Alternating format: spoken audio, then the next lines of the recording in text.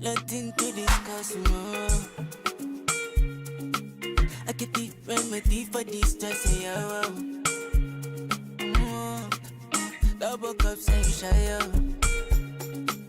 See this night, I choose to forget my trouble. I know everybody got things on their mind now, but this time can make it forget though. I get the shy, you get the drinker. If you got mine, I make me link up. Me, I go for patio. Me, I go for patio. All night I dey sip, I dey smoke, I dey drink or something. See this night in my phone is on silence, I don't wanna hear nothing. Nothing, neither. But this night I choose to forget my trouble for life. I know everybody got things on their mind now, but this time can make it forget though. I get the shy, you get the drinker. If you got mine, I make me link up. Me, I go for patio. Me, I go for patio.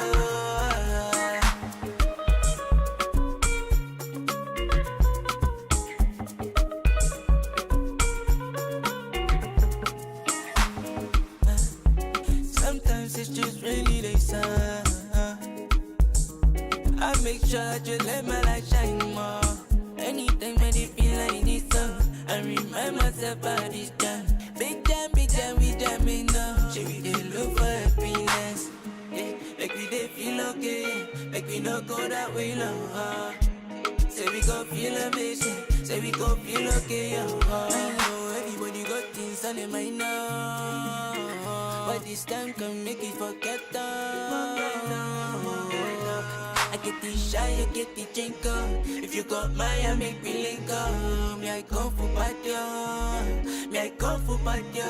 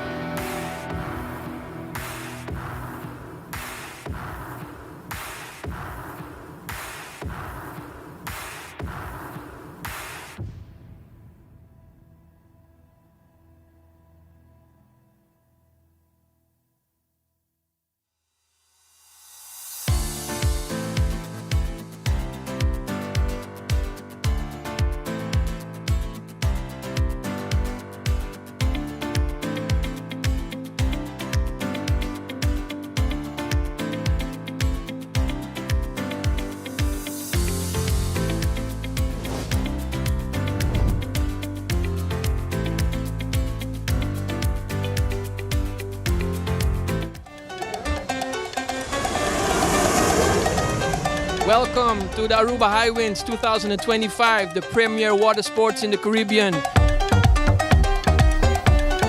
Focus for this year on the live stream is the PWA Championship. Don't forget, it's gonna be windy, so hold on to those coconuts. And you might be asking yourself, why Aruba? I know, we know, all the kite freaks know, and all the wind freaks know. Constant wind, 23 to 30 knots, north-northeast. And of course, our lovely beaches, warm water, and beautiful, beautiful people. Great that you're watching the live stream, you're following us, making sure you're catching all the vibes on the Aruba Hi-Winds 2025.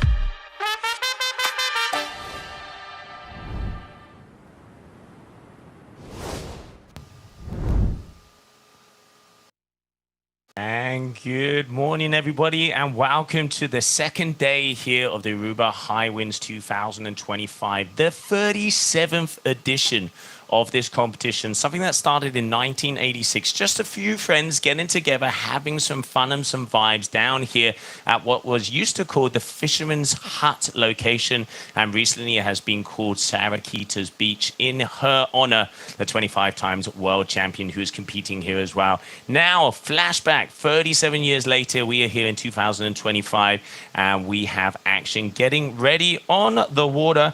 But before we do, we are going to have a little look at what happened out there yesterday.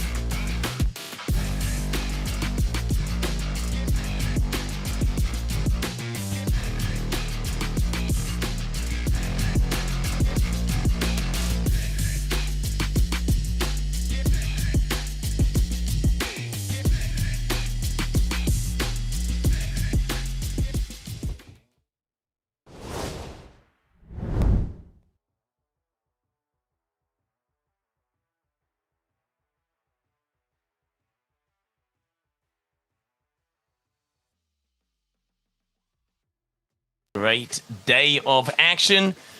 Bear with us as we are just getting the studio ready, as it looks like our AC has come down, so hopefully that will be back very shortly. But let's have a little look at the leaderboards of what happened out there yesterday. All right, so here you can see of the slalom under 21 boys, Brandon Lorojo, Storm Nikolai, and Tamir Mondria, the local Rubian, your top three. A great day there for the under 21 Finn boys. And let's not forget, we started off with the foil and then continued on with the fin. Let's move over to the next category. Under 17s, there you can see Tino Smith, Oliver, and Sonia Alberto, your top three. And this man here, Tino Smits, coming from the Netherlands, the man to beat. At the under 15s, it was Arsene Grompers, your top man, the 0.7 athlete, then Joey Ross and Nikolai. Under 13s, the youngster, Julian Blum and the Matteo Nobels. Incredible to see these young athletes, 10 years of age. Moving over to the women's side, we have Bobby Lindejean, the athlete to beat, winning pretty much everything out there yesterday. Then obviously the three sisters, Kit de Jong and Lonna de Jong, and then Louisa van der Mullen. Coming over to the Open, it was a battle in between Nick and Sarah Kita. And then you can see Darwin, Kara, René, all of the athletes having a great time. Caught up with some of them after the Windsurfing Open and just enjoying the beautiful vibes down here in Aruba. Then onto the foil. We were there in the morning. Once again, Brandon Lonho was your top athlete. And also girls under 21 on the foil. You can see once again Bobby Lindejean. So definitely Brandon and Bobby, the top two sailors here, Aruba Hi-Winds 2025. As now we are just enjoying, as we can see the winds out of the corner of my window. The wind is starting to pick up. Hopefully that fan will get in here because you can see it is hot in here. And we are going to drop it down to the beach as we have DJ with all of the athletes. Back to the Aruba Hi-Winds 2025 Day 2. Well, as an MC, I must first apologize for my voice. I've been talking all day yesterday together with Joe, and that of course has a certain effect on your voice. So that aside, let's give a little rundown for what happened yesterday. We had some great conditions, but at a certain point in the day we had some rain, so we had to postpone a bit. But today looks like a great day today. The sun is out and the wind is blasting, of course, and it slowly will pick up for later in the day. So now it's about 23 knots and it will surely pick up to gusts to 30 knots this afternoon. Can't wait for that. For today, we're going to start with the fins first, and then later in the afternoon we're going to start with the foil. So can't wait for that. Yesterday it was switched around. So let's see, and we had a great party, of course, yesterday. After 6, the fun starts, and then we stop at 12. So let's see. For today, we also have a good program. For now, let's go on to the beach, and here we have our next subject. How are you, Guy? I'm good. What's your name? I'm Julian. And Julian, are you competing in this high winds? Yeah, I'm competing. Okay, in which group are you competing? And the barracudas in the shallow water. The barracudas in the shallow water, yes, and that's what it starts. So also for the high winds, we're trying to make, instead of also the PWA, you know, the PWA juniors, huh? Yeah. And you see, oh man, that looks good. Yeah, definitely. And you want to, you know, one day you want to go and compete in that also, I think, huh? Yeah, next year, hopefully. That's the spirit. So that's why we have the barracudas and the guppies, to give everybody a sense of competition. And do you think it's exciting, or are you thinking, I'm ready for the next level? Yeah, I'm also ready for the next level. It's also really exciting. Yeah. Okay, and the gaming element, do you have your starting watch also? Oh, no, not yet. Not yet. No, not yet. Because you have to get into that, of course, the starting sequence and everything. Yeah, next year. Okay, and you say you look like a turtle, because you look like a ninja turtle, huh? Yeah. Yeah, because you have to protect yourself from the sun over here, huh? Yeah, definitely. Otherwise, we get sunburned. That's it. Because we're so close to the equator. So good job on that, no? Yeah. Okay, you're looking for any exciting. How did you finish actually in the races? I finished in the first race. I finished first, and in the second, I finished last because something wasn't good. And in the third race, I was first again. There you go, man. You see, you have to keep everything in check also with the equipment, huh? Yeah. All right. Thank you for the interview, and then see you on the water later on, eh? Yeah. All right. Good job. Okay, bye-bye. Okay, so now that was a little interview, of course, with the guys that are beginners and the guppies and the barracudas. So for now, that's it for today. We're going to throw it to some interviews we did yesterday, and see you guys in a bit, and then we'll go to Joe in the studio. Axon, really good afternoon for you on the fin. Talk me through it. It was really good, but at the last race, it was kind of bad. I started out last, I had no wind. Everybody was on top of me, so I just tried my best and got third place behind Bobby Lynn. So yeah, I'm pretty happy with that one. It's the Bonarians on top in your fleet. How is it fighting with the guys that you train with back home? It's very good. fighting with Tijo at this moment. But at the same time, we keep pushing, but at the same time, his starts are better. So yeah, can't help it. How have you been training this winter? We've been training a lot. Me and Tijo, we've been training a lot with Tati. So it's been really good at the Friends Paradise. And what top tips has Tati given you for this event? He's learning us how to jibe our starts, everything. So it's And so cool to be catching up with all the athletes. You can see DJ down there on the beach this morning. As you mentioned, we are going to be going into sequence right away as we are live here at Aruba Hi-Winds 2025. Getting ready to go, as I can see. Looking out of the corner of my booth here, I got perfect front row seats. Get out the popcorn, crack open the coconuts as we have a red flag coming our way. Let's go out onto the boat.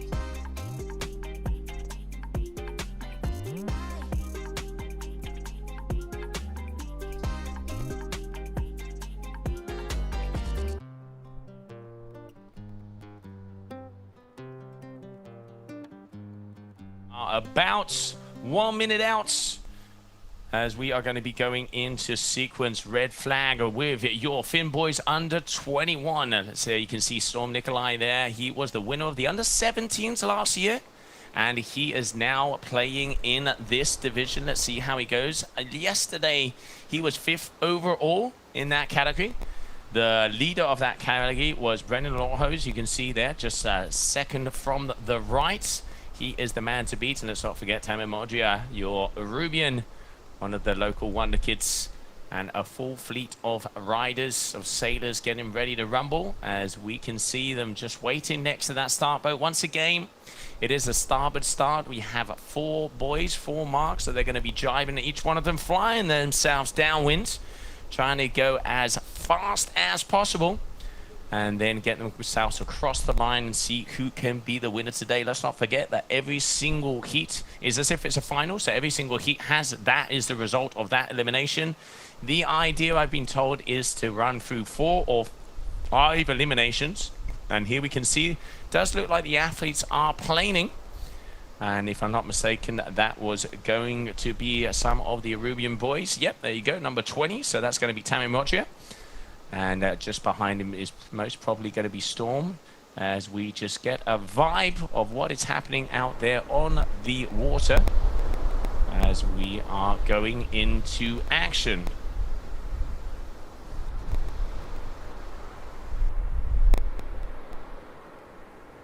And they are just cruising.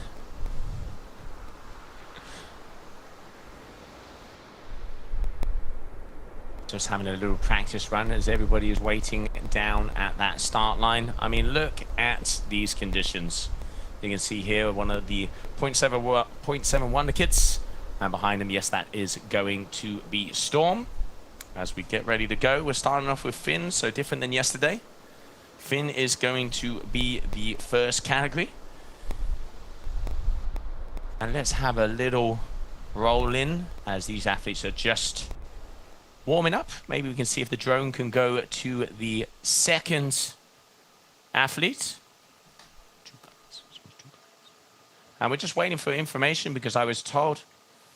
Okay, so that's good to know. as it does look like we have started. So we did unfortunately miss the whole starting sequence of that one. So we will be getting back to you, but without a doubt, it is going to be Tammy is going to be your first athlete, and maybe let's see if the drone can go close in on that second athlete. Here we go. All right. So you can see that's going to be Mario Brackenstager. So your top two here in this heat. So it looks like out of 8 athletes that should have been in this heat, only 2 have started. So we do apologize for that. We just thought they were warming up, but there was half of the fleet missing. But getting going, we've got about 22 knots of wind to go as we continue on here. Day number 2 here, Aruba Hi-Winds. And if I'm not mistaken, we will be going into starting sequence on that starting boat very shortly because we have a 7-minute turnover. So they're going to have a 3-minute transition and then the 4 minutes of actual starting sequence. Oh, now it's getting close. Okay, Mario, Tammy, Mario. That is a beautiful image here from our drones.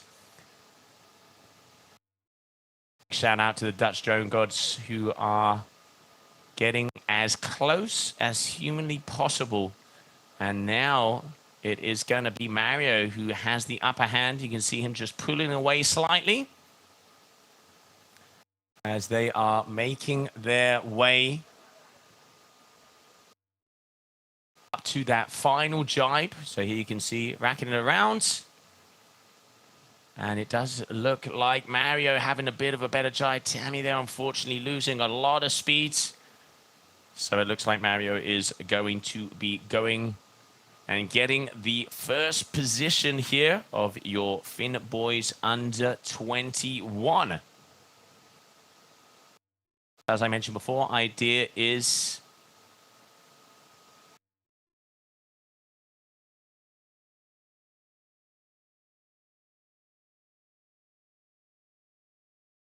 okay, so it does look like there's a mix-up, as hopefully we'll be able to get closer. So yes, that was Storm. So let's see if we can try and get the race from the start to the next one. There it is, red flag. And we continue on. So Storm Nikolai, your winner, MB 2008. And let's have a look at the replay.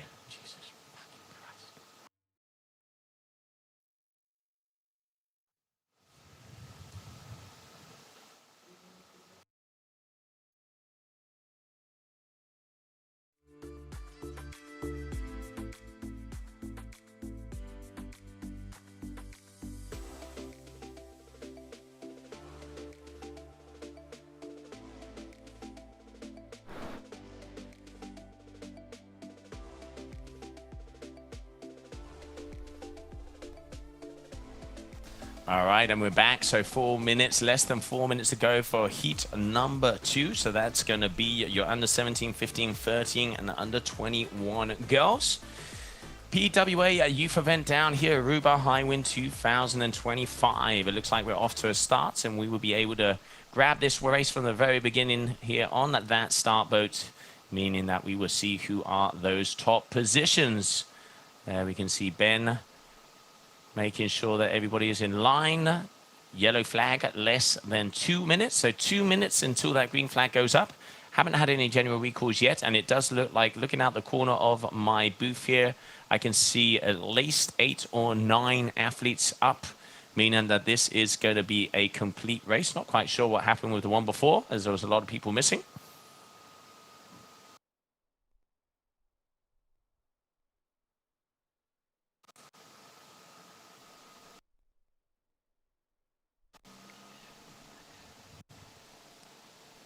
Okay, so there you can see some of the athletes getting ready in this division as we are less than 2 minutes out.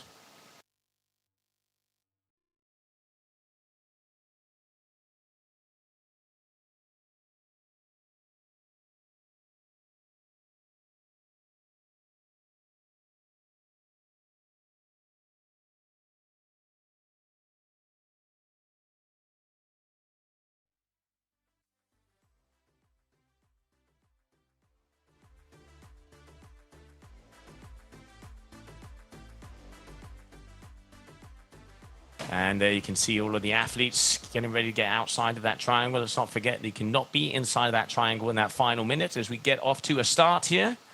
Aruba wins 2,525. And hopefully we will get a nice close-up shot of this start.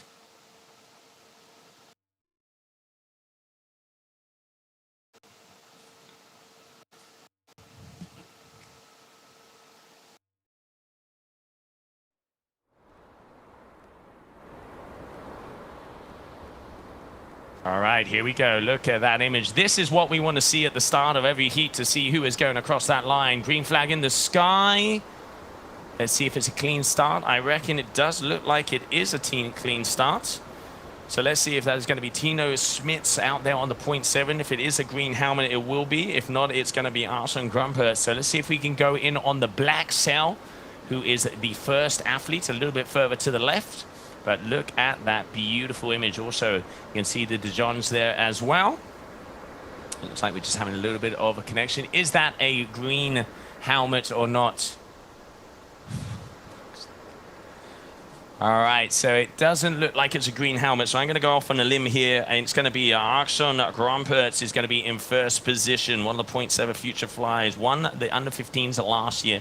Second place, that does look like it's going to be Tino Smits with the green helmet. A little hard to see here. We'll get that FPV drone back as soon as possible. Look at that. Tino is starting to fly as the banter in between these two guys. Here we go. FPV is in the air. So let's get this guy flying right to those top two. The million-dollar question, who has the green helmet? Because then we will know who that leader is. All right, so it's looking like there is going to be Tino up in first position. Here you can see in second position, that is going to be Arsene. So we know Tino was battling out with Storm last year. Storm making his way into the under 21 division this season, coming in fifth position yesterday. And then when it comes to your Finslan, we saw yesterday it was Tino Smits who was in the lead every single time. But the battle of the 0.7s here, the two Black Devils flying across, and great work here from our drones as they are as close as can be. And that way we can see the action firsthand out on the water. I mean, look at that. They are flying. I've been told athletes are out on 7.3s to 7.5s generically. So it's a little lighter than it was yesterday afternoon.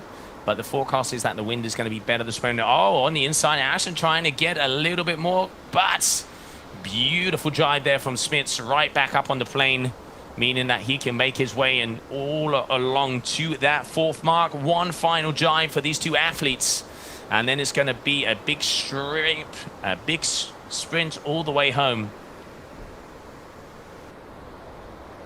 And what beautiful conditions we have here in Aruba. It's windier as you get further and further away from shore. A little gusty on the inside.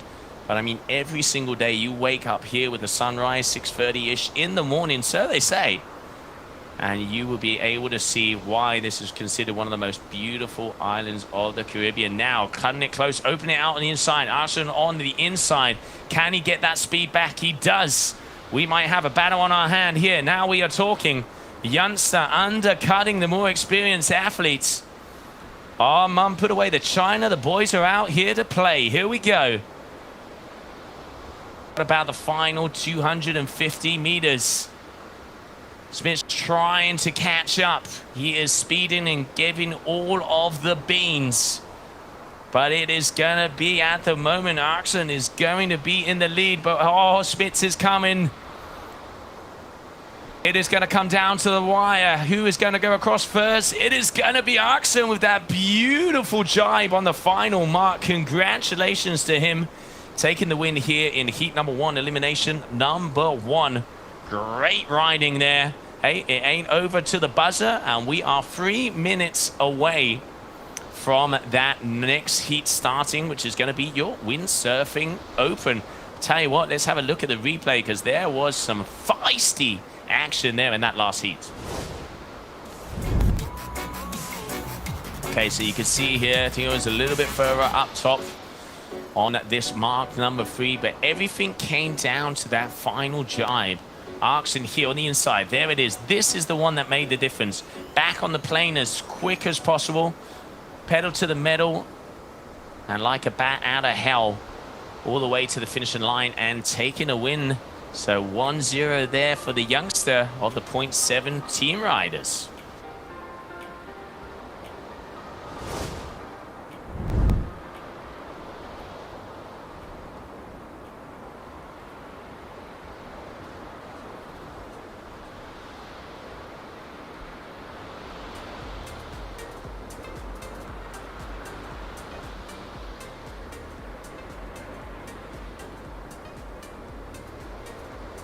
All right, so coming up next here, we can see you have your open windsurf division. Yesterday, we saw Nick doing a very, very good performance. And then, of course, Sarah Kita, I mean, Darwin Quero, René Delors, Marcel Nobels, Arno Brouwer, and Sandro Herold, who also has his youngster in this competition. So father and son, Little Grasshopper versus Mr. Miyagi, who's going to come out on top. And also joining me here in the booth, good morning, my man, DJ. How you feeling? I'm good, Joe. Well, a lot of talking yesterday, emceeing, so sorry for the voice. It's a bit cracked up, but yeah, happy to be here, sit next to you, and yeah, enjoy this race as we are, yeah, looking at ourselves here. And yeah, we're waiting on the next possible start. Let's see how this goes in the open windsurfing class. Yeah, we should be getting there close. I mean, I tell you one thing about Aruba, it is hot. I mean, look at this. It is getting hot in here. Yeah, we have, you know, we're dedicated. So even for you guys at home, we're. The AC stopped working, but we're dedicated and let's do this. It's better. I tell you what, this is better than the cold. It is such a beautiful location. We have crystal blue waters. It's about 30 to 35 degrees, and you can just see how. One of the things I really notice about Aruba, and I've only been here a couple of days, it's the family vibe. Everybody is about helping each other. You see the younger generations, the middle generations, but hey, an event that's been going on for 37 years, fathers, sons, cousins, you name it, they're down here 30 seconds until that windsurfing open. Yeah, no, it's, yeah, that's the whole thing about the Aruba Hi-Winds. Again, I can't say it too much, you know, stress it too much. It's all people having a good time, generation from generation, literally. So, yeah, I can't wait for that. All right, let's see our next start. All right, so this is the view, DJ. You can see just nice and easy all of the athletes going as we're getting ready for that windsurfing open. We know that yellow and pink JP, Neil Pry JP is going to be Nick. Oh, Sarah Kita, meaning business coming on the outside, and it looks like Nick is at the far top. So once again, the dynamic duo is a battle. Let's see who is going to be going the fastest here. Also, a couple more athletes there in the middle. We'll get close to them and see if we can see some of the names. I think it's going to be Tom is going to be one of them. So you can see there, number 30. I think that was Sandro Herold. Just catching the eye there as he's the only athlete with a 3 in his number. Yep. But definitely that is going to be Nick out in front. Once again, just proving he's one of the athletes to beat out here today. He did awesome yesterday, taking the win every single time. Yeah. And obviously Sarah Kita in second position. There she is, just closing in there second. Somebody sneaking in for the taking the spot. So we've seen that again, that tactic, that strategy of making a shorter turn around the buoy and making, getting that quick planing jibe and trying to cut on the inside there. It's like Formula One. Oh, just look at that. He is just cruising across the racing course. Let's not forget, starboard start, 4 buoys, 4 marks. Nice downwind course, making it really entertaining for us and for the people back home. And a little less sun today, is a little bit more of a cloud, but forecast is saying that's going to burn out and we're going to have beautiful weather coming at us. But still, board shorts for life is definitely the definition over here. That's why I'm over here, Joe. And the thing is, Nick, I spoke to him yesterday after the races, and it makes it looks easy giving shakas to the drone gods, but that guy, he says, DJ, I was burning, my legs were burning, I could barely hold on, and I was really blasting. And I see on the inside someone's coming in. Nick has problems planing. I think the wind died out a bit there on that spot, and this is a strategical thing here at the huts. I must tell you, there are lulls and there are gusts, and the one who can get it can get it. Let's see who's in first position, Joe. Yeah, I mean, you can see how fast they're going, so let's get a little bit closer. What's the number? What is the magic number? Go on the other side of him. This is where we need a paintball gun. Just a couple of shots. 2011. So it is looking like, I'm going to say the only person we do not have a number on is Reynolds. So maybe it will be Reynolds. Yeah. But that did look like NE 2011. So unfortunately, he's not on our list. So No. he is crashed out. So we will find out who that athlete is. But it looks like Nick back in second position. And as we're getting closer, you can see the Gastras just going around as well. Exciting stuff here. Windsurfing Open. Anybody can be in this category. And of course, the Queen of the Island, Sarah Keita, joining us after this location being named after her. Changed her ticket from Pozo. And you can see there also looking like it was Aruba 919. So I feel it's going to be Tom or Marcel's. Maybe let's see if the drone can go close again. That way we can actually have more than 2 seconds to find out who it is. Aruba, I'm going to say 30. Well, it looks like Marcel Nobles for me. It looks like 20. I'm going to agree with you there. Yeah. So that's also the same for yesterday. So the nice thing about this Windsurfing Open class, the people listening at home, everybody can join in here and compete in this class. I know we have the PWA juniors, but with this open class, you can also be in this live stream if you want to compete. They just finished in this heat for the Windsurfing Open. And the red flag is up, and that's for the next round in the PWA Finn Boys under 21. So we're waiting on that part and seeing who has a clean start. Interesting to see if Mario again is going to take battle it out again, and I'm very, very curious what Tame is going to do. We saw Tame had a great start there in the beginning, holding that lead until I think the last buoy, the last turn, and then on the long stretch Mario came back in again. It's such a skill level, and also the instruction about the location. It's an offshore wind, meaning offshore can be has moments of lulls and gusts. And the best windsurfer that can read the water, it's not just only holding on and just having a good sail and a good board. It's really, really reading the water in the ahead to see where is the lull and where is the gust. What do you have to do when there's a lull with windsurfing? You have to drop downwind. That means you have to make a strategic choice how you're going to approach that next buoy. It may look simple, just like a straight line, but it isn't. They're all that CPU in their brain is calculating what to do, and that's also where they can make a choice. And the yellow flag is up, waiting for that one. So Joe, what do you think? Yeah, so 2 minutes. So that's elimination number 1 done. We're going to move into elimination number 2. So your under 21s are going to be coming our way. Let's not forget we saw Storm Nikolai taking the win there of that heat number 1, elimination number 1.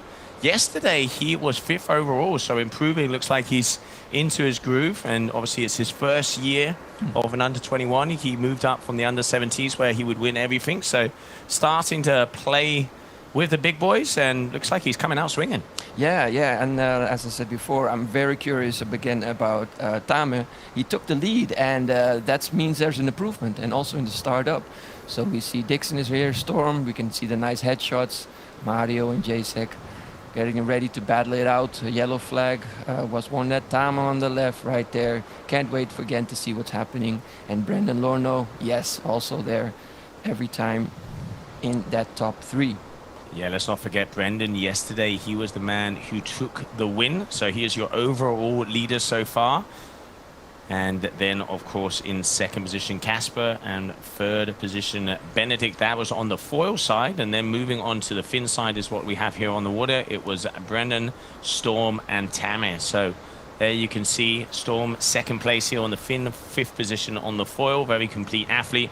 But Brandon, top on both of the disciplines. So it definitely, without a doubt, he is the guy to beat out there. And there you can see with the watch on the stick, we are just coming up on 10 seconds, meaning the athletes are starting to fly towards us. Look at that shot. Oh, it's very tight. It's very tight. Let's see if they don't have an over early start to see that green flag on the boat. Tame looking good. Yes, that looks like a clean start. Very exciting. Tame again in that lead, but lower on the lower boot. But when you go downwind, so he's further down. Let's see if this can be an advantage for the turn. But as mentioned before, these guys really know how to do it strategically. Let's see. Okay, so it looks like we have Storm up there in front. You can see Brandon in second position as they are now switching it up, as you can see from that top angle. That is beautiful. Look at the colors. Oh, it is crystal out there, DJ. Oh man, I love it. I love it. That's why we surf out there every day. We have the consistent winds here. Looking good here on that turn. It's going to be a very exciting race. I see everybody has a bit of a on that first buoy. Have a problems with the turn, as we saw later with Nick. So you see in the lead right here is Brendan. Yeah, Brendan in the lead. Is looking like in the second position that is going to be Storm. Nikolai, as you can see in there with the Severn. This is beautiful footage from your Dutch drone gods. This is what we want to see. Now we are talking.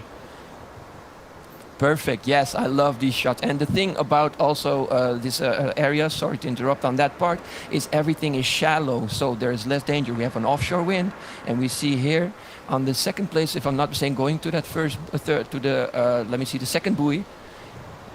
Let's see, the wind is a bit better there, so they're going good. There's Storm there in the second position, chasing there for that first one, and let's see how they're going to make it at that third buoy. So you see there's a bit of a lull there and that area with the first and the third buoy. So let's it's going to be interesting, because we saw also Nick with that turn having some trouble right there. So it's going to be interesting. It's an extra factor in that sense here. So I'm curious what's going to happen there, Joe.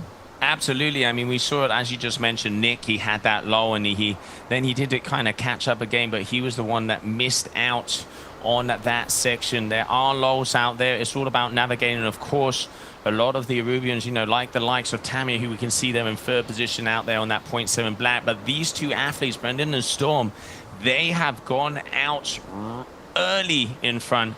But this guy here, Brendan Lawho, France 113, is the man of the event so far. Be it foil or be it fin, he is in the lead. I mean, just look at that. This is what we call a dominating performance. Yes, it is. And also saying that he's upping the game right here. Also for Tame, he has to keep up with the best. And this guy is very consistent. Let's see in his approach to the turn, because we can all learn from this. You see, he came in slowly downwind and making a sharp turn, keeping that constant pace and keeping it planing, making a planing jibe and just blasting here, and the Dutch drone gods following him right there. Maybe have a look behind, because he has to see where the rest is, but normally they're just eating his spray, and he's just going right there, giving them a nice shower. Look at that, going to the finishing boat. Nice shot right there. And let's see who comes in second, but it looks like a steady third for Tame. Yeah, it does. I mean, he's been very consistent. Let's have a little look at the results from yesterday. So Tame, yesterday, third position. So he's right. Consistency is key. You know, this is not a sprint, it's a marathon. We have 4 days of action down here, 28th of May to the 2nd of June here for the 2025 Aruba Hi-Winds. There we can see Storm going across the line in second position. And if we just wait on this image to see that black 0.7 sail appear, unless something happened on that previous jibe. Yeah, there's a big gap right there, That Joe. is a very big, those top two definitely setting the tone. But yes, it is going to be Tame coming across in the second position. And speed all the way to the end. So your top 4, there they are. And now we continue on as we move over to your PWA Thing boys under 17, 15 and 13. And then your girls under 21, as yesterday it was Bobby Lynn Dijon was definitely the lady to beat. And while we're waiting for that one to start, let's check the replay of that last heat.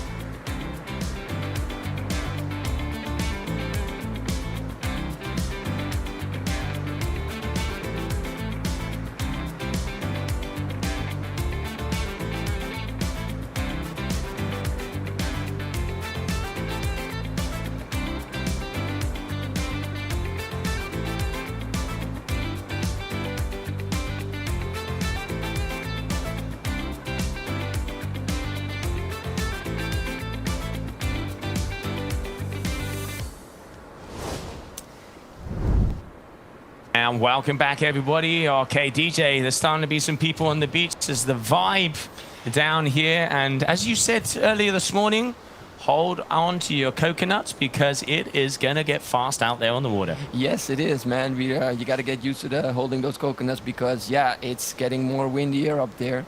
And we're seeing here Bobby Lynn right there dominating, very, consistent also. And seeing Matteo Nobles, I can't believe I'm seeing this guy here straight on the images here because, yeah, he's been running around a lot here. And we have these other shots in the background, if you see, and those are the kids, the barracudas and the guppies preparing right there. And that's where they all started. Again, here, Tycho Smits also doing is very consistent. Oliver van Sisseren, also a local boy. Sontje Alberto, he's all just as he smiles, that's how he is, man. He's very happy and to be here. And Joey Ross also small, but also battling it out with these guys. I like the power stance there from Nobels, from Matteo. He's just like cross-armed. He's like, hey, how you doing? This is me. I'm small, but you watch out. I can throw a punch. So it's so cool to see the younger generations coming out onto the water. And, you know, we've been saying it time and time after over here on the stream. Hi-Winds, it really is a family event where you can see, you know, sons, fathers, mothers, daughters, you name it. They're all out on the water. And then, of course, you know, the kids wanting to kick a little bit of the parents. The parents wanted to hold that glory position. I think it's a really cool thing to see, and this is what the sport is about. It is, and also just not even locally Aruba, but also Bonaire is part of the family. And yeah, coming back on this. Oh, sorry. Yes, we're going to go back here to the start. I'm very curious if Bobby Lynn, Kit, and Louise, and also Lonna, can keep it consistent. Looks like a clean start right there, Joe. It does. So we can see that was one of the 0.7. So that's either going to be Smits or it's going to be Arxen. Let's not forget, if it's the green helmet, it's Smits. If it's not the green helmet, it is Arxen. Also, Bobby Lynn is out there. When it comes to the DeJohn's sisters, we're going to have a purple NP will be Lona, and then it's going to be Kit who has that orange helmet. So I'm going to say, very hard to call that one out, but I'm going to go out on a limb and say that is going to be Bobby Lynn as she is on that top position. Here it is NB. That's going to be Arxen. So once again, Arxen, let's not forget, on that previous race, he did that beautiful cutting on the inside jibe on that mark number 4 and took the win. So far, Arxen first, Bobby Lynn second, and there you can see Smits in third position. Okay, that's good to see Smits also in the third position, holding on to that third place. And we have a good view of the turns because it's also about the first, second, and third. But don't forget, all those other competitors are close by. Look at here, speeding up, going right there. Arxen doesn't joke around. He's going steady for the win, going for that second buoy. Let's see how he makes that turn right there. We have a great shot, and also from everybody at home, we can also learn for his tactical view. Let's see. He's making a planing. He's planing slowly towards the buoy, opening up, keeping it planing, opening up the sail, switching sail slowly, but keeps it planing. Nice second place also. Let's see who's there in second place, John. I think that's going to be Tino, because I can see it's the other. Yeah, that's going to be Smits in second place. First place, we can see Arxen. So again, a battle of these two athletes for the brand bragging rights. You know, part of the Future Fly 0.7 athletes. And let's see, I was told that they were on anything from a 6.5 to a 7.3 is the information I got from the beach.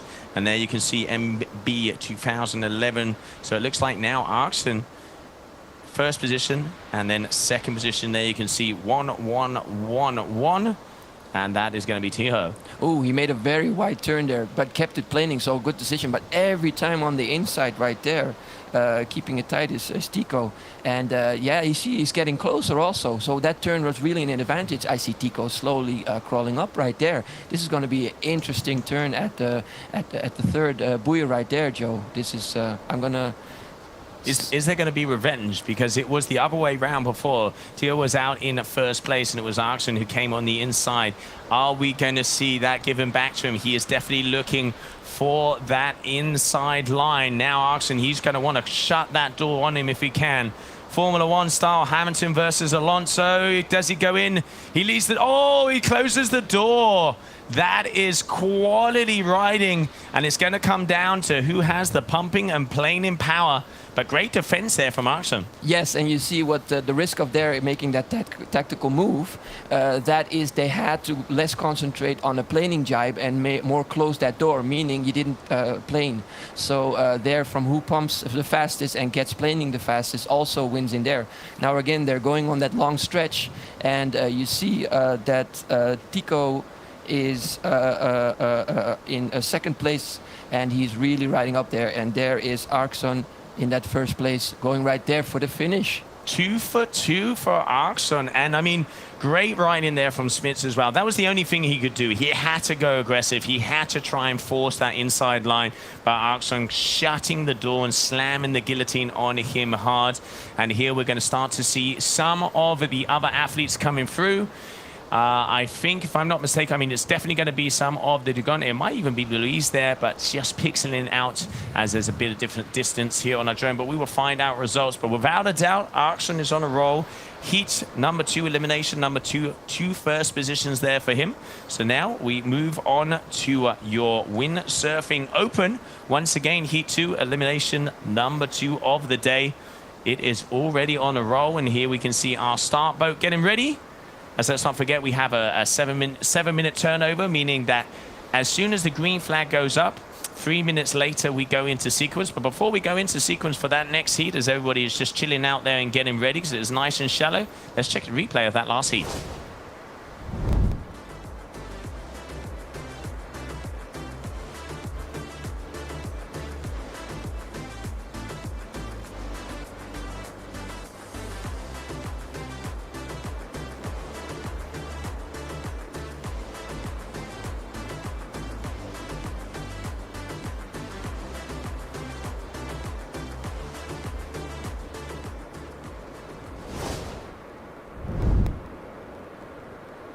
All right, so yellow flag in the sky, less than 2 minutes, Windsurfing Open. Once again, we saw in that previous heat, it was going to be Nick and Sarakita, your top 2 athletes. And a beautiful scenery. And here you can see these are the gladiators that are going to go out in our Coliseum. That is the Aruba Hi-Winds 2025 down here at Sarakita's beach. There are very few people in the world that can say, hey, where are we going to go and ride? At my beach. I mean, it doesn't get better than that. Yes, it is, and she does, really earn it. And from the beginning, she's been here, and we all, rooting for her as Arubians. But also, I was making that little link with Bonaire. Is what they taught me. The mother of Sarakita and the father of Sarakita is bringing those islands together. And I still remember back in the days with Tonki and Tati France. Yes, I'm that old. They came over and everybody was sleeping. It's very private what I'm saying there, but they were crashing at Sarakita's place just to make sure that they had a seat at the table of getting known and competing international. And I really like the bond we have with Bonaire. It's really, really family. So it's not just Aruba. It's also that, windsurfing brings people together, as we said, and it's just friendship. It's competitive, but good banter and good competing with each other, bringing each other to the next level. I mean, that's one of the most important things with water sports as well. It is, let's not forget, it is a tribal sport. It's a tribal community. Go back to surfing. It was all about keeping yourself together, your brotherhood, your sisterhood, those friends that, family isn't chosen, it's made. And I think that is such an important thing that you can see with the generations coming up. And I mean, look, the Windsurfing Opens, you've got all different ages. You've got some of the parents of the ones that are in the youngster division, as you can see, just getting started. All the way on the top corner, I can see the pink in the O. So that's going to be Nick out there in first position there. We can see Sarakita as well as they start to power their way in. And as we get a little bit closer, we'll be starting to call out some of the names of these open windsurfers, the 0.7 there. And let's see that Gastra. But look at that, flying across these waters. I mean, DJ, what a beautiful place to call home.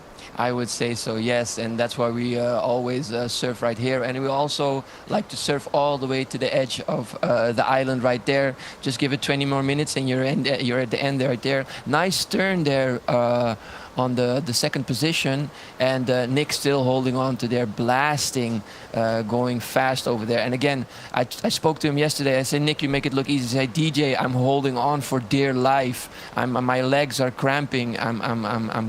Don't forget, after this also they're going to do the long distance. So it is an endurance race. It's not just these races. They're competing the whole day, Joe.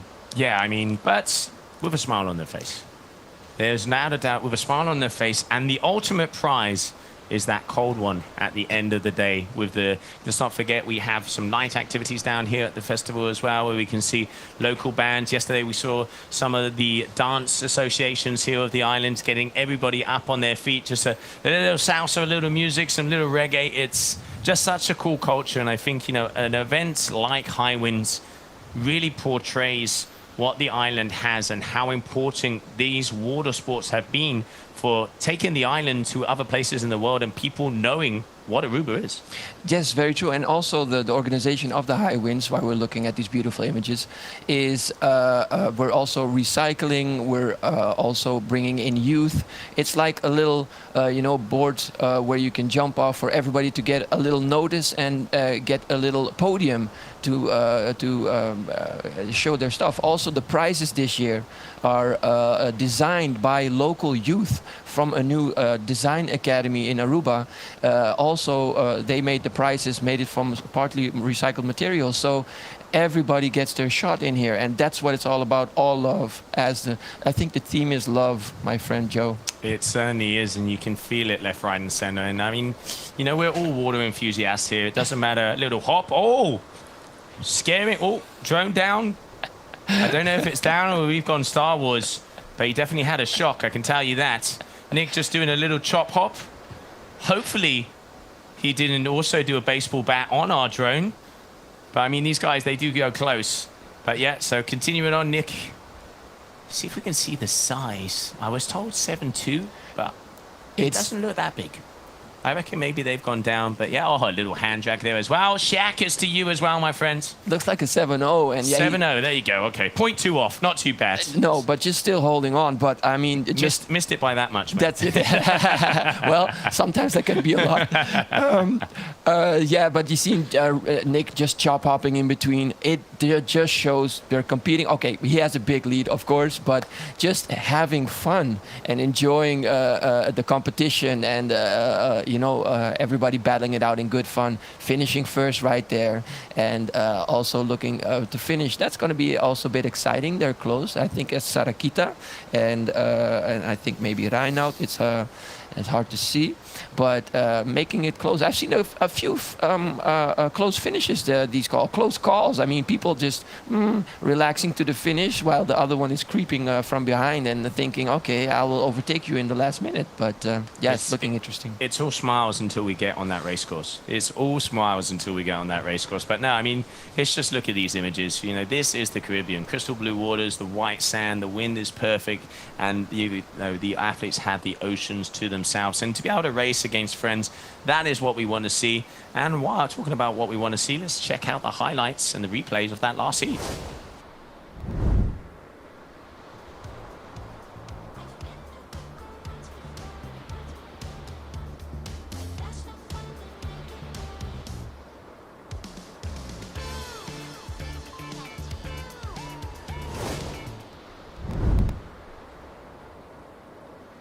DJ, tell me about your homeland. I mean, look at that. You can see everything from the kitchen all the way through to the lounge. I can see my house from here is the famous word. I can see the haystack in the back. These are the hotel areas, and we are on the left side right there. That's our reef in front of there where we can safely walk or teach. So we have our offshore winds right here, and as you can all see the kite surf and windsurf school. You can see Jeroen, you see the Blue Highway, you can see AAV, yellow flag is up.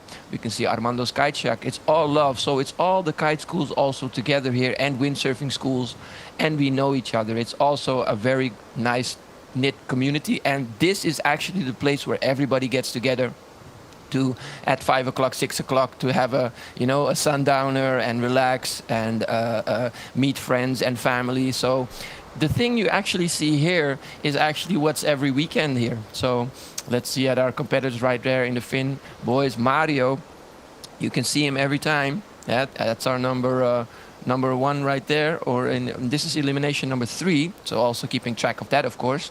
It looks sort of like we're going to go till 5 if everything goes okay, and maybe extend to 6. But it looks like it's very clear right there. So we're going to keep it at 5 if I'm not mistaken. David also from the Fast. Very nice guy. Also, I know him very small, working here locally at the windsurf school for Vela. So he has his chance right here. Also, besides just racing, practicing his hobby right there, and going to school as a good kid, of course. Yeah, I mean it's so cool to see also, you know, some of the athletes that they work in the windsurfing schools, work in the kite surfing schools, and then they have also students that they've taught are also getting in, where you can see in the Windsurf Open. I mean, it's giving back in the end.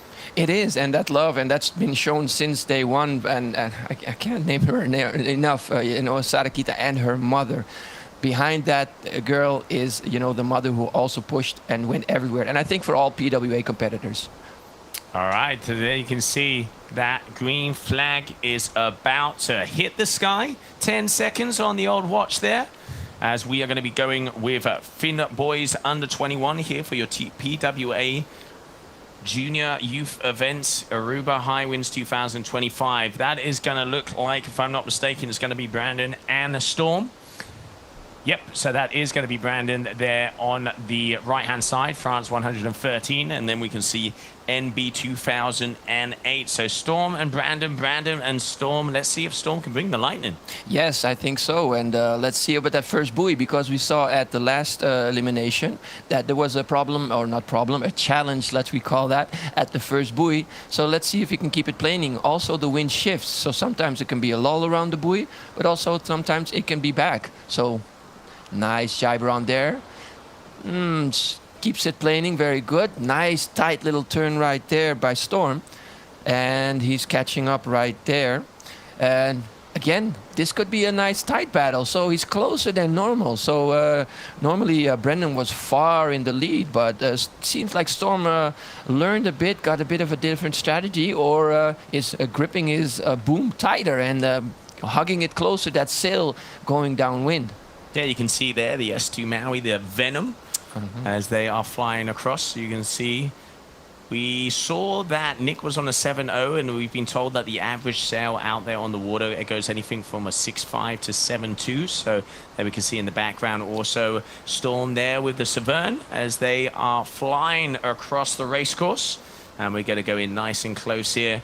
I mean, look at that image. This is paradise for slalom right now. We've got, just having a look at the meter, we've got anything from 20 to 23 knots, got all the way up to 30 yesterday, but then that rain shower, that tropical storm came through and the wind kind of started to get a little fluky. Hence why today we have started with the Finn, is because yesterday the Finn athletes got a little bit of the worst side of the wind shift, so to speak. So then, as conditions of our race director Emmy decided that we will start with the Finns, balances it out, fair for everybody. But of course, in the end, we have to get through almost 6 different categories, which is a big range of conditions. And you know, you want to try and keep everybody as happy as possible and as fair as possible out here on the water. Yes, as always, you try to keep everybody happy and that sort. And when the wind is a bit lighter, as you said, we bring out the foils, because you tend to have need less wind, and you can battle it out and have a good race with a bit less wind. And of course, for windsurfing, you want to be blasting in order to plane with the Finn division. You really need some good winds, and that's what we have here on Aruba. Let's see this turn right here. Looks like a good turn by Brendan, and keeping it not planing, but just keeping it going. Let's see if Storm can make use of that on that turn. Brendan looking backwards, see if he had made any mistakes. It looked like a good gap right there. Storm kept it consistent, also going through for that next finish right there. And again, Brendan in that first position. I see Storm is catching up right there. Brendan is not taking any risk, not going too fast, but Storm is thinking, hey, I got to chase this guy. Closing the gap right there, if I'm not mistaken. Look at that, really blasting it. So you really have to be consistent until the end, not make any mistakes. Brendan finishing there close to the boat, and Storm a bit more downwind of the buoy. And very interesting to see on that race. Let's see who comes into the third, because that's I'm very eager to see who's that. Could be Tame, as he is steady third, so let's keep an eye on that. Yeah, just making their way to that final section as they've gone all the way past. Yet another heat number 1, elimination number 3 there of your under 21s Finn boys here for the PWA event in Aruba. Check the replay of that last heat.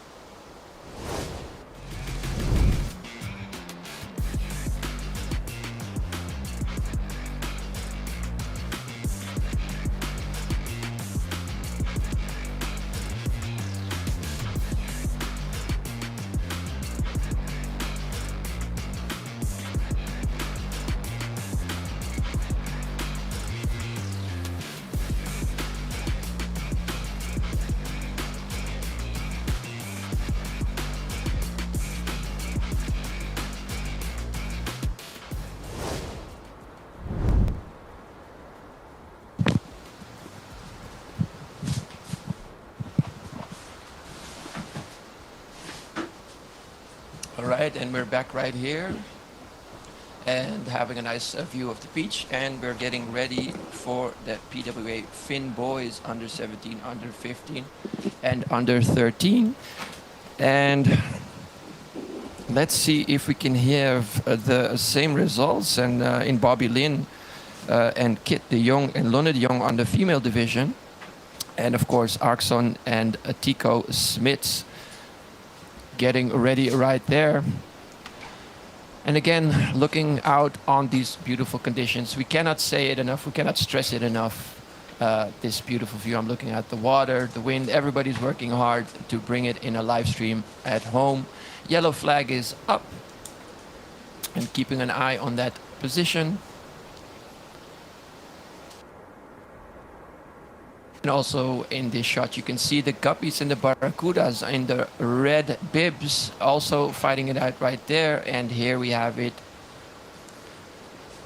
in our third elimination. Bobby Lin on the left, Kit right there, and Lonne.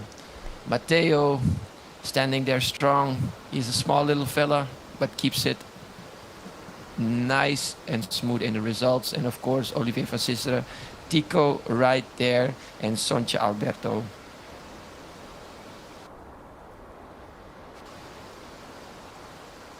Conditions are looking good, nice and steady with the wind. Yesterday we had some lulls, and here we can have a nice shot of the hotel area on the right side, slowly crawling up to the start boat right there. And you see everybody has their watches, and it's all about that hot start right there, slowly creeping up. This is actually very exciting in the race pre-start. Who has the best strategy? And this is also very determining. And you can see all the way down,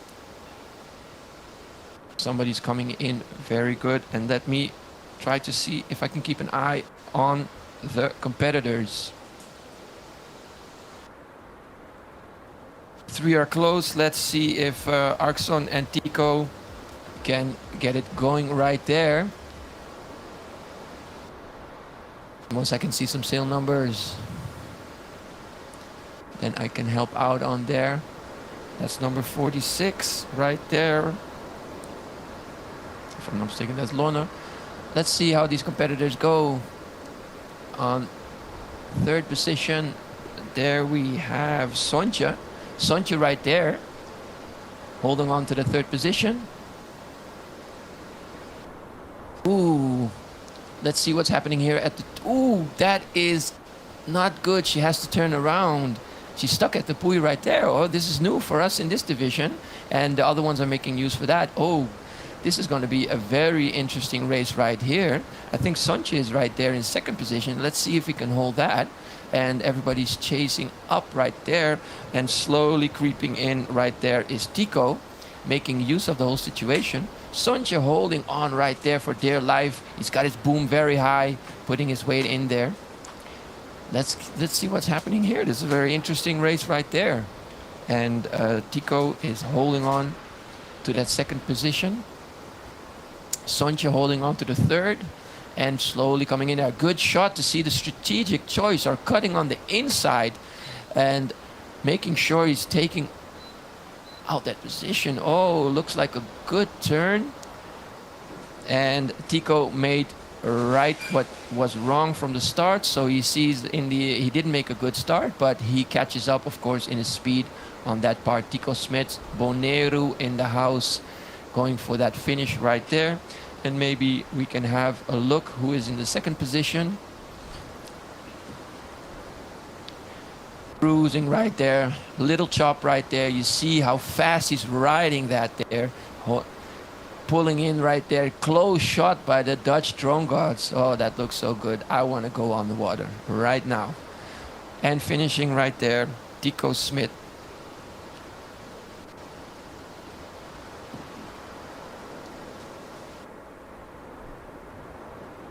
Others making the turn right there for Bonaire.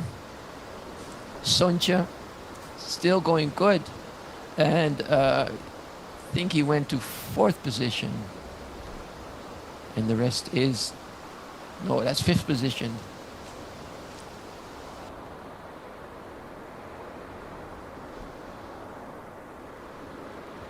Nice big wide shot to see the distances between the riders themselves.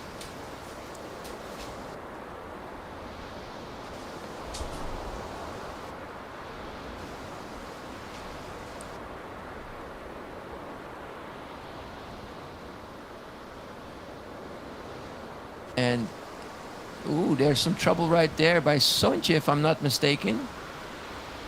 Trying to hold on right there. Nice inside turn. Ooh, that's very close right there at that last buoy. Ooh, they're cutting it close. Let me see.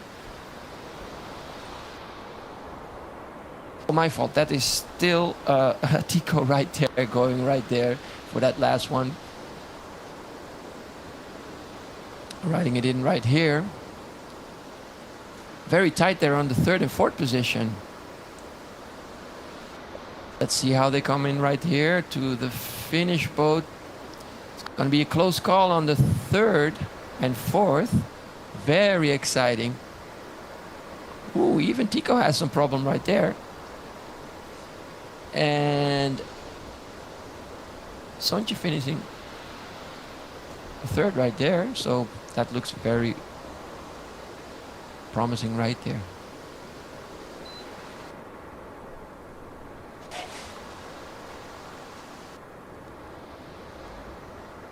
Now we're going to go over to the replay and see that match again. Very interesting.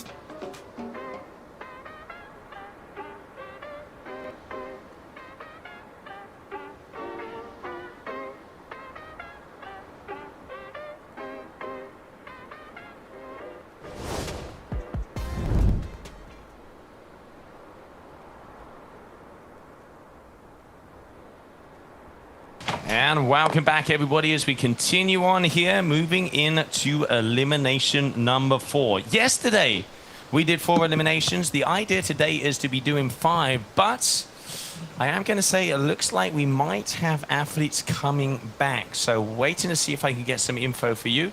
But so far, we will be continuing on elimination number 4 coming up next. But here we have heat number 3, elimination number 3, your Windsurfing Open. And once again, here you can see all the players going to go out on the water as we are moments away from that green flag hitting the sky. Once again, day number 2, Aruba Hi-Winds 2025. What a place, what a location, what a vibe. And as DJ would say, hold on to your coconuts because we are about to start.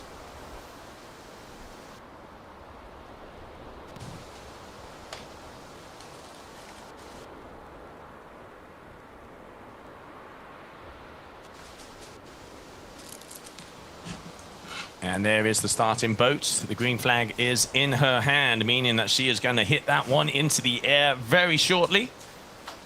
And we can see the athletes coming towards her. So Let's not forget Nick at the moment taking pretty much the lead on every single one of these. Sarah Keita's second position. But then also, if I'm not mistaken, I did see an Aruba 20 out there, which technically is supposedly the gear of Tammy. But I've been told that that could be Tom de Vries. So hard to see if they are not with their sale numbers. We'll try and get that to you guys and girls back at home. I hope you are enjoying the stream here today, as it looks like it is getting close. All right, so green flag up. And it is going to be Nick and Sarah once again as they start off heat number 3, elimination number 3, Aruba Hi-Winds 2025, your Finn Slalom PWA event. Season opener for the PWA Youth and Juniors. After here, we will be going to Bonaire, then Denmark. Are going to be those first 3 stops. Over to Almaty in Turkey. And then finishing the season in October in Miami. One of the Miami kids are here as well. Great to see them joining us here in the Caribbean. And now we are talking, following him like Darth Vader. And here it is, Nick van der Urenbent. Having a little look back, maybe get a shaka from him. Mr. Aruba number 9. We're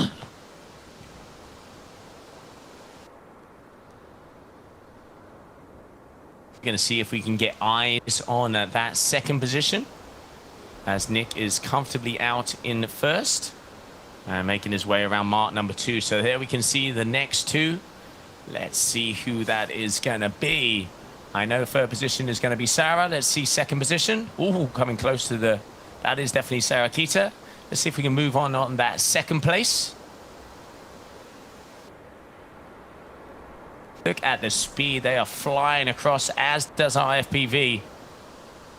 Watch out, Maverick. Here comes Goose. Yeah, so Aruba 20. So Aruba 20 technically is Tammy, but that is not Tammy. So it looks like someone is using somebody else's sail. So at the moment, I have been told that could be Tom. Yesterday, Sarah was saying to me, but we will try and get that info to you. Do apologize for that. But right now, it is definitely Nick who is up in front. Your current leader. He has won every single heat of every single elimination. And I have been told that we are aiming for 5 eliminations here. And we're just going to be closing out elimination number 3.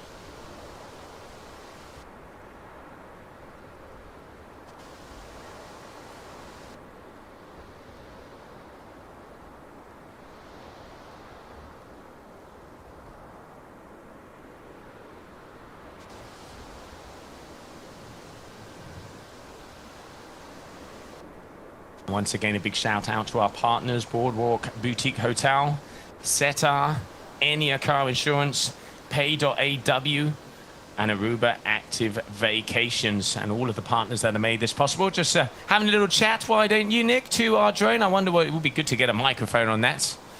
Be able to have a little on-board interview. But yeah, always good to see the athletes just smiling and having fun out there. And look at that shot.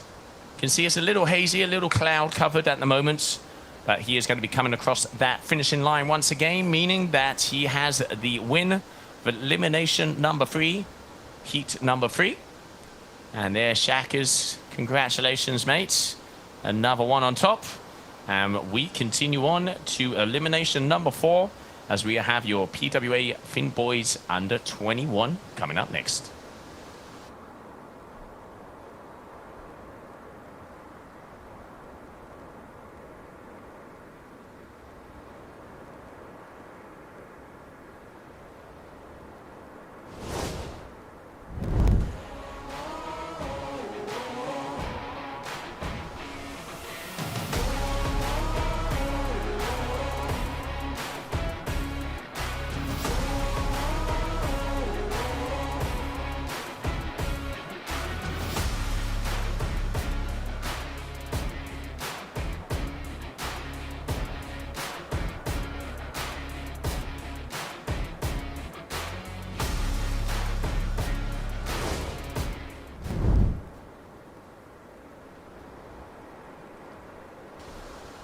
moving into elimination number 4, I have just been confirmed that we will do 5 eliminations, meaning there is 6 more heats to go. So 2 heats of each one of these disciplines. And here we're getting ready for PWA Finn Boys under 21.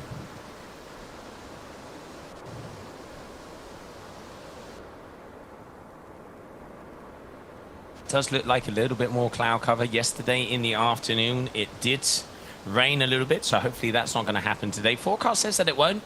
Probably about 33 to 35 degrees already. And here we can see these are the athletes getting ready. So we got Dixon, Storm, Mario, Jacek, and then Tammy, Sem, Brendan Lawho, the man who has been winning everything, and David.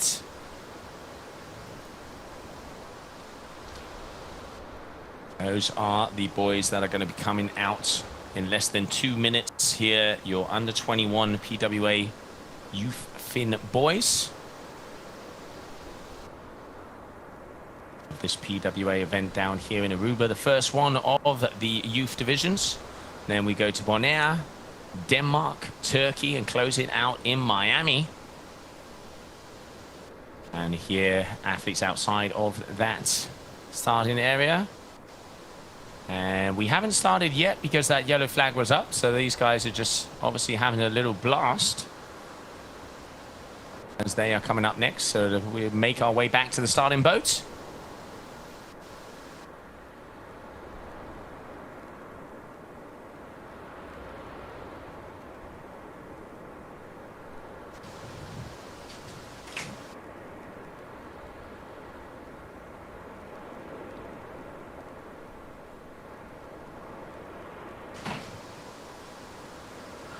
Okay, so we are just about to get ready. There you can see Brendan. There we can see that is gonna be Schmitz with a green helmet.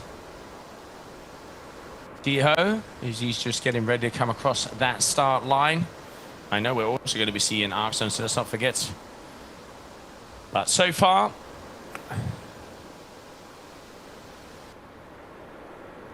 is that a clean start? Is that a clean start? We will soon find out. Doesn't look like they have stopped that. We can see Storm there on the bottom. It's going to be Brendan out there in front. Yep, so once again, Brendan Lawho and Storm Nikolai, your top 2. Yesterday, Storm on the Finn side was 5th position, but he was 2nd overall on the Finn. Brendan taking the win in both of those divisions.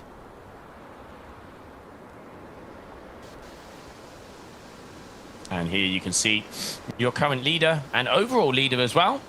Beautiful plane jive there from him, not even missing a beat.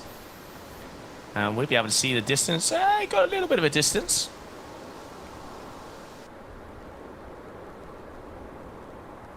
And just flying nicely. As we mentioned before, Nick was out there on a 7. Some of the guys out on 6.5, 6.8s. But here we can see Brendan right now flying along. It's looking like he is out there on the... See if we can get a size on that. A little bit too far to close. So yeah, Brendan in first position. Then we can see Storm in 2nd. And it's going to be Tammy there in 3rd. The usual suspects. That's how it was ending up yesterday, and it looks like we're having a similar situation out here today. Elimination number 4. I have been confirmed we will do 5 eliminations, and let's not forget each one of these heats acts like a final, meaning that every single heat is a full elimination result. And there we go. Beautiful view there of Storm.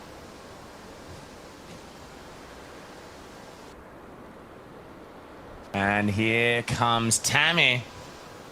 Going high and coming down low. Brendan Lawho once again in first position. Tammy here on the jibe. Oh, almost a fumble, but manages to keep it together. Get a little bit wet on that inside rail. And pulling that 0.7 in. Gotta love that black sail. Carbony. Slick. Oh, but he goes down. Unfortunately, falling out on that third leg. So he is definitely not going to be catching up with your top two as they go to that mark number 4. And it's going to be Renan Loho, and in second position, Storm Nikolai, your top two. But Brendan, at the moment, he is untouchable, winning every single race he has been in so far. And you can just see why. Flying across our race course. And he's going to be going across that finishing line once again. 4 for 4. Great work there, and a little bit of a chop hop at the end as well. Smiling for the camera, JC getting the shots. As we are done there, elimination number 4, heat number 1. Coming up next, we will be seeing our PWA Thing boys under 17, 15 and 13, and your under 21 girls.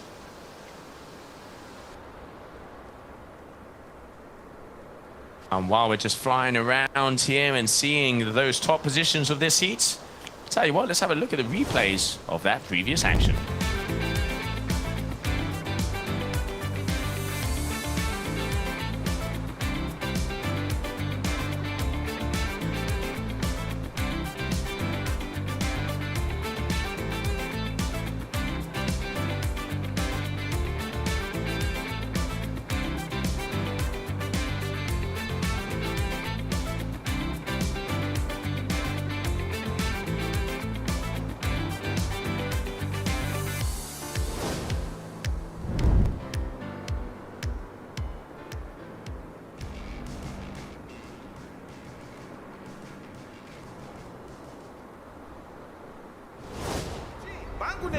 O Aruba dá-nos sushi e isleta, Pansigi cuida-nos cultura, sem estar aportando.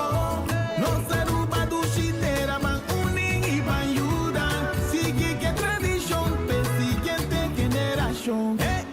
Turma na laira, sem estar sempre criando, deporte e ciência, sem estar aportando. Cultura de futuro, sem estar conservando. Isla com tecnologia.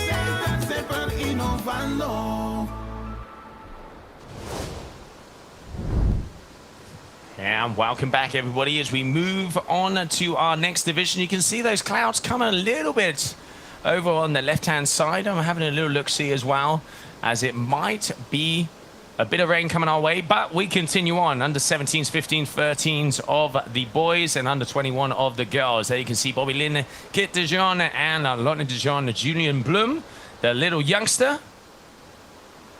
And then this man, he's got to be one of my new favorites. Matteo Nobels, look at that power stance. Axel Grumpertz, who has been coming second and pushing for that first position. And Joey Ross, let's not forget, Nikolai Dürhoff. And then Oliver Tiho and Sonja Alberto, as we are moving into that second heat. As we are getting ready for that sequence to go on.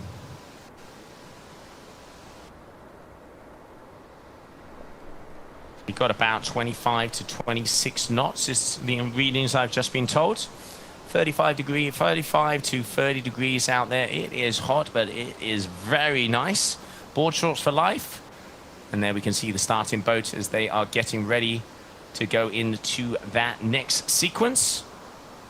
Everybody just cruising around the back as we are getting very close to a go. Heat number 2, elimination number 4.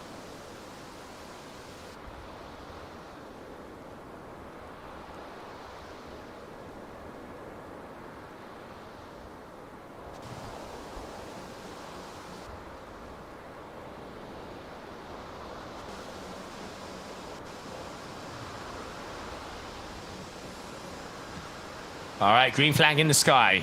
Now, it does look like it was a clean start. You can see up there in front with the Dijon sisters. We will see who they are a little closer. I'm going to say that's going to be probably Bobby and Kit, if I'm not mistaken. Kit is with the orange helmet.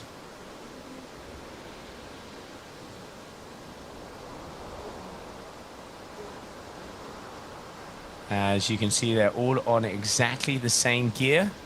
Okay, so yeah, that is definitely going to be Kit in second position. She's there with the orange hat on it. And yes, this is going to be Bobby, as she took the win on pretty much everything yesterday. Let's not forget, she is your overall leader, as she got, yep, won every single one of those heats yesterday here on the Finn. We had Finn in the afternoon, we had foil in the morning, and it's looking like it is Louisa there in the back, and then also going to be Lorna de John. So 3 de John sisters and Louisa. And just look at that image. It is a little overcast at the moment. We are waiting for that sun to pop, and then we will see the true Caribbean colors come our way. And our drone playing a little chicken here with the athletes. He ain't going to move. Will the athletes move? We'll find out. Oh, what a beautiful image there from him. And our drone Dutch gods showing why and how it is done here with the footage. So cool to see these races up close and personal. They're right in pretty much in the middle of the ocean, and being able to bring that to you live here from your Aruba Hi-Winds. Hanging out in the booth here with DJ, our local MC and commentator, doing an amazing job, making sure the vibe is happening down here on the beach. But at the moment, it is going to be this young lady, Bobby Dijon, is your top athlete. She knows the drone there. Will we get a shaka? Oh, she's looking for a shaka. Nope, going into a jibe. It's a little bit of a hard moment to say hi to the camera. Anything can be done. But there it is. That's going to be mark number 3. Makes the jibe nice and clean. That's going to be Kit. And if I'm not mistaken, yep, that is looking like it is going to be Louise van der Meulen. So your top 3 out there at the moment. We have Bobby Linda John, we have Kit de John, and Louise van der Meulen. Your top 3 athletes. When it comes to the under 21 of the girls, I'm waiting for some of the male athletes to appear onto the picture. Looks like our women are out in front.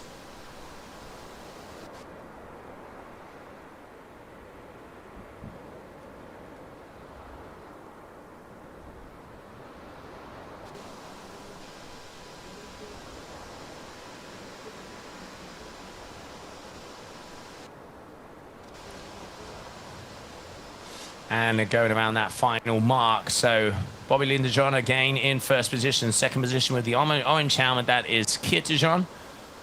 And then it looks like we have a pile up. Oh, the old tightrope taking out half of the fleet on that final mark. So anything can happen here. Louisa, if I'm not mistaken, is up.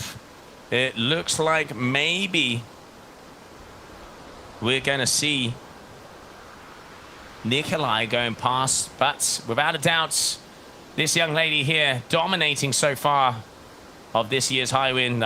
Bobby Lynn de Jong, your top athlete out there today. Second position is going to be there for Kit de Jong. Congratulations to them. As we now move on, coming up next, we will have the elimination number 4 of your Hi-Winds Windsurfing Open.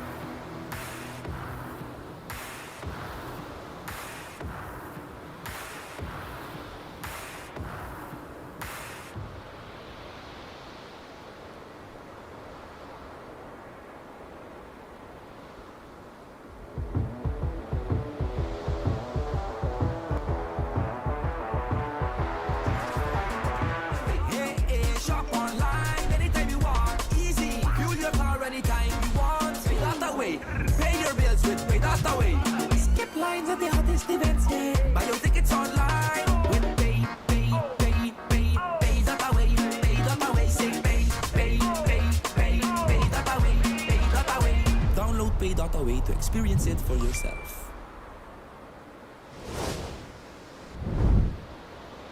And welcome back, everybody, as we continue on elimination number 4, as we are going to be going with your Windsurfing Open. And here we can see that heat number 3. These are the players going out. Once again, it is Nick, who is the top athlete so far. Sarah Kita in second position. And then, if I'm not mistaken, even though he's on different gear, I think it is Tom de Vries. We will get confirmation on that one very shortly. But meanwhile, wind is here, sun is here. It does look like a little bit of cloud is coming over. Hopefully we won't see any rain like we did yesterday. But we are now going into that final heat of elimination number 4. And then it is one more elimination, I've been told. And then it will be coming into a lunch break. And if conditions still prevail, we will go on with some foil division.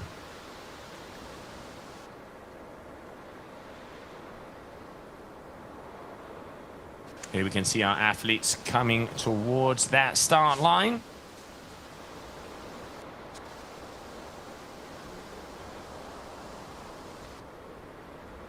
And they're off. All right, so we can see once again it's going to be Nick in first position. Second position, like I said, I reckon that's going to be Tom de Vries, because at Aruba. Let's see if we can get a very close look at this one, please. You're going Aruba 20. Aruba 20, in theory, is Tammy. So I'm going to go out on a limb and say that it might be Tom de Vries, but I will have to try and get confirmation on that, because the information I have looks like it doesn't coincide. We do apologize, but without a doubt, it is going to be Nick van der Urenbent, your first position. Second position, the mystery man. Third position is going to be Sarah Kita.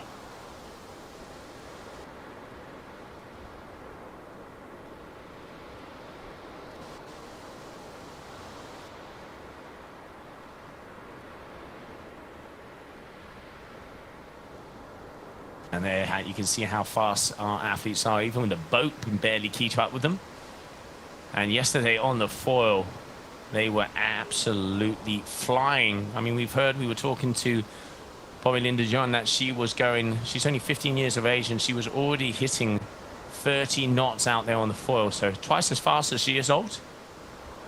But now, as we continue on here, your Windsurfing Open.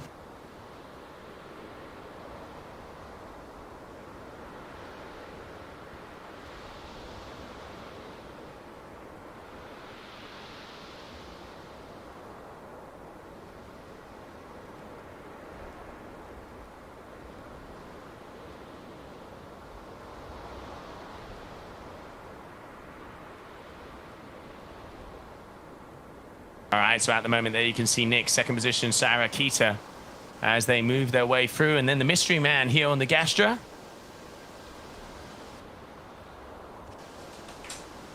So it looks like we have a mystery man on a Gastra equipment. Aruba 20. Aruba 20 in theory is Tammy. Is that going to be Tom de Vries? We will soon find out.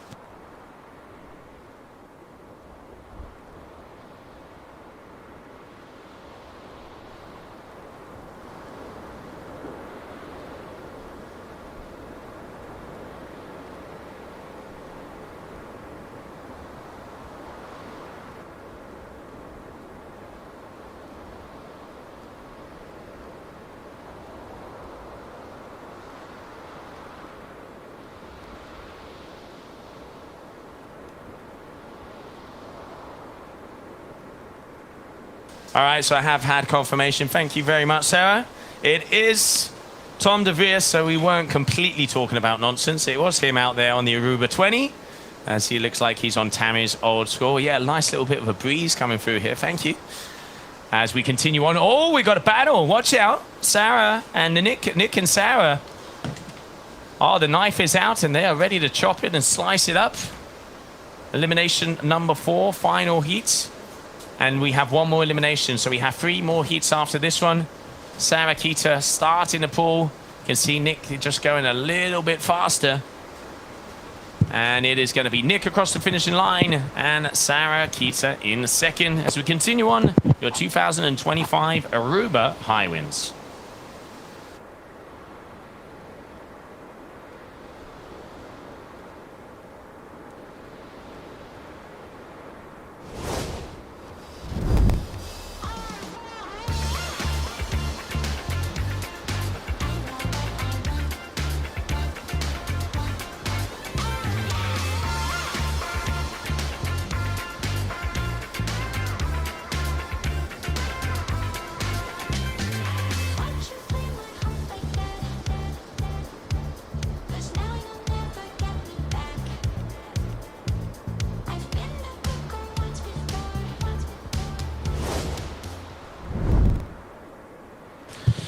I've just been told about a couple of nice little boat trips going out onto the water, as it is beautiful to get out there. It's a nice little soup, nice and warm.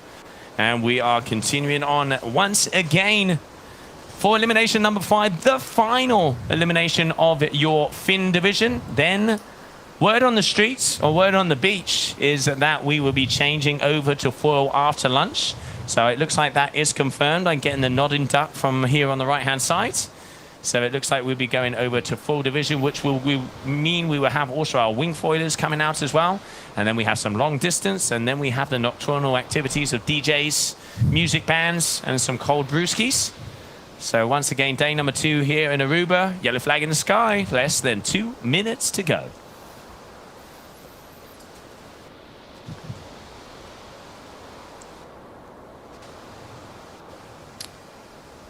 Okay, heat number 1, elimination number 5. Dixon, Storm, Mario, Jacek. And they are going to be going up against Tamir, Sim, Brendan Lawho, your current leader, and David van der Vast. Your under 21 Finn boys here for the TWA youth event. Season opener, DJ. Yes, it is. Yes, it's. Can't wait for the rest of the tour. I'm going to follow this. I'm loving the live stream, of course, and can't wait for the other countries when they hit it, and to see if there is still that consistency. Let's see what the different scenario brings for these racers, Finn boys under 21. I'm very curious. Absolutely. I mean, let's not forget, you know, we're starting off here in Aruba, then we're going to move over to Bonaire, so that we're going from warm to warm. Then it's over to Denmark, a little bit colder, a little chilly. Then we go to Turkey, where there is a huge youth division, you know, under the likes of Jimmy. And then we move over to Miami to close it out in the United States. So all different parts of the world. I think it's so cool for the youngsters to have that push and be able to, you know, continue on the tour. And I think that, you know, important part talking to a lot of the people at the PWA is that it is exactly the same on the water as it would be in the more adult division. So how the racing happens, how the marks, how the sequences are, the speed, you know, getting into the dynamics of the skippers meeting, you know, really molding and teaching the younger generations how the top racers do on the PWA World Tour. Yes, it is, and it seems like they're doing a good job there. They're off for the first start. Boom. Ooh, that was very close. Let's see if Tama cut it close right there. It was a good start. Looks good. They're still going, so nobody's slowing down and looking around. So that's there they go. So let's see what Tama can bring on this one. Yeah, he made a good start, but it's a bit lower. Let's see if we later on get those nice aerial shots right there. And they're cutting it close. This is going to be interesting to see to that first buoy, how they're going to make those turns. They're very close, and let's see who brings out what strategy there. Yeah, I mean, if I'm not mistaken, I mean, the red Severn will be Storm Nikolai. I'm going to say that there we can see in second position is going to be Brendan, and in third, Tammy. Tammy had a very close to the startboard start, but it looks like these guys coming from the top had a little bit more speed. So Storm in first position, Brendan in second. Third position is going to be Tammy. And these two have been battling it out all weekend long. Oh, drafting here. Putting the nose of his board pretty much right next to him. That is a shot. This is what you want to see in racing. That's it. And what happens if he's going more upwind, then he also can take the wind a bit out of his sails and make some more speed. It's just like Formula One when you get that system going. Let's see if he can cut out on the inside. Okay, Brendan trying to lock it. We've seen Axon do that on the previous heats, but nope, he looks like Storm has suddenly hit the turbo and the nitrous. Your starboards and Severn athlete out in front. Coming all the way from the Netherlands, NB 2008. But Brendan, I'm going to say Brendan looks like he has a little bit more top speed on the reaches. But Storm at the moment having the upper hand when it comes to those jives. Brendan dropping the board a little bit on that second mark. Here we're going to go to mark number 3. So 2 more jives. All right, here we go. Let's have a look. Nice and close. Switches the sail around. Brendan again on the inside. Very nice planing one there. Better jibing there from Brendan. But again, look, Storm, he just keeps on the plane. And Brendan has a hard time of catching up. Yes, he's doing very good. Very consistent on the turn. I can't stress enough how hard it is already to make a clean turn. But then somebody riding your back, every little mistake can cost you. So it's very stressful. And you can see on the water right now, now he's in a lull and now he's going into a gust. So you can also read the water from here, right, to see what they're doing. You see the top sail has a lot of downhaul. So they're powered up, but they're downhauling it. Let's see if he can come out on the outside. This is going to be interesting. Taking the inside turn. Oh, Brendan. Too close. Oh, but both also of them. some of them. Let's see who can make some restart. Okay, here comes the water start. And it's more difficult for Storm, if I'm not mistaken. But let's see if Tama can take it from here. This is going to be interesting. Oh, this is going to be a nice shot for Tama. Let's see what they're going to do here, Joe. Yeah, I mean, you can see Tammy had to open up quite a lot to be able to get past, and he knows he has an opportunity here. Storm flying, so is Brendan. This is the kind of finish we want to see as they are going all beans in. All the cards are on the table, and it is pedal to the metal. Storm definitely looking like he's got a little bit more top speed. Brendan here trying to draft along him and go across as soon as he is. Yeah, he's going to bear off downwind. See if he can get across that line first. Oh, it is too close to tell. It is. That is going to be a photo finish, DJ. That is a photo finish. And you can see also why he has more speed is you can look at the sail, and there's a term called downhaul, and that's how far you pull down your sail, and you get a looser end, top end. And you see the other rider had less downhaul, so catching more wind. So downhaul is more to depower your sail, and you see that's the strategy of just a little tweaking here and there to make sure you're getting over the finish right there. Absolutely, and you tell you what, let's have a replay of that finish because it was as close as it gets. And look at that, you can see, poof! I mean, there is nothing in between these two. We'll wait for the official results, but no, great riding from them. Mistake from both of them on that final turn.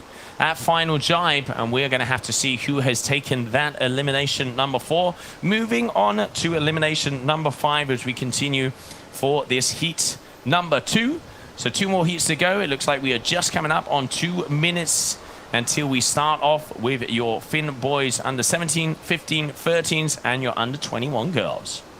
Yes, yeah, I'm looking forward to that too. But just coming back on that strategy, you see when at the finish, when you cut high, so you're close to the starting boat, which is more upwind, and you have some reach, and you go downwind. Of course, when you go downwind, you're going to cut it faster and, yeah, try to get that finish right in. That is right. So 2 minutes to go. So while we're waiting, let's grab a commercial break. We will be right back.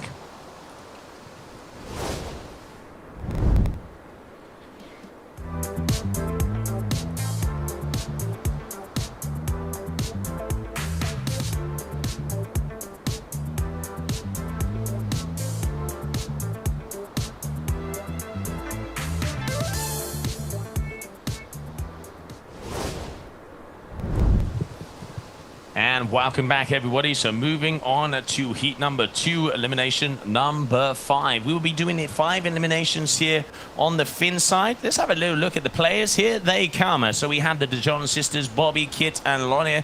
Julian Blum. Then we move over to my young favorite. I'm going to say it again. Look at the body language there. Arxen and Jerry Ross together with Nikolai. And I must say for Arxen, the way he's smiling going over the finish right there also. He's really holding it down, I must say. Also, Oliver, Tico, and Sontje. Sontje was doing good in that last heat. He had some ability and was in the top 4, 5, I would think. So he was doing good on that one. Yeah, this is the last race of this division, and then we have one more race of the Windsurfing Open. So we are at that elimination number 5. As we continue on, it looks like we are getting very close to going. I mean, DJ, what a good morning. It is only 11 o'clock, and we have been flying since 9:30 in the morning. Yes, we've been getting into the results. The PWA can't wish for anything more.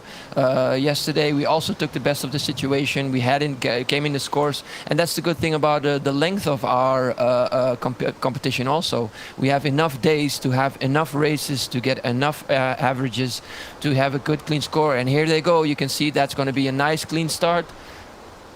looks like nobody's over early. So I'm curious what's going to happen in this race. There was some carnage in the last race. I mean, there was some everything is happening around the buoy, and also in that Finn Boys under 21. So anything can happen, and this is exciting.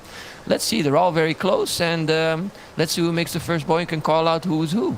Yeah, I mean, we can see there, left-hand side, that is going to be Bobby Dijon. There we can see with the MB 911, that's going to be Shongia Alberto.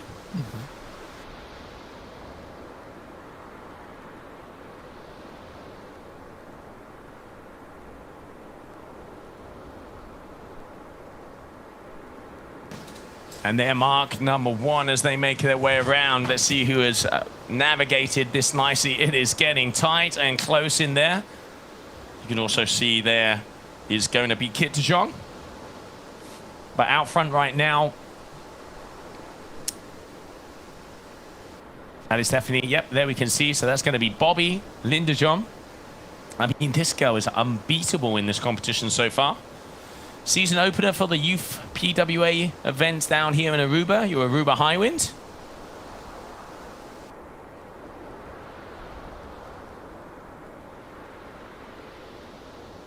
Okay, looking for Arkson as well. He would be on that black 0.7 sail.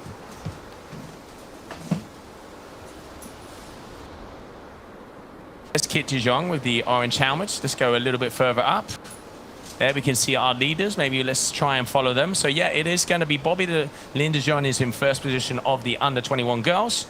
And then that is going to be Tiho Smits, as he has the green helmet, your first position. But there is an athlete way up in front, and I've been told that's Arkson. So let's see if we can follow that, as it looks like our drone hasn't quite been able to catch up on the leader. And maybe now on the turn. Yep, I do think that it is going to be Arkson out in front. And wow, is he out in front by a mile. So Arkson in first position. Second position is going to be Bobby Lynn de Jong, even though they are in different disciplines, but we have multiple disciplines in this heat.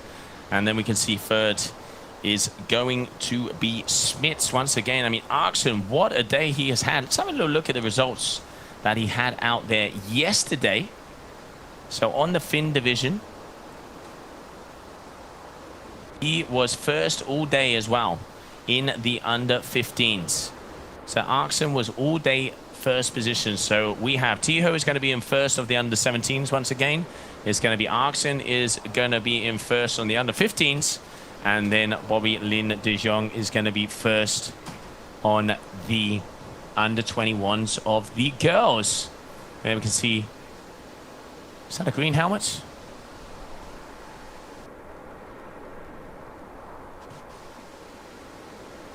But yes, that is a green helmet. So Arkson there, as he is just flying his way to that finishing line. So he did get a solid advantage.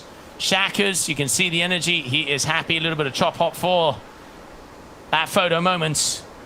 Great riding, great sailing there from him. So that closes out the second to last heat.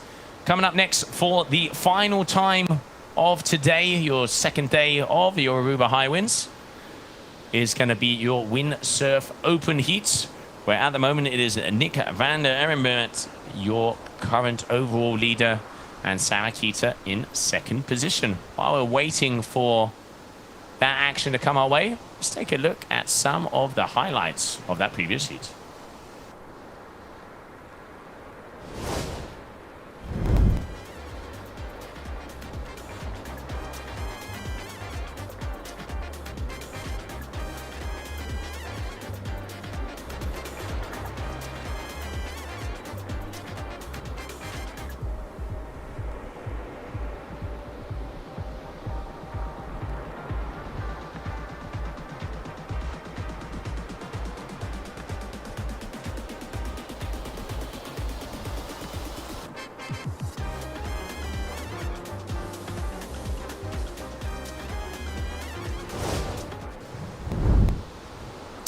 And welcome back, everybody, to the final heat here of our morning session for the Aruba Hi-Winds 2025. Heat number 3, Windsurfing Open. Here you can see the names that are going to be going out there. And it does look like we have a little bit more of wind, a little bit more of gusts. So coming up to 25, even 28 knots. Forecast was saying it was going to be windier this morning and then would drop off, which is why we started with our fin division.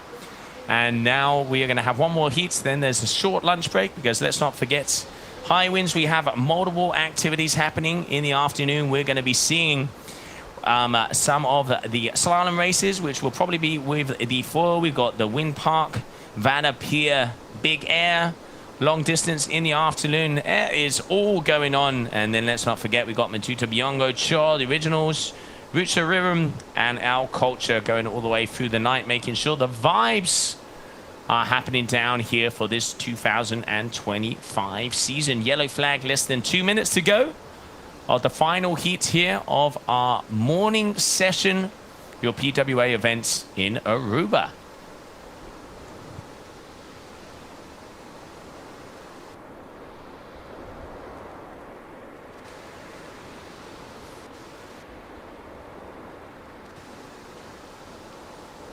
And a look outside of my booth here as I can see.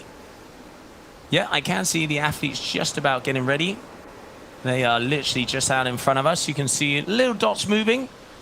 Some kid action happening out in front. And there they are making their way to that starting line. Top right-hand corner, that is going to be Nick. You can see Sarah Kita and Tom De Vries there in the middle. Mystery Man, as he was on Tammy's old gear. I've just been told there on the Gasher that is going to be Tom De Vries. So now those top three athletes who have been pretty much 1, 2, 3 in every single one of those races. Let's see how they are going to close it out here for race number 5 as we are getting ready to go. So cool to see all different generations out here on the water. Let's not forget 37th edition. And we are off. All right, Nick up top there. We can see just going past Sarah. That was Tom. As we get ready to fly along there with the blue Gasher, that is going to be Tom De Vries. And we were just about to cut to that second place athlete. Hopefully we'll be able to get that camera back. There it is. See, have a little look at the number. Yep, we know that's Nick. Let's eyes on second place. All right, there we can see him coming around. Nice tight corner. And now's the time. All right, here we go. Sarah Kita. All right, there we go. Thought it looked like her. Sarah Kita, second place. So first position is going to be Nick. Second position, Sarah Kita. And it's looking like third position is going to be Tom De Vries once again. So your top 3 athletes here of the Windsurfing Open, your PWA event down in Aruba, your Aruba Hi-Winds, and this is the Aruba Hi-Winds Windsurfing Open on the water right now.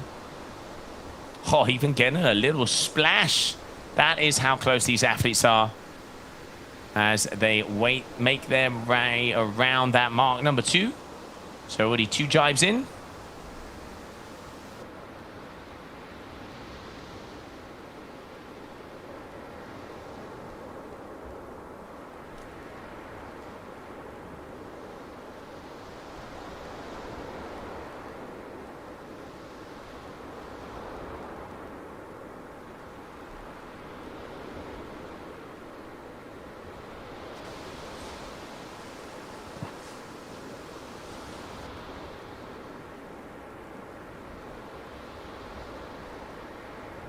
And there we can see them making their way past mark number 3. So only one more jibe to go after this.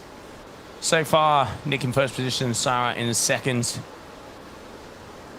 Oh, and it looks like we got a change up. Not quite sure if that's an athlete from. A little bit of chop hop there. Nick flying and floating.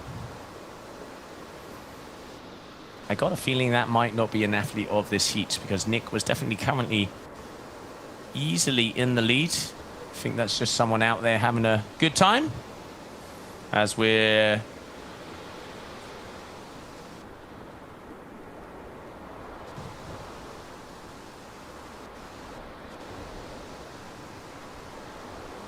and here we go, final turn, final jibe there for them as they are about to close that final leg out, elimination number 5. So that makes a total of 9 eliminations for all of the disciplines here in Aruba. So multiple discards are going to be happening. And right now it is going to be Aruba 9 there. Nick van der Ereben is going to be your first position, second position Sarah Kita, and third Tom de Vries.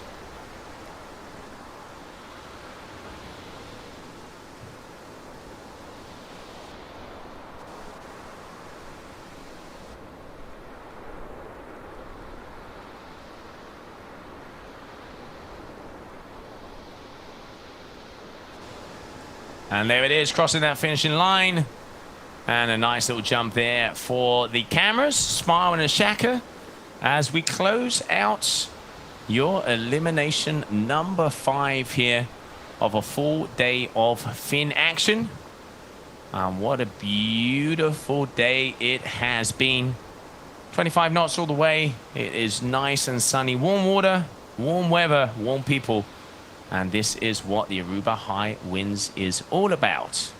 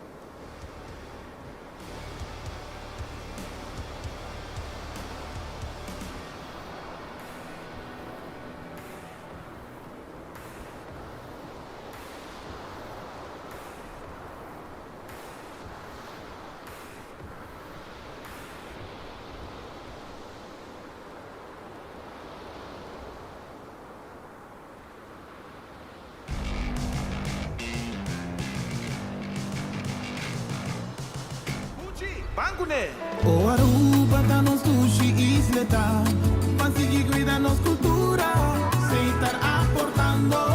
Nos Aruba do Chiteira van unir e van ayudar. Sigue que tradição, pe siguiente generación. Turma na laira, sem estar sempre criando. Deportes e danças, sem estar aportando. Cultura de futuro, sem estar conservando. Isla com tecnologia, sempre inovando.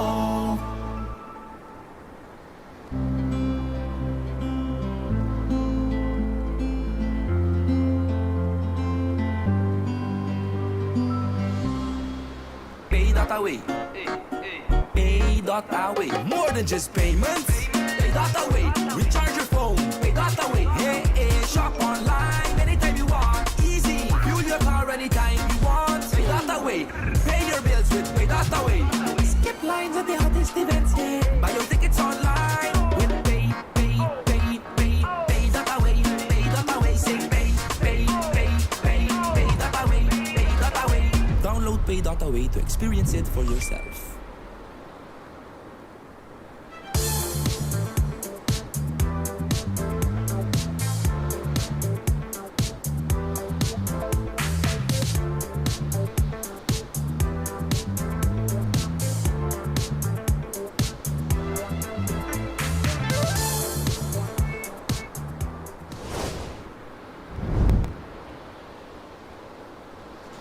And welcome back, everybody. So a complete morning of action on the fin side. We have been able to get through 5 complete eliminations, and what a morning it has been. We've seen some very tight races and very tight corners. They've been mixing it up, changing from left, right, center, and all around, battling against themselves and Mother Nature. But we will be continuing on, and yesterday we had the opening ceremony of the event where Sarah Kita, the 25 times world champion, had a very special surprise. Here live on the beach. Morning on the fin division. Already had 200 water sports participants. We have 50 strider skids. Sunday morning we have a mountain bike race with 200 participants. It's going to be enormous, super nice. We know exactly how important you are for the island. Thank you very much, guys. To a person that has the become the embodiments of this sport in Aruba. History made in Aruba and around the world. Sarakita, Africa. 3, 2, 1.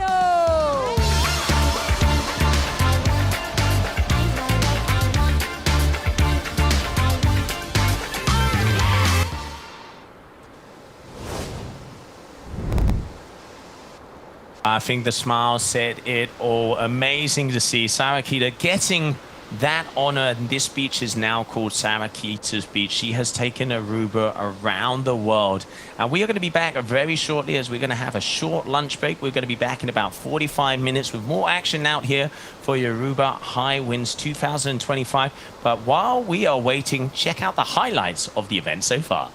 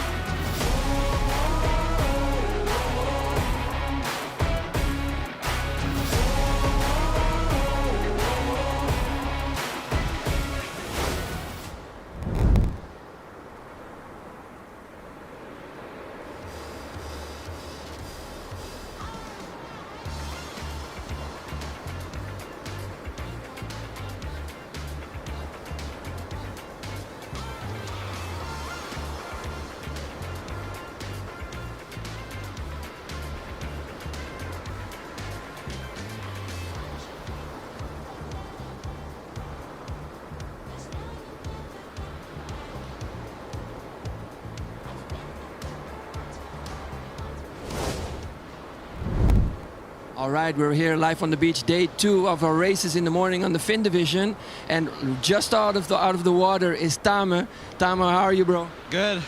Tired a little bit. It was tricky to conditions, but it was good to be on the water, racing with the guys.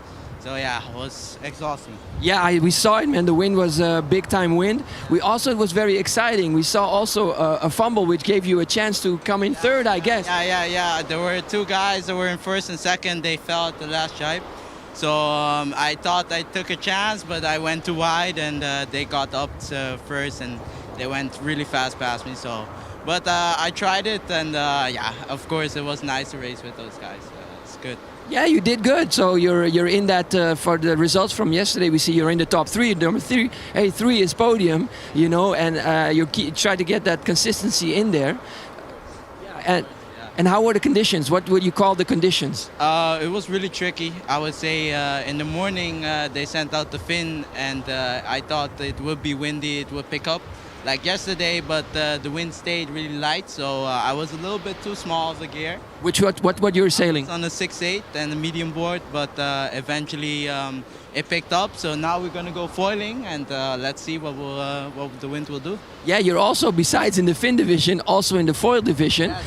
So yeah, that's a good next segue. Yeah, my first time doing races on the foil, so it's really fun.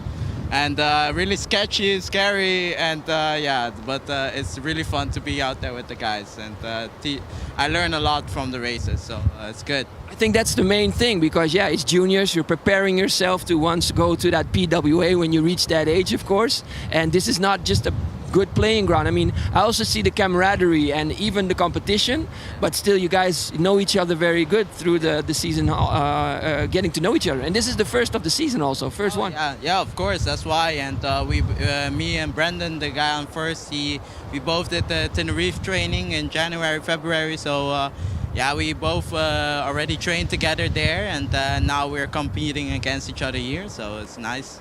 and yeah, that's the main goal, you know. Okay. All right. Well, thank you for sharing that information, and we'll see you later on the foil division then, man. Yes. Okay, man. All right. Good job. Okay. So stay tuned, and we'll see you for the for the foil division after the lunch.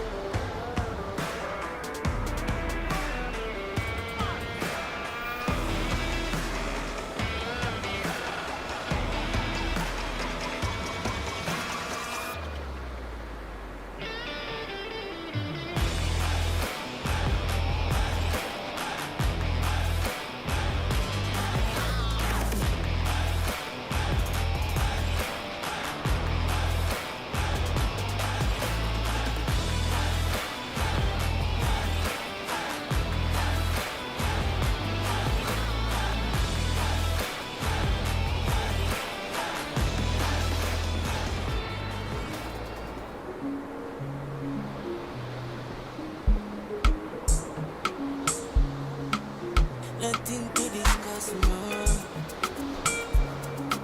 I get deep remedy for this stress, yeah. Double cups ain't shy, yeah. See this night I choose to forget my trouble.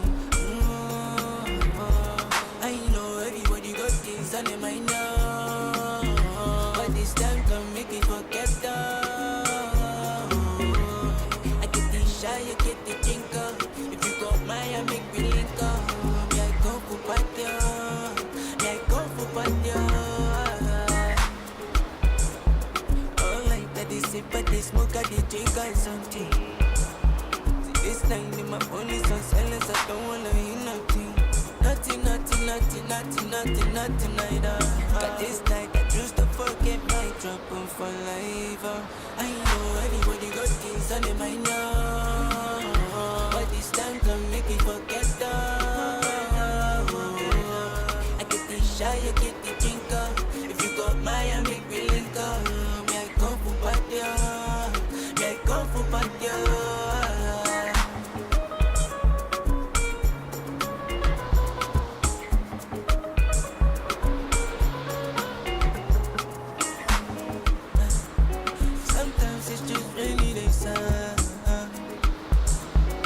Make sure I just let my light shine more. Anything made it feel like this song. I remind myself about this time. Big time, we jamming now. Should we dey look for happiness? Yeah, make we dey feel okay. Make we not go that way now. Say we gon' feel amazing. Say we gon' feel okay, yeah. I know everybody got things on their mind now, but this time can make it forget them. I get the shy, I get the jingle. If you got mine, I make me link up. Me I go for patio, me I go for patio.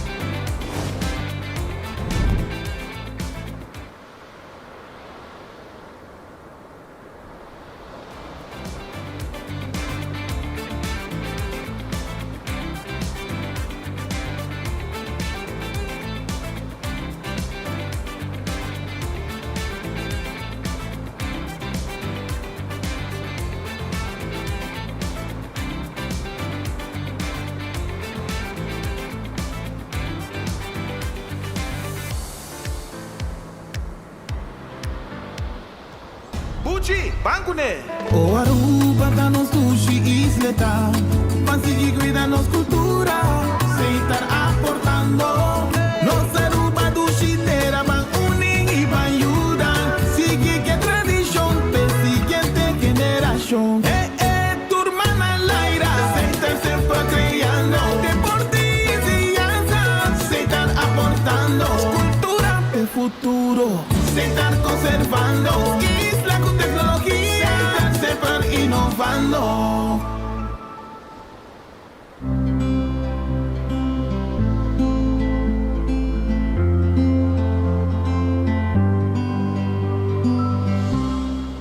Pay data way. Pay data way. More than just payments. Pay data way. Recharge your phone. Pay data way. Hey, hey, shop online anytime you want. Easy. Fuel your car anytime you want. Pay data way. Pay your bills with Pay data way. Skip lines at the hottest events. Yeah. Buy your tickets online with Pay data way. Pay data way. Say Pay data way. Pay data way. Download Pay data way to experience it for yourself.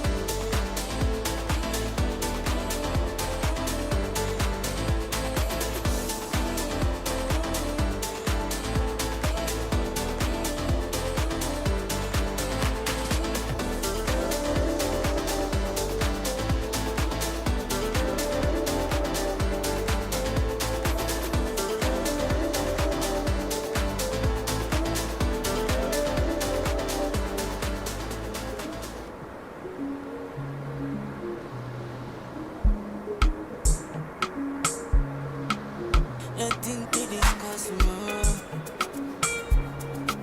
I get the remedy for this stress, yeah.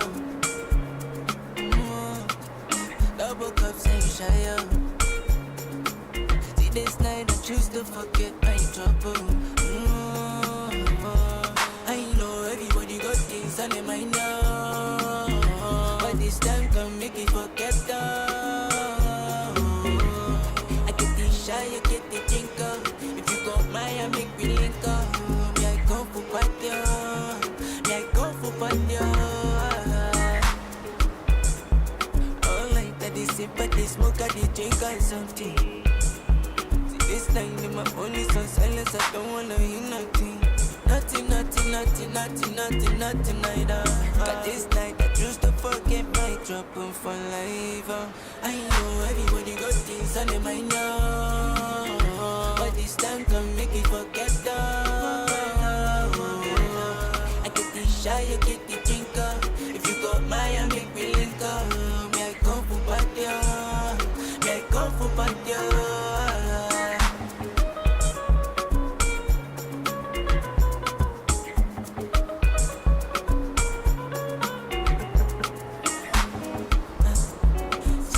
It's just rainy days, I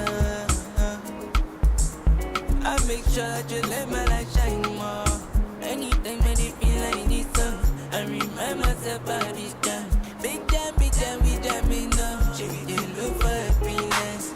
Yeah, like we dey feel okay, like we don't go that way now. Say we gon' feel amazing, say we gon' feel okay, I know everybody got things on their mind now, but this time come make it forget I get the shy, I get the drink up. If you got mine, I make me link up. Me I go for party, me I go for party.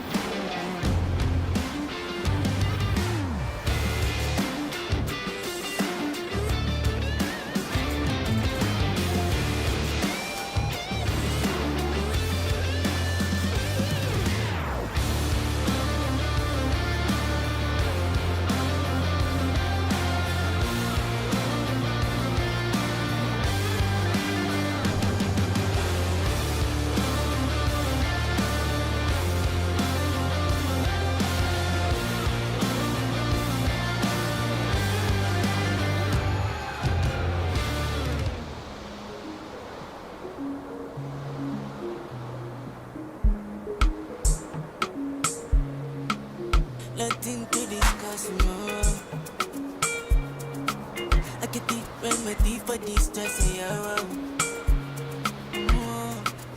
Double cups and shy, see this night I choose to forget my trouble. I know everybody got things on their mind now, but this time can make it forget them. I get the shy, I get the drinker. If you got mine, I make me link up. Me I go for party, me I go for party. All like that they sip, but they smoke, I they drink or something. See this night in my phone is on silence, I don't wanna hear nothing. Nothing, either. But this night I choose to forget my trouble for life. I know everybody got things on their mind now, but this time can make it forget them. I get the shy, I get the drinker. If you got mine, I make me link up. Me I go for party, me I go for party.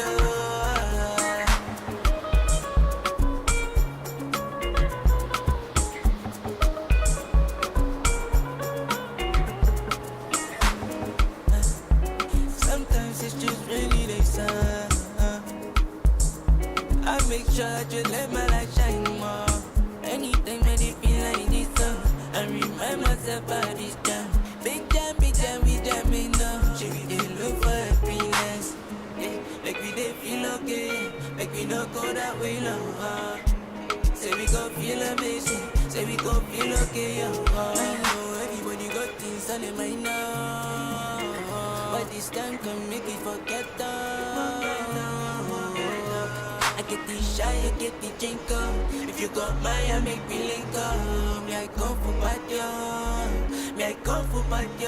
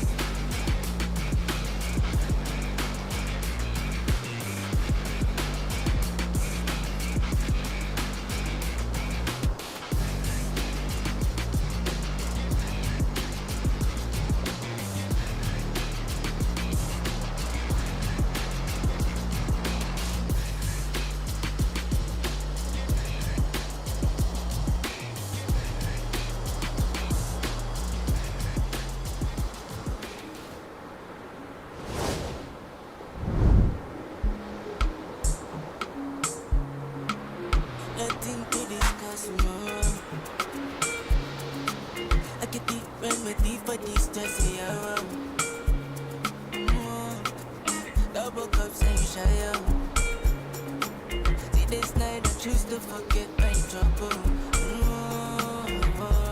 I know everybody got things on their mind now, but this time can make it forget that.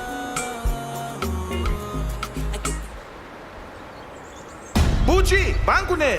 O Aruba dá-nos sushi e isleta, Pansigi cuida-nos cultura, sem estar aportando. Nos Aruba do Chiteira van unir e van ajudar. Sigue que tradição, persiguiente generação.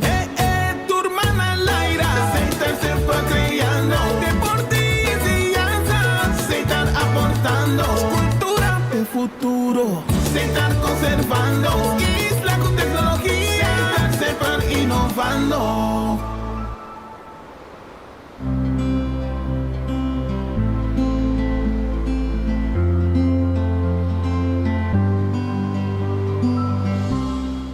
Pay data way.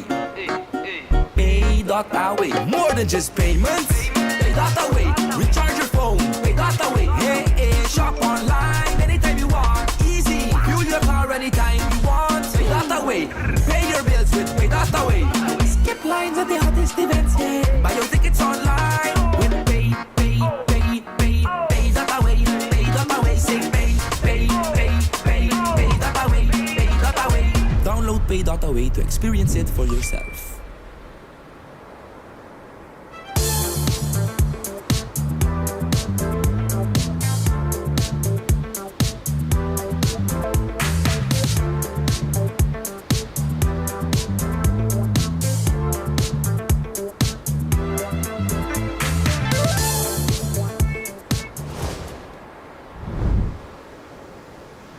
And welcome back, everybody, as we are here for the afternoon session of day number 2 of your Aruba Hi-Winds 2025, the 37th edition of this event, all the way back from 1986 to present day of 2025. Athletes, we've had a full action-packed morning as we had them out there on the fin.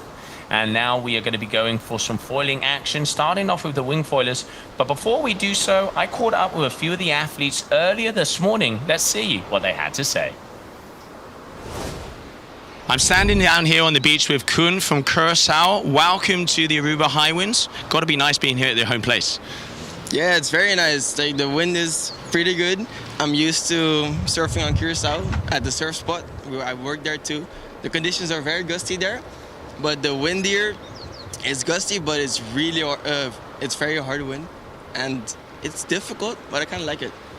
How is it to have so many people coming down to this location? You know, this event started off with only a couple of friends, and now 37 years later, more than 200 athletes. That's what I call a reunion.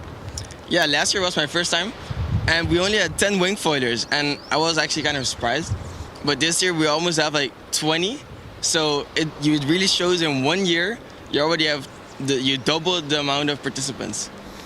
And what kind of gear are you riding? Yesterday, it looked like it was a little lighter. Today, they've decided to go with the wing foil more in the afternoon. What's kind of the setup you've got going there? Yeah, yesterday I had a 5.0 from Gong, and it was a bit too overpowered. But today, I'll take a 4.0 from Elevate with the same foil, the same board. And we're competing in the afternoon, so it'll be a bit more gusty. In the morning, I think it'll be a bit steadier than yesterday, but we'll see. Yeah, we will. Well, I wish you the best of luck. Get out there, and we'll continue on. All right. Good morning. Down here with Nico Rivera from Curacao, one of the wing foilers that was out yesterday on the long distance. How was it? I mean, it was a really tough race. A lot of distance, around 20 kilometers, but it was tough. But good conditions, very choppy on the eagle side. But it was very fun. Using my Grastel gear was really good. Perfect for these conditions, but could go a little smaller. I was with a 4.7, bit big for the wind yesterday. And foil was perfect, board was perfect. Had loads of fun. I could see you having fun because while you were waiting for the races, you were also doing a little bit of freestyle, mixing it up. Yeah, exactly. On Curacao, I really like to jump. I've jumped 8 meters. And so in the meantime, while I was waiting for the start, I was just jumping around, having fun. and riding with some friends. So it was really loads of fun and good community with the wing foiling. A lot of good people, so really fun. I think that really defines the Aruba Hi-Winds. Fun, friends, and community, and that is what we want to see. Wish you the best of luck today as conditions are looking good. It looks like you guys are going to be going out in the afternoon. Yeah, we were going out in the afternoon, not in the morning like yesterday. It was good wind yesterday, so I'm hoping for the same, but maybe a little less for my 4.7. But it's going to be some good races, definitely. Hopefully there'll be some more freestyle action and some more fun out on the water. All right, standing here with Ninka Kostapel, also one of the wing foilers from Curacao. It seems like you have a big group of friends here in Aruba. Yes, definitely I have. I made some new friends too, like Milou. And she said already that there are not many women competitors. And that is sad. And I think next year definitely there has to become more women. So why don't we try one thing? Why don't you invite all of the female athletes around the world to come over here to the Aruba Hi-Winds? Come on, go for it. Yeah, come on. No. Well, we're standing here now only with the two of us, but there are way more girls now, but we want to see way more girls and make some more friends, like all over the world, wing foiling girls. Come on and go to the Hi-Winds. We are not the best, so it doesn't matter if you can't wing foil at all, because I'm already doing this for 3 months now. So I cannot. But you finished yesterday. I finished yesterday the slalom. I didn't compete the long distance because I was too tired. And then I think that I can't do it any races anymore. So I think maybe today I'm gonna compete at long distance too. Well, there it is. Community, friends, family, just come over and have a good time here. We want to see you Aruba Hi-Winds next year. It's so cool to catch up with some of the wing foilers who are going to be starting off this afternoon session, as we have just been told. 1:30 local time down here in Aruba on the Happy Islands is when that red flag is going to go into the sky. Again, we have 4-minute sequences, and we will have wing foilers. Then we go for the PWA 4 boys under 17, under 13, and the girls under 21. And then the final heat will be your PWA 4 boys under 21. So getting ready, you can see, had a little bit of a rain come through, and now the sun is shining. Just look at those colors.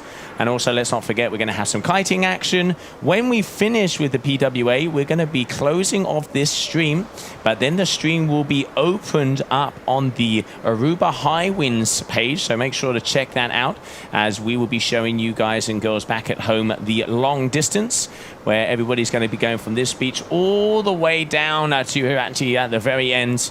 And just a beautiful day here in Aruba one more time. Day number 2.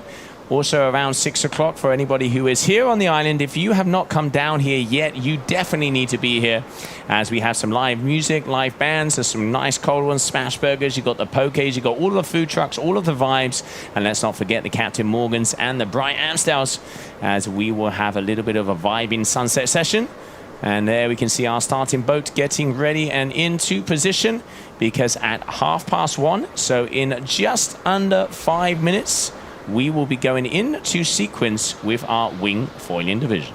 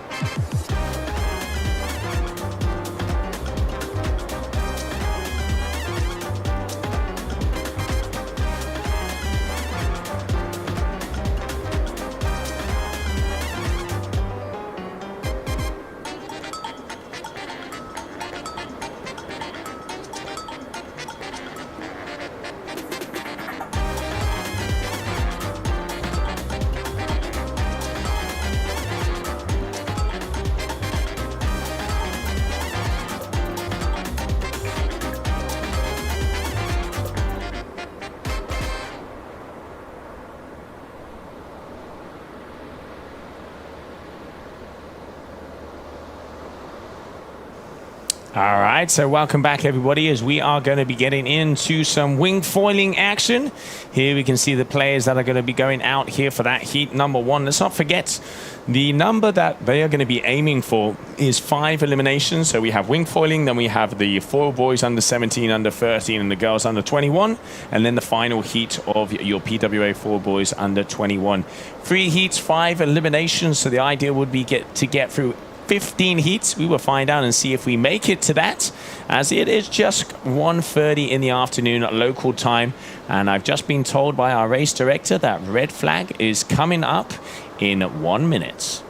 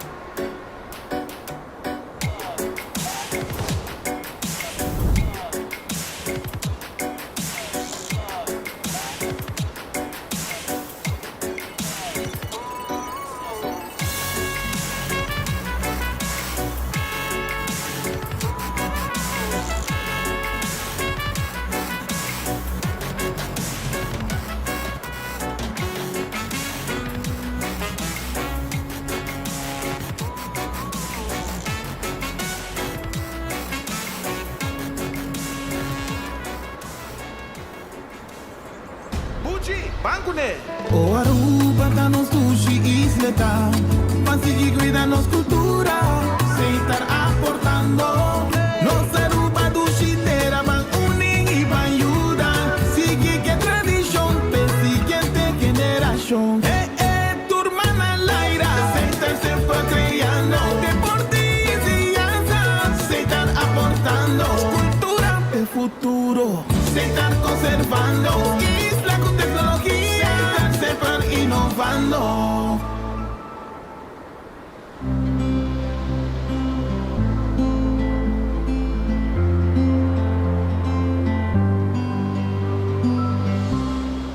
Pay dot away. Pay dot away. More than just payments. Pay dot away. Recharge your phone. Pay dot away. Hey, hey, shop online anytime you want. Easy. Fuel your car anytime you want. Pay dot away. Pay your bills with Pay dot away. Skip lines at the hottest events. Yeah. Buy your tickets online with Pay dot away. Pay dot away. Say pay dot away. Pay dot away. Download Pay dot away to experience it for yourself.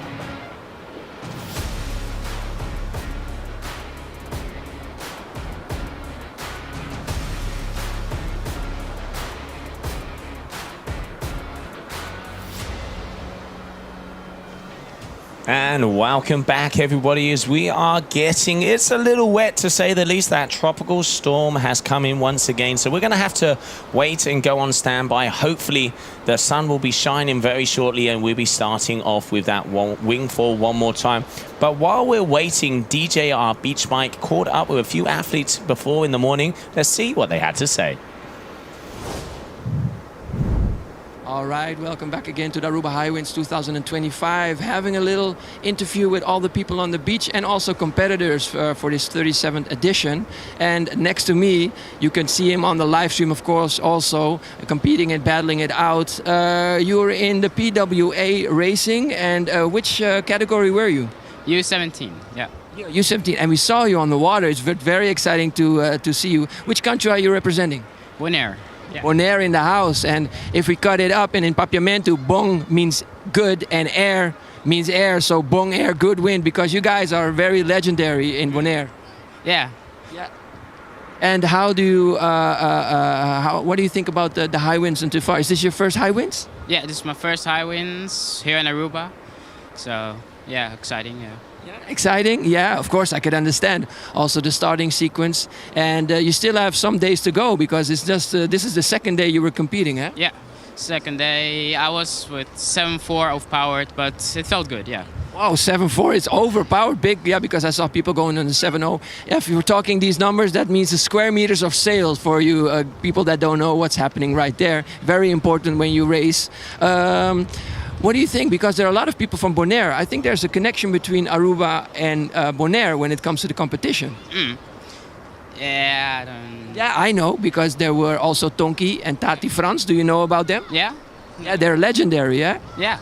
Do you also know Kiri? Yeah, Kiri and you and Amado and all the rest, yeah? Yeah, you know them, I know them. But what's the fun story about that is there are a lot of freestyle tricks. And they are named after those people. Yeah, and also most of the tricks were invented on Bonaire, yeah. Yeah, that small little island made such an impact in the PWA, in the freestyle division. So we all know those names. And such a small island is such a, big on the map. Same like Aruba for Sarakita, of course. Eh? Well, glad that you're here and competing. And what is your strategy for the next race? Are you doing also foil competition? Yeah, my foil sail, the 5.7 broke yesterday with the crash. So I need to look what I'm going to do with foil. I have 6.7 and 7.7, but for these winds it's going to be too extreme. So I need to look what I'm going to do now. So. Yeah, because all those numbers you're naming there, that's a big sail for a foil. And you guys is going fast out there on a foil. Well, I wish you all the best of luck and hope to see you on the water in the foil division. Yeah, thank you. Okay, good. Nice meeting you. Okay, all right, ciao.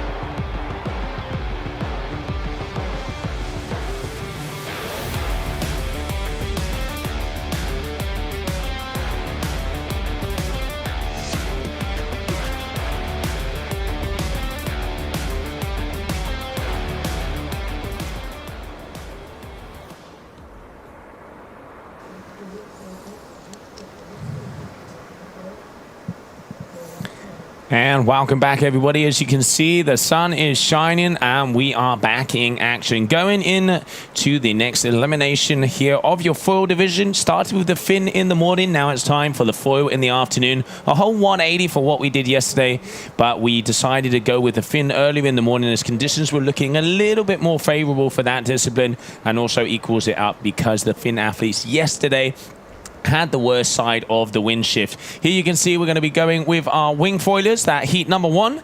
Yellow flag is in the sky, meaning that we are less than 2 minutes to go. And looking forward to some action. Having a little look behind me, it looks like the sun is definitely shining and there's no more clouds coming our way.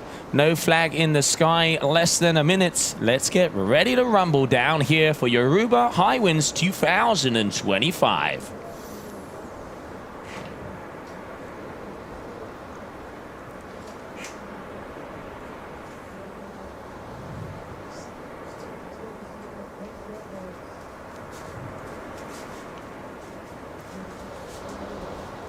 All right, so just about 30 seconds away. So let's get ourselves to that starting boat as we are about to go.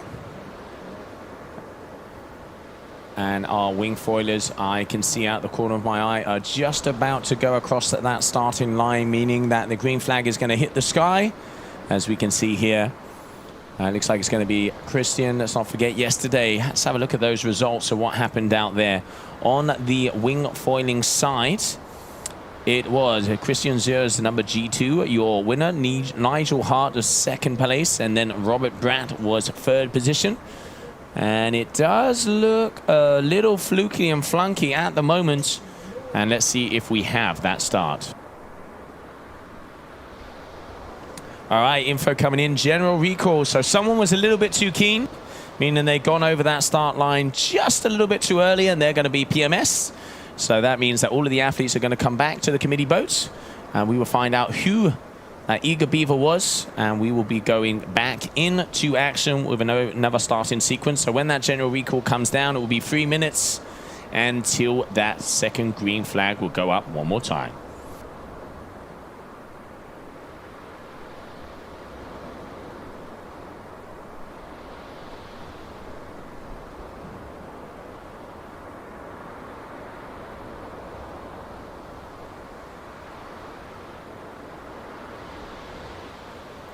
And there you can see that is the general recall flag, the yellow and blue one, meaning that all athletes have to return to the committee boats.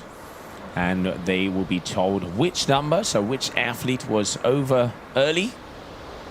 And then we will go back into starting sequence. And when that general recall flag goes down, it is 3 minutes until we have the green flag one more time. Let's not forget, we got a 7-minute continuous countdown here on the starts.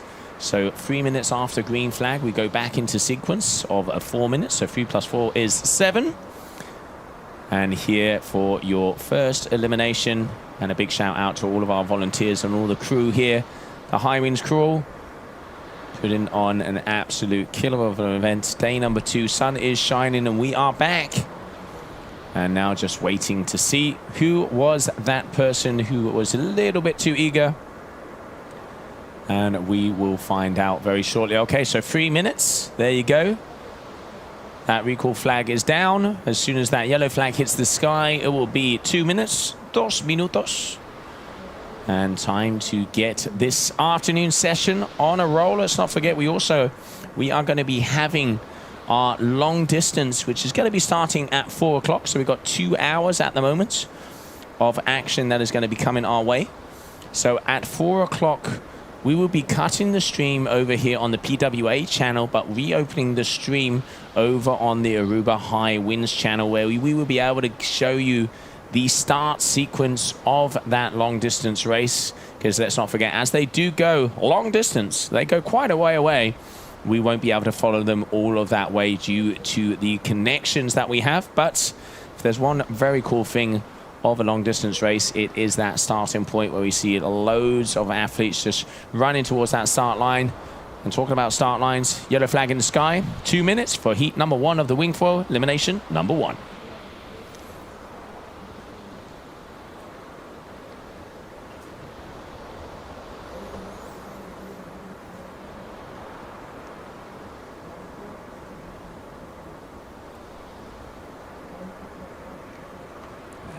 can see the eye in the sky showing us our committee boats and all of the wing foilers. We can see the windsurfers as well, because let's not forget we're going to have the under 17, 13s and 21 girls and boys. They're going to be coming up next in that heat number 2, where we're going to have the Zhang sisters and some of the youngsters. So Matteo is going to be in there.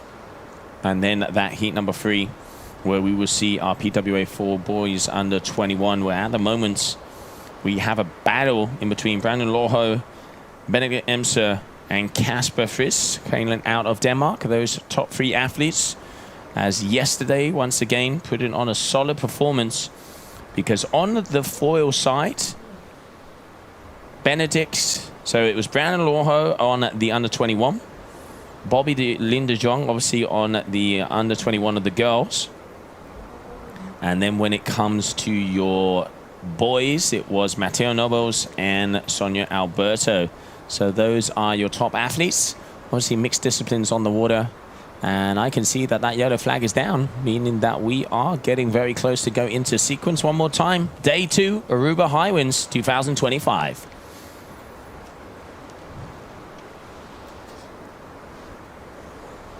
Here you can see them making their way to that starting line. Some of them going back across. That is a big no-no. That does mean they'll be inside that triangle. So some people are going to be called out. And let's see if we don't have another general recall. All right, green flag up. And there we go and continue on. So wing foiling heat number 1, elimination number 1 is on our way. We can see some of the numbers out there. Jason Peterson, number 15 there on the right-hand side. This is going to be Christian, if I'm not mistaken. He is going to be out there on the north mode. Let's see if we can see that bib number. Looks like he's got his harness over his bib, which we did mention to try to avoid. So these athletes, they have the numbers on their backs. And there we can see number 23, Nigel Hart. He was 2nd overall. And number 1, Christian Suez. So Christian Suez in 1st position. 2nd position is going to be Nigel.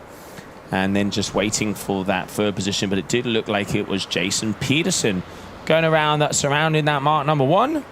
And here you can see they're out on the North Mode Pro and the duotone units. A little bit of a Lula and a little bit of the N weave. So here you can see the North Mode 4.2. That's more of the racing wing by North. And then on the left-hand side of that, we saw the duotone athletes out there on the unit D-Lab with a little bit of a Lula. All right, can we see, are we going to see Nigel go on the inside? Yes, we do. Beautiful turn. Kannitz. And now having a slight bit of an advantage.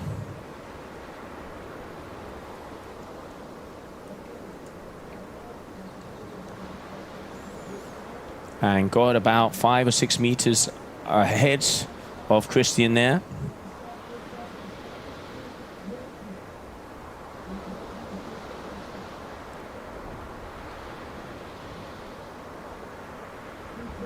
As they're making their way, and it does look like, yep, he is.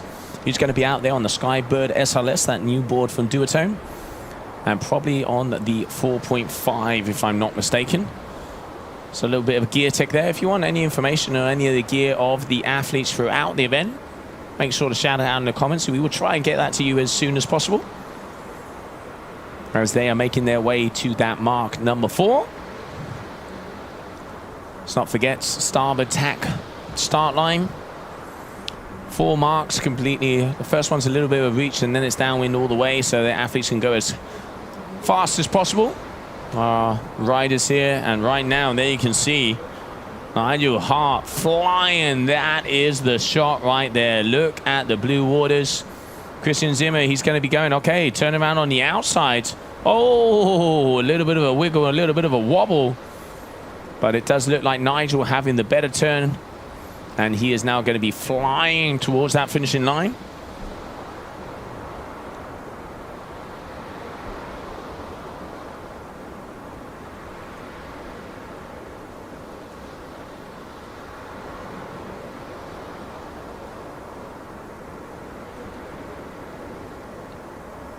And just look at that view. The sun is shining, and the crystal clear waters of Aruba are bringing us some beautiful conditions. So it's going to be official. Nigel Hart taking the win here of this first heat of the morning. He was second overall yesterday, and he's got one up on Christian there. So congratulations there to him. As we continue on with day number 2 down here, Aruba Hi-Winds. Coming up next, we will see our foil boys under 17 to 13 and under 21 of the girls PWA youth event. And while we're waiting to go back to that start line, have a little look-see of the action of some replays of that last heat.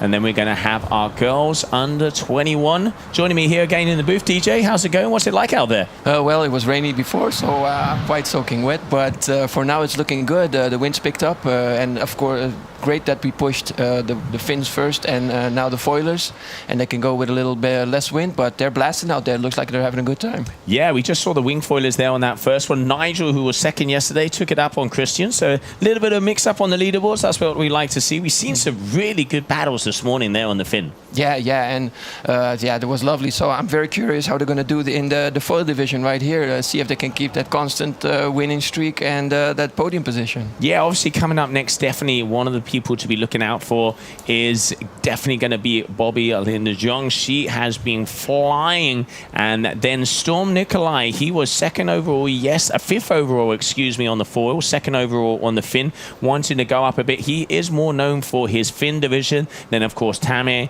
But the man to beat at this competition so far is going to be Brandon Lauro. So he is definitely the athlete to be looking out for. And then Benedict Emser, as he is one of the top riders as well. And here we can see Tuho Smits. He is in that under 17 category. So continuing on, let's get this one going. Heat number 2 of your foil division here for your PWA event in Aruba. Next up, we will have Bonaire, then Denmark, all the way over to Turkey, and ending it up in Miami. And it's really cool because we can see people from Miami here this season. Oh, really? I didn't know. Good to know. Yeah, I'm really curious following this. Oh, I see the green flag is up in this division. There they go. Look at that shot. I mean, now you can start to see the colors. Now you can see it starting to pop. And there it is looking like all of our athletes flying towards. So it looks like heat number 2 at the moment. They've changed the order. So this is going to be foil boys under 21. So unfortunately, we were not told that. So we do apologize. But as we can see them, so at the front, that did look like it might have been Casper if he was on the duotone. And there we can see Benedict also. Germany is going to be Mario. So, but going down strong. Let's kick a little eye. That is definitely Brendan there in second position. Can we recatch that first place? Brendan, what an event he is having. Oh, great. Yeah, he's doing so great. And also in this division, it's hard because they're two totally different disciplines. Let's see if we can catch up to the first place, who's right there. And yep, that's going to be Casper, Denmark. Oh, Casper. Oh, all right. Denmark. Casper Fries. So Denmark in first position. Then we have France in second. And Benedict, I think he was the athlete that went down at that last mark. We'll soon find out. But, I mean, look at that shot. They are just cruising around, and Casper completely up on the foil. Really nice long harness lines to be able to push all of the power onto the foil and start to accelerate. And, I mean, Look at that. There he is, flying along. Oh, look at that. He's taking a back look at also who's behind him, but also the Dutch drone gods. That drone is still behind him. You can see it, that small little dot behind him, following him all the way there. And this goes so fast. Look at that beautiful backdrop right there, going towards the point of Aruba. Let's see how he's going to do at this buoy right here. And almost like leaning in. That's a lay down jibe right there, keeping the speed going. Beautiful. Love the style. Yeah. Besides being fast, he's very stylish. I must say that. And looks like a clean third turn for third place. So that's looking great right there. They all have the same distance. So let's see who can catch up or if there are any mistakes. I think fourth and fifth are battling it out. That looks quite exciting also. I think it might be Tammy, actually. As you can see that black sail, it could be Tammy, as he would be on the 0.7. We'll find out. But at the moment, without a doubt, we have Casper in first position. Second position is going to be Brennan Lawho. And let's see who that third place is. Looking great on the jibe, nice and clean. And I think that was the last buoy going from the... mark number 4. That's it. Now he's going for the finish. You can see Brendan there trying to stay a little bit further upwind because then he can gain speed going downwind. You were mentioning this before, depending on the uphaul or the deep haul that they have there in the sail. But right now, Casper has started off strong, gone through the middle strong, and going to be ending even stronger here with a win of that heat number 2 here.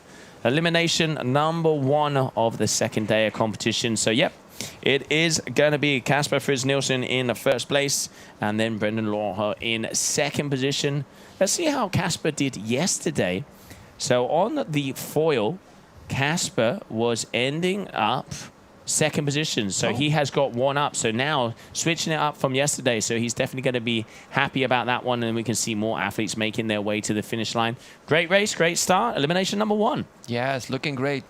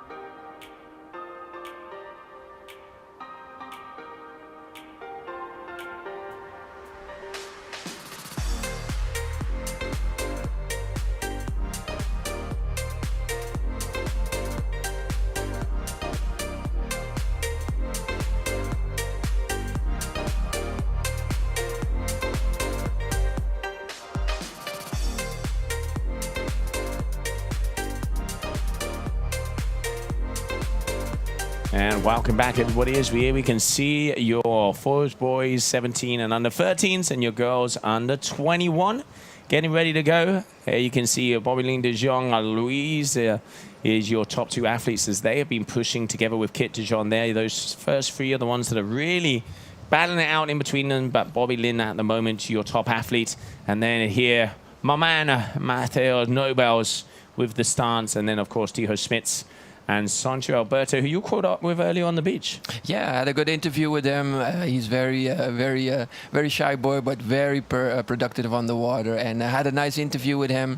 Asked him some questions about Bonaire and the windsurfing. And, of course, talking about the legend.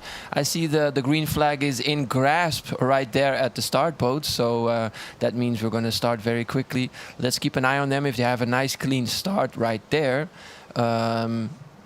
That is the former windsurfers coming in, and let's see how Lonne and Kit and Bobby are gonna work things out with Louisa. Curious about Sontje and Matteo. How are they gonna battle it out right there? Maybe there's some difference in places. Let's see. And waiting for the first possible start. In the foil, boys under 17, under 13, and girls under 21. Here they go, slowly crawling to that start line. Don't want to be too over early, don't want to go too fast, but still you need to plane. So that's also, you see the two in the middle is a planing already, and you see not planing yet, and that's not a good start. And there they go. All right, so it looks like I'm going to go out on a limb and say that that first position is going to be Bobby. As there we can see Aruba 180 is going to be Louisa van der Meulen in second place. And then orange helmet, yep, that's going to be Kit de Jong. So Bobby in first, Kit in second, and Louisa in third position. Oh, dodging the FPV there. So your top three of the under 21 girls, and waiting to see if we can see the boys in the mix there as well, as we would have Sonja Roberta and Matteo Nabels, as it looks like they're a little further back.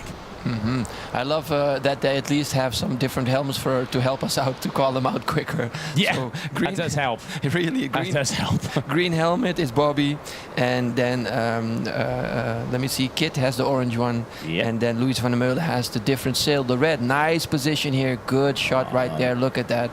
I want to go out and go wing foiling also, but for now I'll just sit with you, Joe, having the best seat in the house and seeing how this race turns out. I think there is Bobby in the first position. Let's see how she jibes around that buoy right there, and if I'm not mistaken, that's the second buoy in this heat. Number 3 on the first elimination. Yeah, so the idea is to maybe get through 3 or 4 eliminations, as of course we have that long distance that we'll be starting. So I think, if I'm not mistaken, we only have until about 3 o'clock, and then we have to stop racing. I know that might have changed with the forecasters of wind out there. We'll get that information to you. But meanwhile, action out here on the water, and look at the colors, as it is just beautiful here in Aruba. This is the kind of vibe we want to see here. None of that cloud stuff, none of that grayscales. We want colors, we want saturation. That's it. We want those beautiful colors, also the beautiful sails, and the girls are just ripping it up and going like crazy. I'm missing Sonja and Matteo right here, so I wonder if they also started, but the girls are in the lead. And they're killing it right there. Nice jibe again by Bobby, keeping it straight and easy. You can see on the water the different shades and marks on the water, saying there's lulls and there's gusts, and there's, ooh, she's touching the water right there. Oh, almost there. You can see the gust. She's really holding on and balancing. She's really balancing on that foil right there. Then you can see what skill level it takes, and also that speed. These kids are fearless. I mean, we were talking to Bobby earlier on in the event that one of the days prior to the competition, she was going up to 30 knots. So it's incredible to see how fast the foils do go out here, and at such a young age, 15 years of age, already producing those kind of speeds. You wait until some of these athletes, because we do know, let's say from the Pro Tour, we do know that weight gives you speed on the foil. You wait until these girls get a little heavier, get a little stronger. We're going to be seeing some new generations coming up fast. Yeah, they're going to be crushing it, and I will say, Sarakita, watch out. The girls are here, and we got talent, and yeah, so close. Also Bonaire, I can't stress it enough. Aruba and Bonaire, and also Bonaire. In the Windsurfing Association, it's been always a landmark. Finishing first, right there is Bobby Lynn, and let's see for the second place if that's Kit. And that's Kit right there, finishing second, if I'm not mistaken. And then let's see if Louisa held on to that spot. Yes, she did. And great there race. She's finishing third.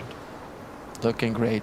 Well, there we have it. Your under 17 and 13 boys and your under 21 girls with those top 3. So Bobby Linda de Jong together with Kit de Jong and Louisa closing it out. Your top 3 here of elimination number 1.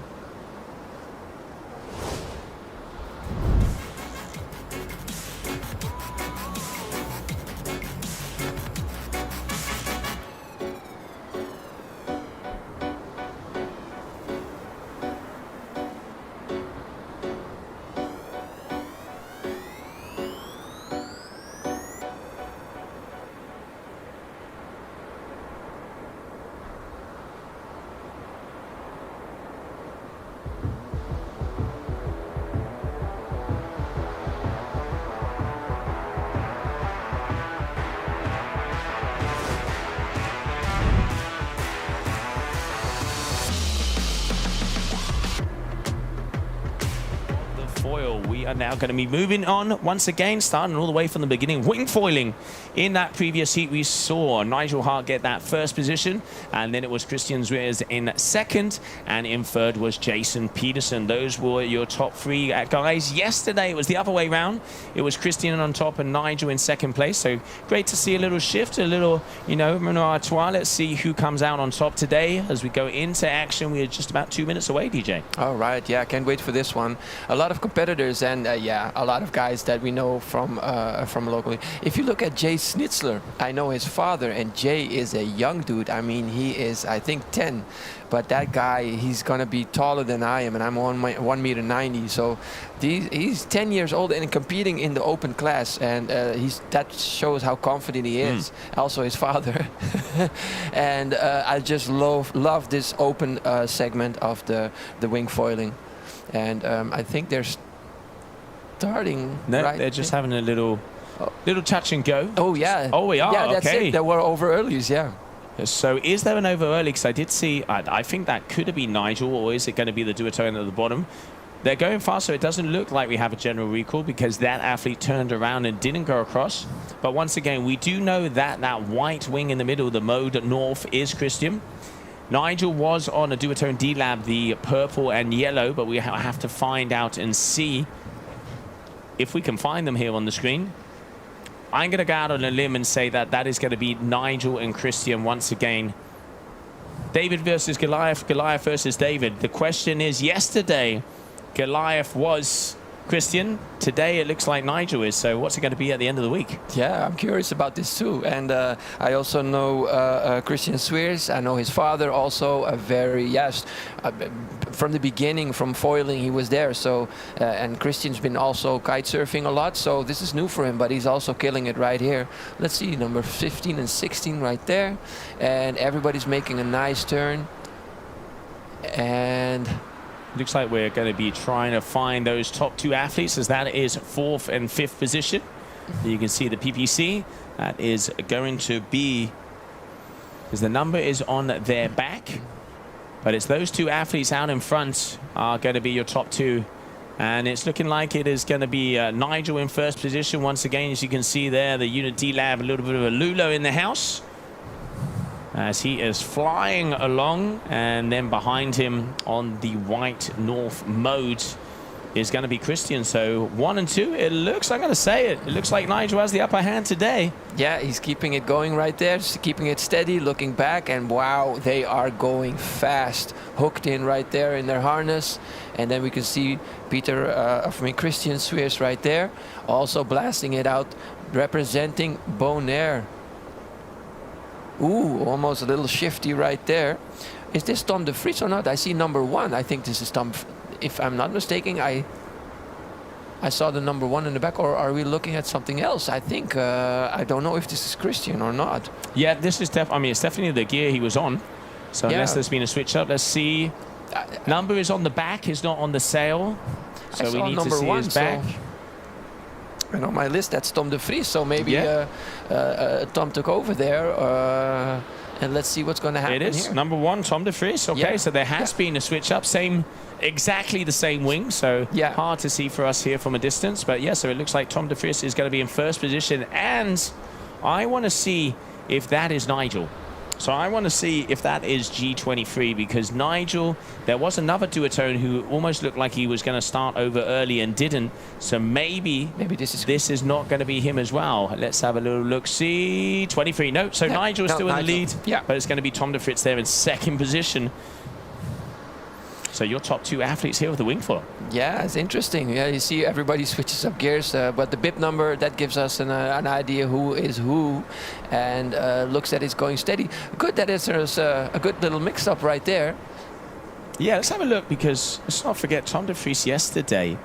He was, let's have a little look-see here. Tom de Vries did not finish. So he was not in the mix. No, so, and I think that is Christian Zwiers actually on that set, if I'm not mistaken. So as you can see, it's not the easiest job to see who is going around, but one thing is for sure, Nigel has won. So elimination number 2, wing 4 winner is Nigel. Apart from that, unofficial results, we will get them to you as soon as we can. But so far, Nigel, 2 for 2. We continue on. Coming up next is going to be your 4 boys under 21.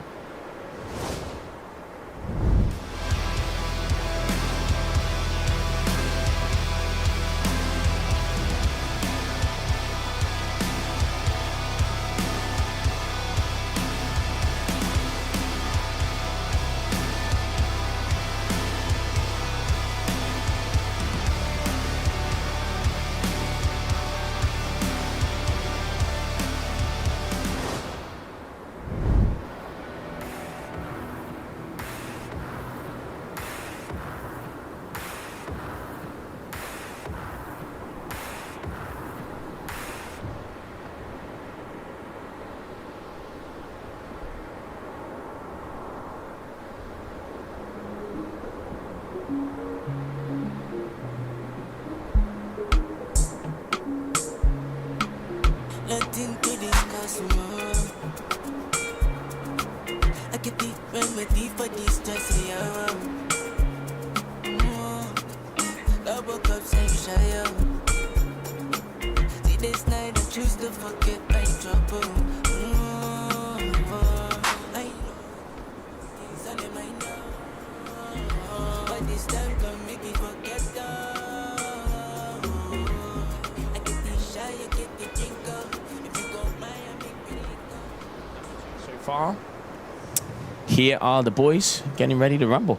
Looking good. We know those faces and also their places, and good. They're looking good and strong, and let's see how they're gonna work it out right there in this heat number 2 in the second elimination. Yes. And here they come. You can see they're coming slowly, creeping into that start line. And let's see if they keep it on time. Oh, they are close. Yeah, some are over on the downside, are a bit early. Let's see, they're nice, they're good. I think there's no over early. Let's see, they keep on going. So here we can see Casper out there in front in the two-tone. Behind him there with the Patrick, and that is going to be Benedict. Looks like Tammy there in the back with the black 0.7. And let's not forget, we could see Brandon, who having probably not the best of starts, but we do know he has the speed. He is your current overall leader. But I'm going to say it, Casper at the moment in this second day is definitely dominating. But hey, you can see Brandon as they're starting to come to the turn. Mark, number 1.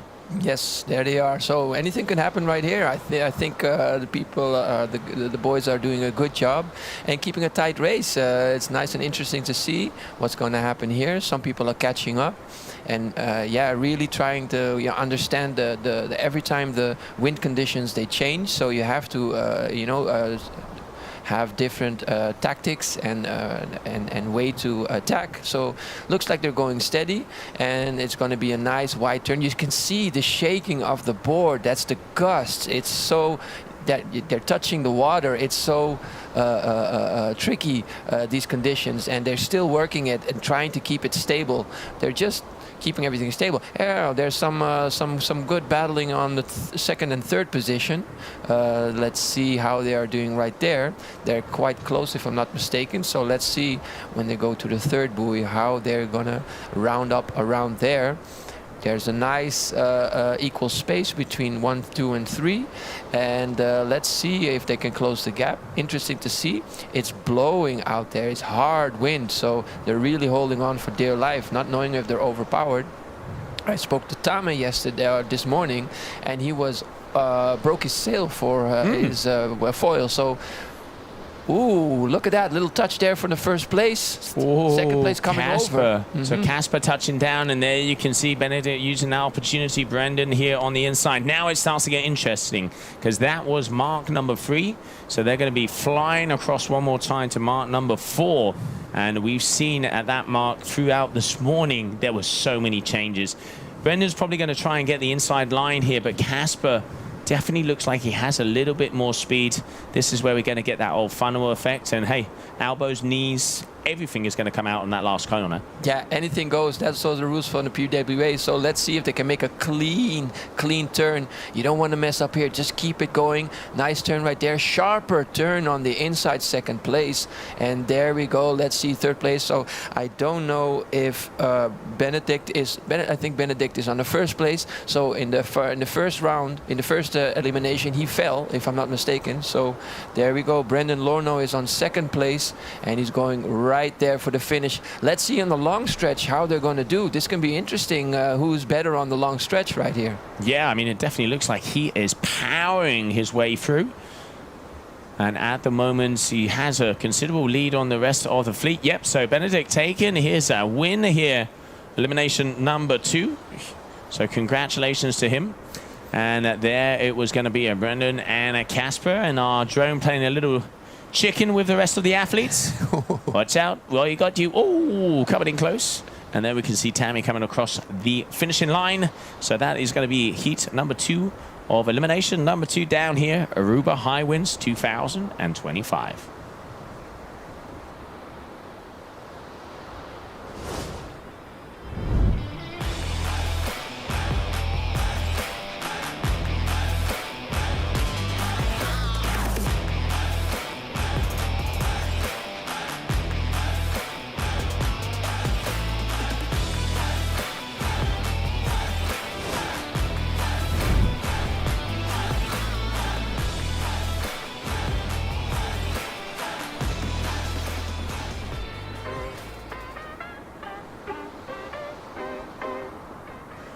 Wow, DJ, yellow means only one thing. 2 minutes, my man. That's it. Ready to go for that other heat to start. And this is foil boys under 17 and 13 and girls under 21. So let's see what we're going to get here. We know Bobby Lynn has the green helmet and Kit de Jong has the orange and Luis van der Meulen has the red sail. I'm very curious what's going to happen here. Let's see also if Sancho and Matteo are in here and Taiko. I think Taiko shouldn't be in here, if I'm not mistaken. But yeah, under 17s. Yeah, he is. Okay. It's his last year under 17s. And obviously, you know, the battle that he had with Storm previously. Storm now moving up to the under 21 division, doing very well in the Finn, second place at the moment, unofficially. And then when it came to the foil division, yesterday he was 5th overall. So obviously he's better on the Finn than he is the foil, but a very good overall rider. And now we can see, going to have our 21, under 21 girls coming out. And then your 15s and, excuse me, your 13s and 17s. So let's see, we're having about 3.5 minute times to 4 minute times from start to finish. So they are flying out there. And wins, I mean, DJ, this is your hometown. What's it looking like? It's looking good. In the last shot we saw you were having talking about 2 words, that is battle and storm, and just in that shot I saw the little darker clouds on the left side going over the hotel area, and the storm coming up. I see the green flag is coming up. Let's see how it will turn out in this heat. Let's see how we can call it out on the helmets, of course, and the Youngs at least. We know their sails, so that we know. And let's see who is on the first and the second. For now, we know Bobby's always mostly on the first and Kit on the second. And then Louisa should follow quickly, and they're going fast. This view really gives you an image of how fast things are going. It certainly does. I mean, you can just see those colors in there surrounding that first mark as they make that turn, and you can see just not even dropping off of the foil. So that, I'm going to go out on a limb. I'm going to say that is going to be Bobby Lynn in first position, and can't quite see us. It's a little pixelated at the moment. Sometimes the connection is a little on the shy side, but hey, it's the price to be out here in paradise. Yeah, don't mind that. No, it's looking good. Dutch drone gods doing their best to get the best images out there. Mostly when it's a bit pixelated, yeah, that's coming. The drone is out of reach, and the signals are getting a bit troubled. But at least we can make out the sails, and it looks like, of course, the family De Jong. And here they go. Dominating. Dominating on that second buoy right there, making a good turn. Here we got some drone shots. And it's the green helmet. That is Bobby. She's always chirpy and always smiling. She's just enjoying this and killing it right here. Mrs. De Jong, upcoming talent from Bonaire with the whole family. And the whole family is here. And representing Bonaire, here she goes for that third buoy. Keeping it steady, keeping it stable. And these close shots, man, this is incredible. And you can see how the wind is shifting and how they have to just manage and calibrate. Nice little turn right there, keeping it planing, keeping it out of the water and going. And we saw in the last elimination that somebody touched the water. That really slows you down. And the person that keeps planing passes by quickly, and it's hard to catch up right there. And every mistake that counts. And here they go for that last buoy, if I'm not mistaken, right there. I mean, she just looks so in control, Bobby, here. It really is, just flies along. You can see always up on the foil, and our drone just having fun with her out there. And I got a feeling that maybe the old battery is on the low side as they've just decided to go away from their athletes. But yeah, it is going to be Bobby Lin De Jong once again in that first position, meaning that that is going to be heat number 2 and number 3, as you can see here of this elimination number 2. And I've asked the question to see what the idea is. And there she goes towards the finish, keeping that position. And we can see the finish buoy right there, going for that first win and keeping it steady, going over there. Boom, it's in there, in the pocket by Bobby Lin. And finishing in second is Kit, if I'm not mistaken. There's a wide gap in between there, and she's slowly coming in. And then we're gonna go over to the replay.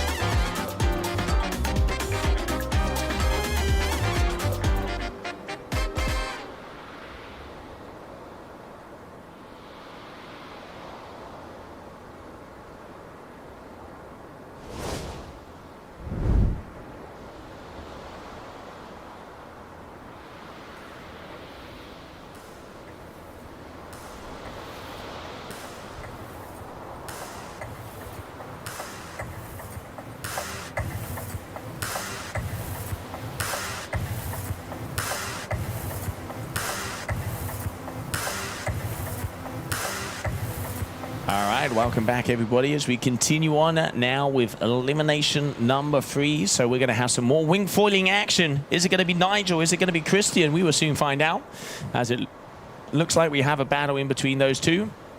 Coming up on the closing moments before we have that green flag in the sky, as those athletes are just bobbing around. Let's not forget, starboard side starts. 4 marks, nicely downwind. The first one with a bit of a reach, gaining speed so they can fly their way to that finishing line and see who is the fastest out there today. On the foiling side, about 2.5 minutes to 3 minutes from the committee boat start to the finish. So they are going pretty speedy across your racing course here. The second day of the Aruba Hi-Winds 2025 season, 37th year of this event, DJ. Yeah, that's it. And you see people are over early and they're just dancing around there. Then the green flag is up. You can see how tight it is.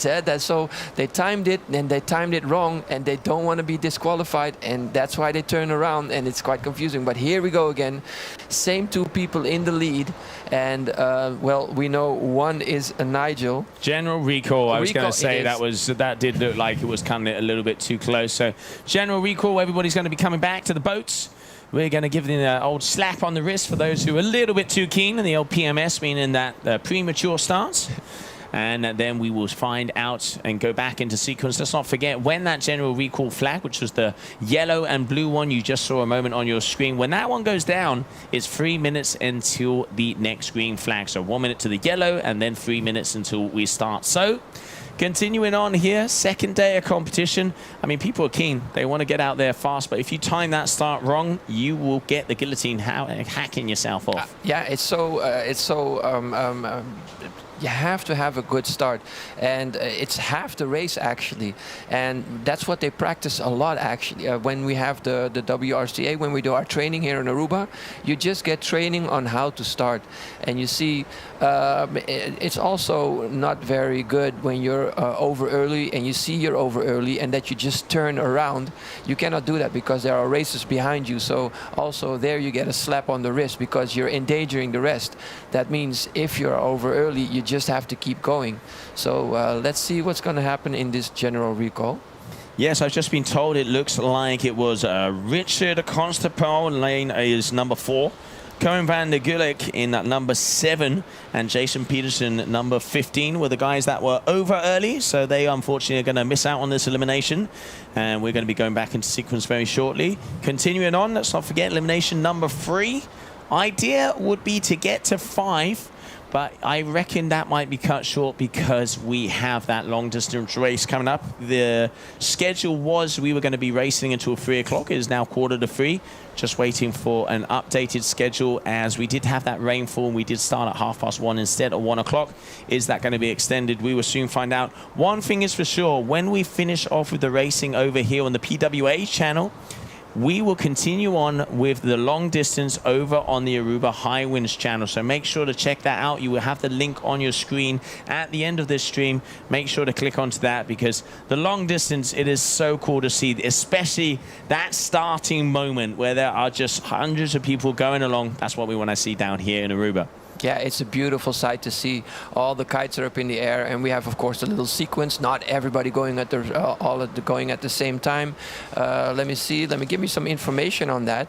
The first one to start are the men's and the juniors. 10 minutes after that, that's the women's and the masters in the grandmasters. After that are the men and the masters in the grandmasters, and then 10 minutes later are the kite foilers and the wing foilers, and as last, of course, the windsurfers. And we do this, of course, because the most participants are the men and the juniors. So it's a beautiful sight to see. Yellow flag is up. 2 more minutes for the start. And yeah, if you want to see that action, of course, you go to the arubahighwinds.com page and see what we have to offer besides the PWA racing, of course, and all open races. Can't wait for that. So it's also a big event we have here besides slalom, and also having other disciplines like kite cross. So that's also worth your while. It's very exciting, the kite cross, where the kiters have to jump over obstacles within also a slalom. And next heat we can see here Christian Sweers, Tom de Vries, Richard Constapel, and yeah, those are the guys who got a slap on the wrist. So Richard Constapel won't be competing, and Koen van der Gulik, they were over early and penalized for that. So very curious, yellow flag was just up, so we're going to be very close for that start in the wing foiling open division. I see Jay Schnitzler is also there, and Milou Fakkel, a lot of same last names, so that means that's family on the water having fun together, mostly father and sons or father and daughters having fun on the water. I mean, I love that. I'm fortunate enough myself as my dad surfs, so we still surf together, and I mean, there's 2 good things about that. 1, dropping in on his wave, because that will get on his nerves. 2 is those moments enjoying it out there on the water. I don't think there's something nicer that you can enjoy with a family member than a sport. It doesn't matter if it's water sport, if it is on land sport, it doesn't matter. It's just so cool to be able to, be out there and share a passion. Yeah, that's it. And I think a few persons were over early. Let's see if they didn't learn their lesson, but... Also, it looks like we have a general recall again. So somebody get me a sniper gun, and I'm going to start to shoot these premature starters. Yeah, I mean, we got they have an inflatable bladder on these wings, so we could hunt them down. So it looks like this is going to be general recall number 2. At this rate, there's only going to be one, and you can see them laughing out here on the boat. So hey, maybe third time lucky, but we're waiting for those numbers to come in. As I can see, Sarah. Yep. So general at the moment recall number 2. These guys, they want the attention. I think so, and yeah, they have to train on their starting, of course, but yeah, they're eager to go. So yeah, starting premature, that shows also they really want to get a flying start. And it shows again, learning your starting, learning how to approach it separates the pros actually from the amateurs in the sense of, okay, you really have to focus on that. Here we can see the start boat having fun right there, having a good time. I see Mr. Schnitzler on there, and I want to thank also all the volunteers, over 120 volunteers here for the Aruba Hi-Winds to make it happen, also to make sure that everybody is safe, everybody is fed, everybody is secure, and everybody is having a good time, all based on volunteers.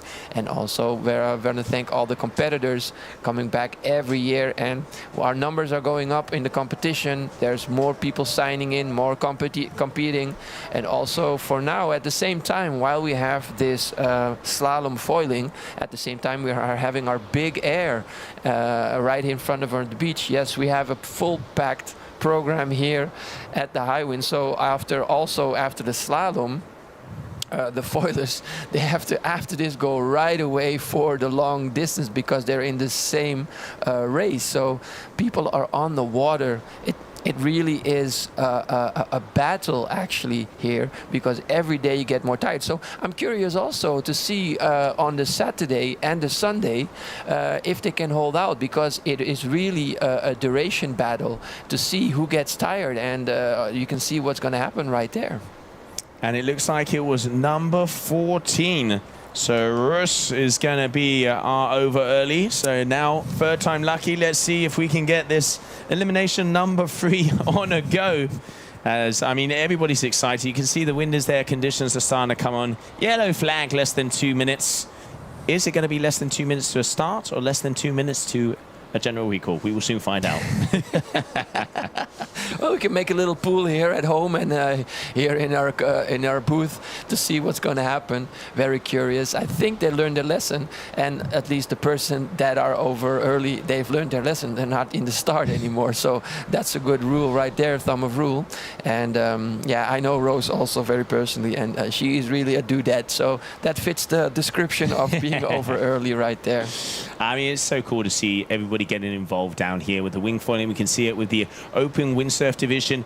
If you are enjoying the action that you see out here on the stream, you cannot believe how good it is if you come in person. So next year, 2026, the place to be is your Aruba Hi-Winds. It's such a cool vibe. And then obviously in the evening as well, we have that sunset session. There's DJs, there's bands coming up on the main stage. It really is just a festival and enjoying this beautiful island. And then of course, you know, during the morning and afternoon times, we have conditions for you to go out, and seeing those open categories, everybody just gets involved, and it does look like we are very close to starting one more time. Okay, third time lucky here, okay, DJ. Third time lucky. I want to see how this goes. So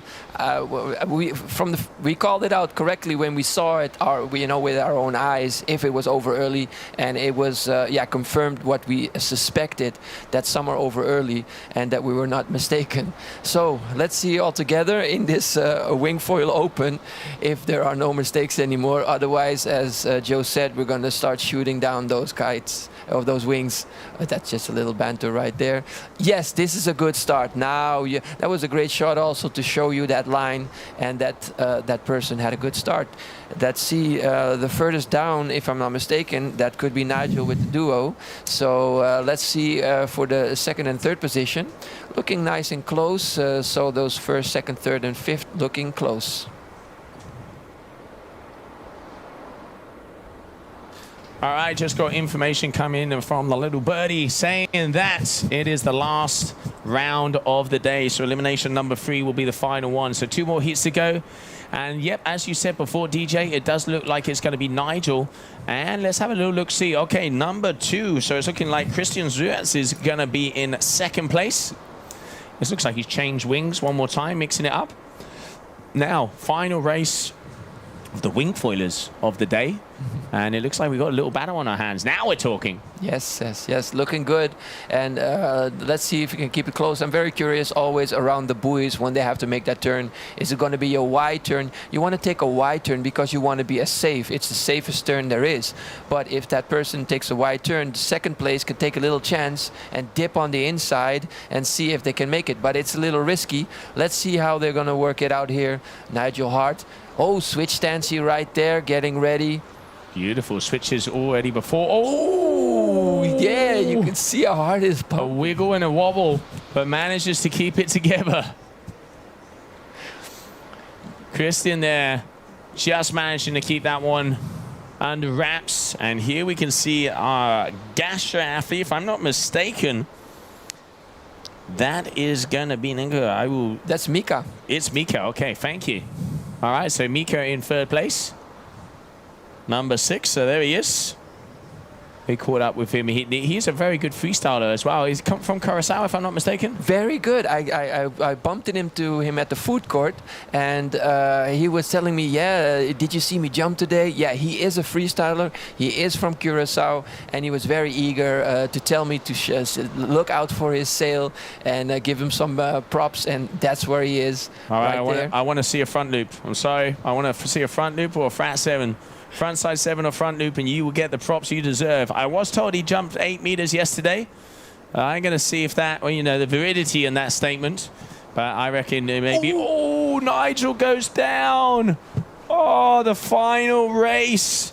So that means, unless anything changes, Christian's going to go with one up on him. So Nigel's going to have 2 wins. And if it stays like this, well, anything can happen, as we know. Final jibe.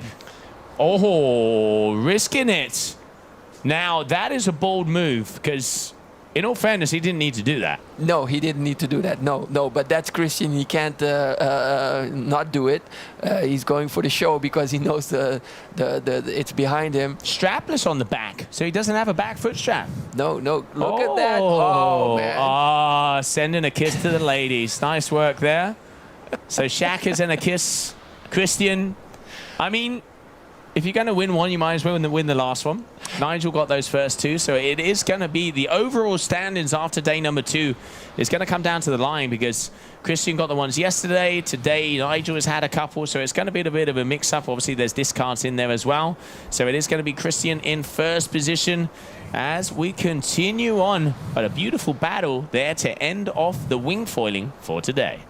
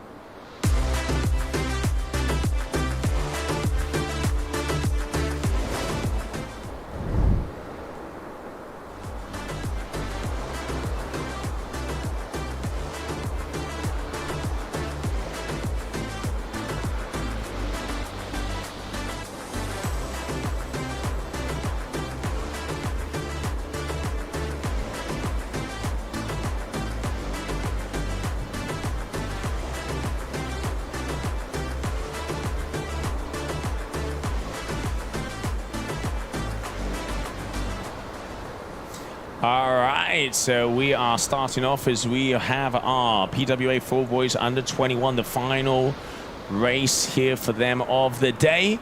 So it did look like it was going to be Brendan out there, Loho in first position, as I can see as they start to make the turn. And hopefully we'll be able to go a little bit closer. As it a little far back. It's always the battle in between Brendan, Benedict and Casper over the last few heats. But hopefully that drone will get back into place and we will be able to see some of the action. We have the wind surf foil, not the wing foilers right now. So let's continue with the windsurf foil. Great view of the wing foiler there, though. And it looks like we have a general recall. Okay, so a little bit left, right, center, and all over the place. But general recall, meaning that athletes are coming back to the committee boats. And we will have a restart there on your heat number 2 of the PWA Full Boys under 21.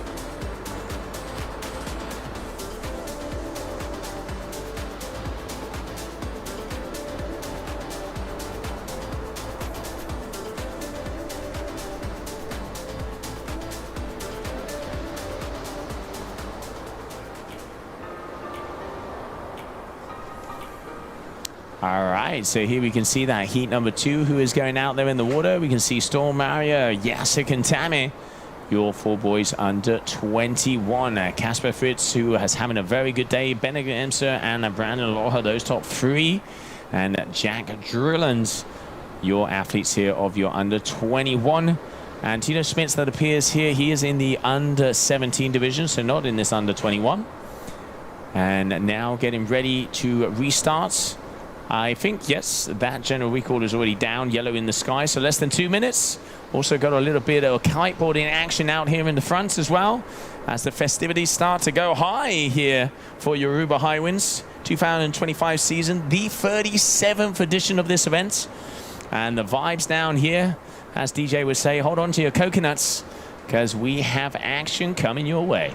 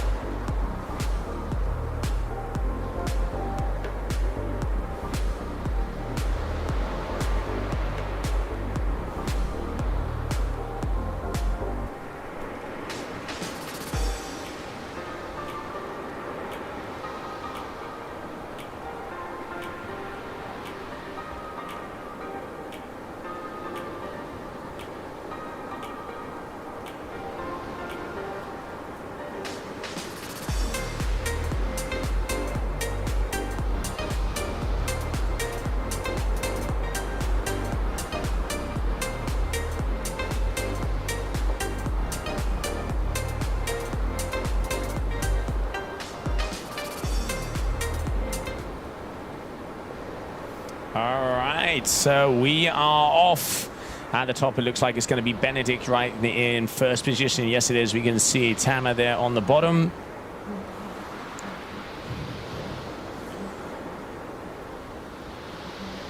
And down here, so that is Storm out as well, as we are continuing.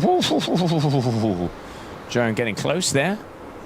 But yeah, Benedict is definitely going to be in first place, as we can see him here. Germany 219.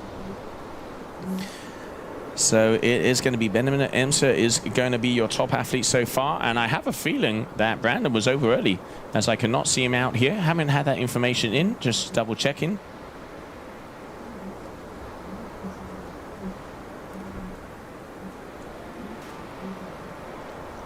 All right, so yeah, Benedict. Hand solo. As he walks alone out in front. Here we can see also is going to be Tammy. And that is Tammy there, Aruba 20. And behind him, if I'm not mistaken, that could be Mario. Just trying to catch that one.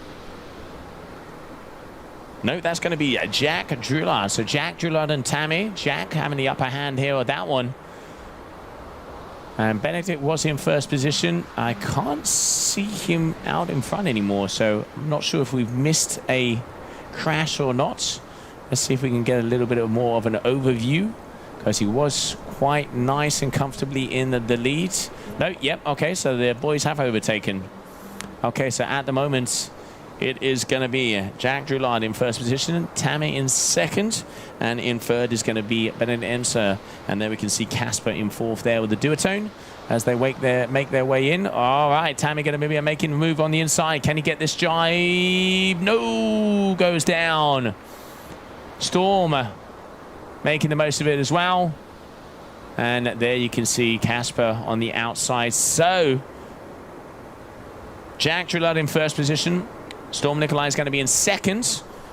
And that does look like a pixel of a duotone in third. We'll try and get a little bit closer.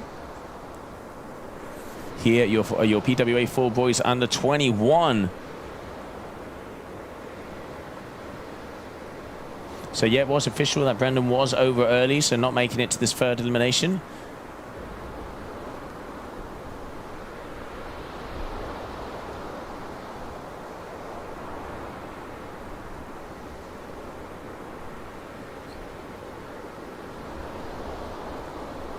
As we have one more heat to go after this one, and then we're going to have a short break. At 4 o'clock, we are going to be coming back, as I mentioned before, for the long distance. So at 4 o'clock, we will be back with the stream, but it will be on the Aruba Hi-Winds YouTube. We will set the link up on this for a little bit, so you'll be able to click on it.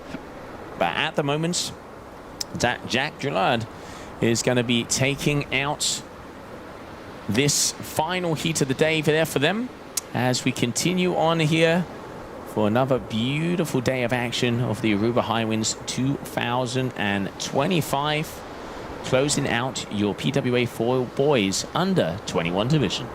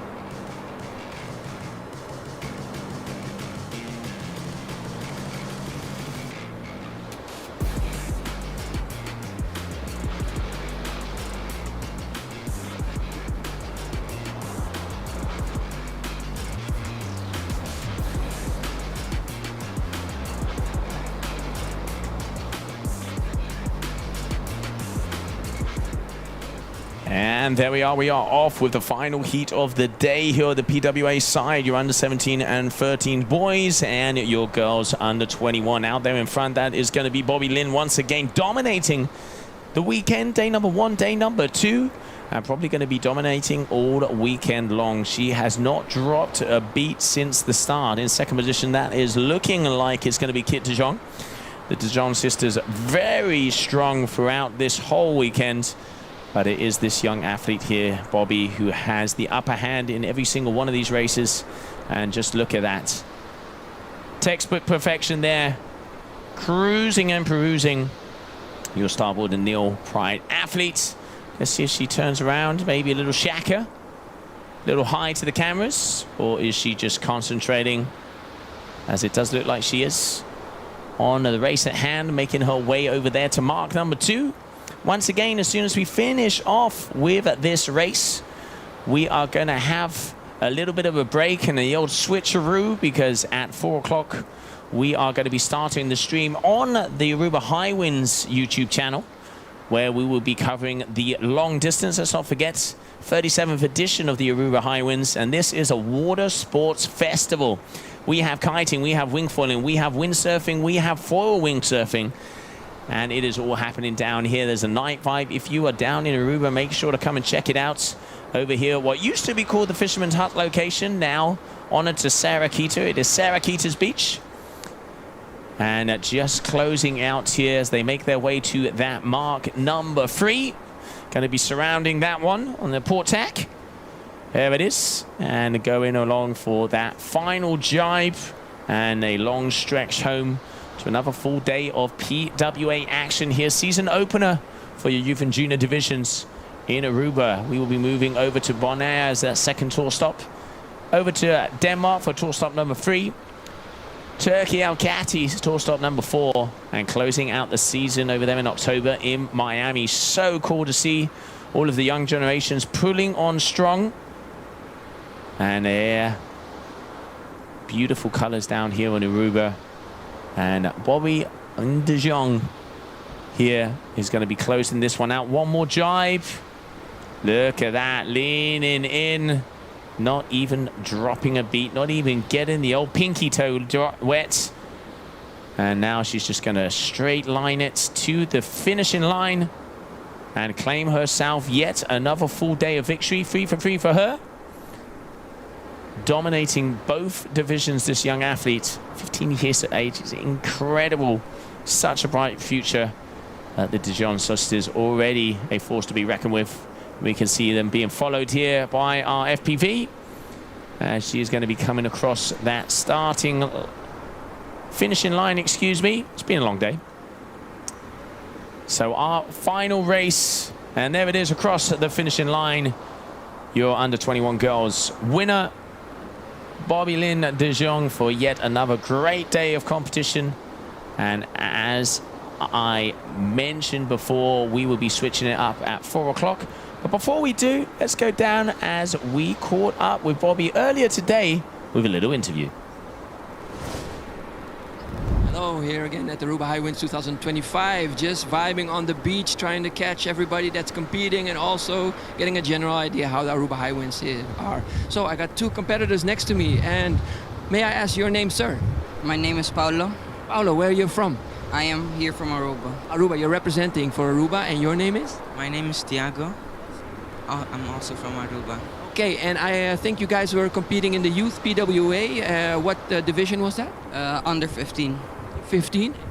I also raced in under 15. Okay, and do you guys race more often here, or is this your first race? I have raced before, but like another beach. And yeah, but this is my first Hi-Winds. Okay, and for you? This is also my first Hi-Winds, but last year I participated in the regatta. Oh, in the regatta, okay. And what do you think about this race? Is it exciting? I mean, it's quite exciting with the timer and getting ready. How is your strategy, and how are you feeling about your start? What's your overall feel? Are you happy what you did? Yeah, I'm pretty happy. It went way better than yesterday. Today I got 2nd place. Yesterday I was pretty mid, like 5th place. So yeah, it went better. Okay, good. Yeah, because the first day you can learn a lot and then take that to the next day. How did your first day go and compared to your day today? My first day was, I became 2 times 2nd and 1 time 1st.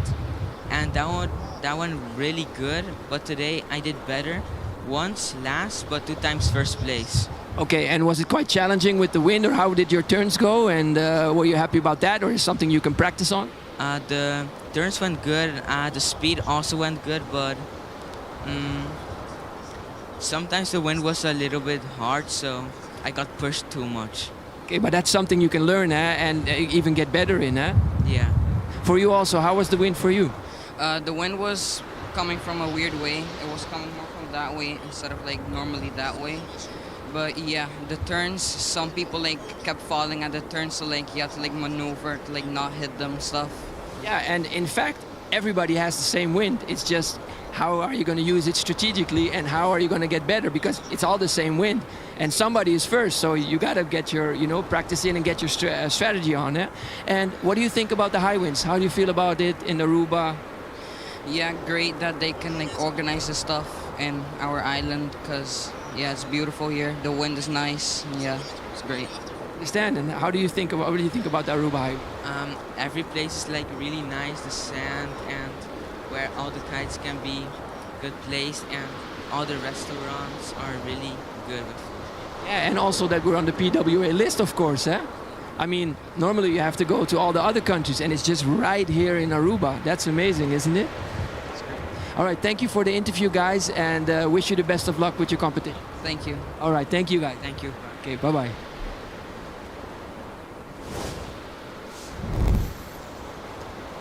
Okay, so what a full day of action we have had here for day number 2 of the Aruba Hi-Winds 2025 with your PWA Youth and Junior divisions. There has been some standout moments, a little bit of rain, we've had the sunshine, it has all been happening here, but another full day of competition. We'll be starting off tomorrow here, day number 3. So thank you very much, everybody, for tuning in. It has been great to see the action down here on the beautiful, crystal clear blue waters of Saraquitas Beach. And we will see you tomorrow.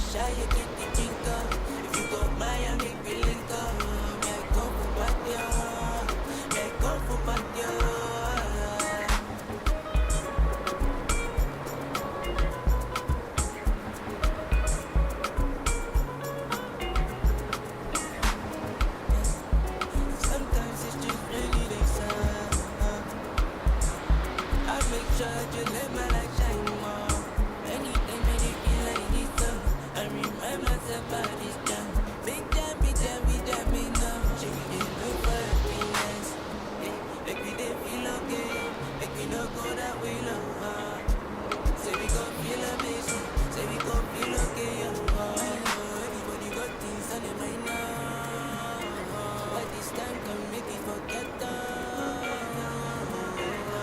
I get the shy, I get the drink up. If you go by, I make me link up. Me, I go for my dear. Me, I go for my dear.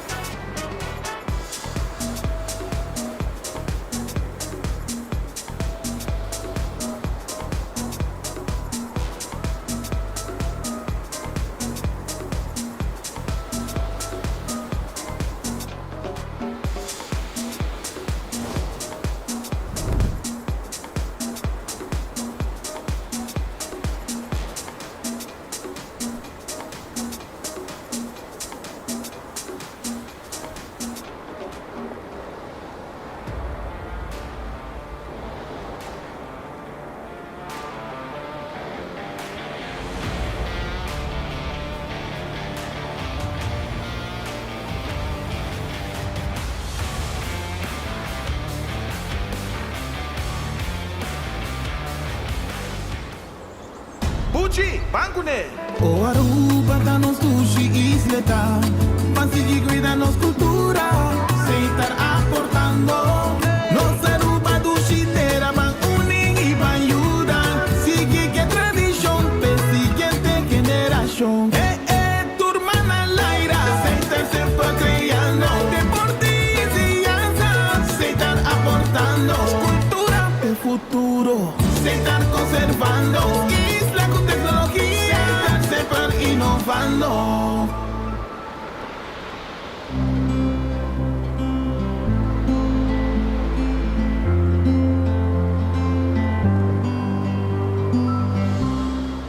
Pay data way.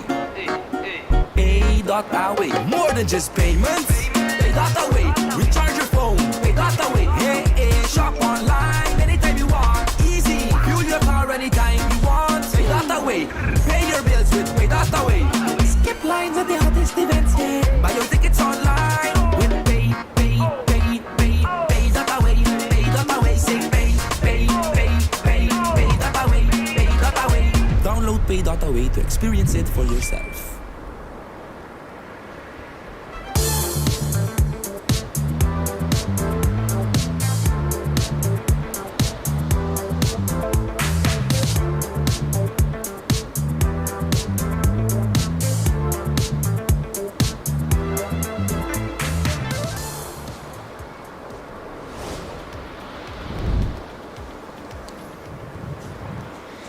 And welcome back, everybody, as we are getting ready to go with our long distance race. Josie Ashley here joining me in the booth. DJ, tell me about it. I can see a lot of water action movement happening here as we're going to have them going from here to Arashi. Is that correct? Well, going to Arashi, and then the finish is at Eagle Beach. So Arashi is what we call our favorite nice beach on Aruba, and that's close to the point of the island. There's a buoy. They make a turn around there, and then they're going to make a straight line out to Eagle Beach. And it's really an endurance race, because for Arashi they're staying close to the shore because it's an offshore wind. They're going to stay close to the shore to make the buoy also, and then once they turn around the buoy, it's more going into the open ocean. So that's the challenge. It's where is this? There it is. Thank you. There you can see it. It's they're going to start right there. 4:05 is the first start for the junior and the men, and we're going to follow them. After there's another start from the women and the men seniors. That's Arashi on the right side. We're going to turn around that buoy. There are two buoys, and then they're going to go straight to Eagle Beach. It is a challenge, I must say. Yeah, and I think the really cool thing about it is it doesn't matter what you're on. It is all about the water sports. You know, we have kiters, we have wingfoilers, we have windsurfers, everybody just kind of getting out there, have a fun, a little cruise along the island with your mates. Yeah, it's really, and also everybody's watching each other.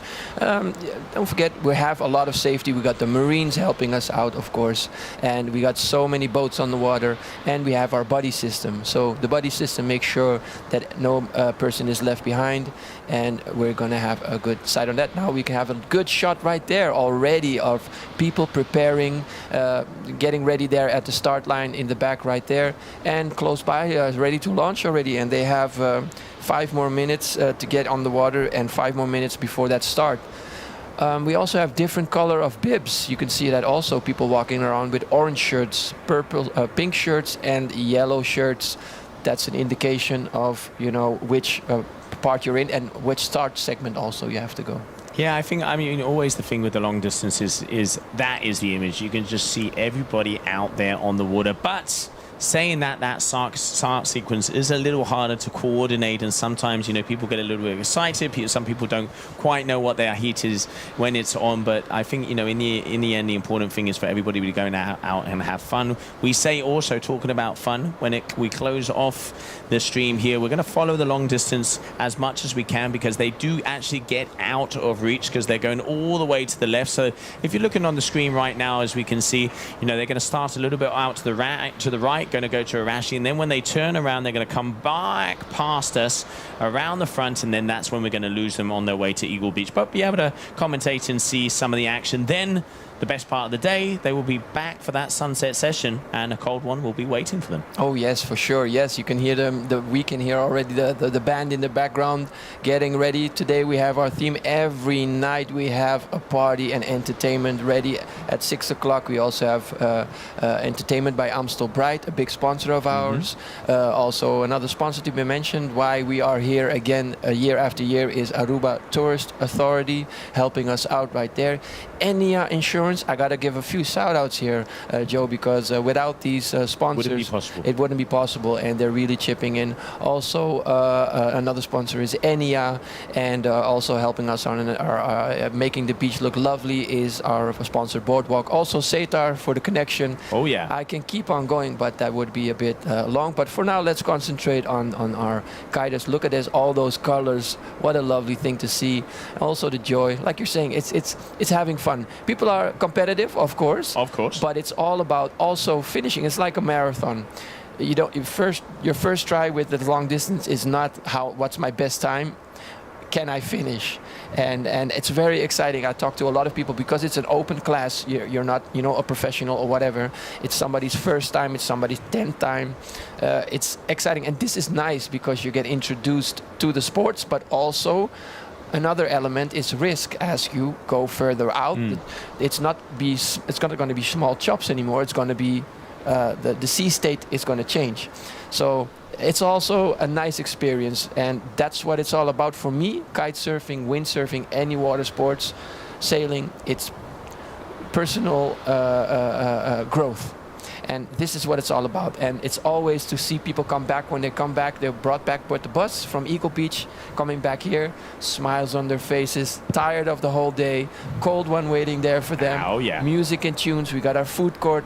Everybody's taken care of. Yeah, I mean, I think, there's a famous saying, it's not the destination, it's the journey itself. It is about that journey. It doesn't matter where you're ending up. It's, like you say, going out there, the love, the vibe. You can really see that is such an important part. And these are the disciplines where you can really see that community coming together because, of course, it's a competition. There's competitive people who want to go on that race, but it is also about just cruising along from one side of the island to the other. And we are getting ready because it is just 1 minute to 4. So technically, they will be starting at 4 o'clock, and hopefully we will be on time. We are going to be starting. Which is the discipline that's going to be starting off this long race? This is going to be the juniors and the men. And why? That's the biggest discipline. And after that would be 10 minutes later are the women.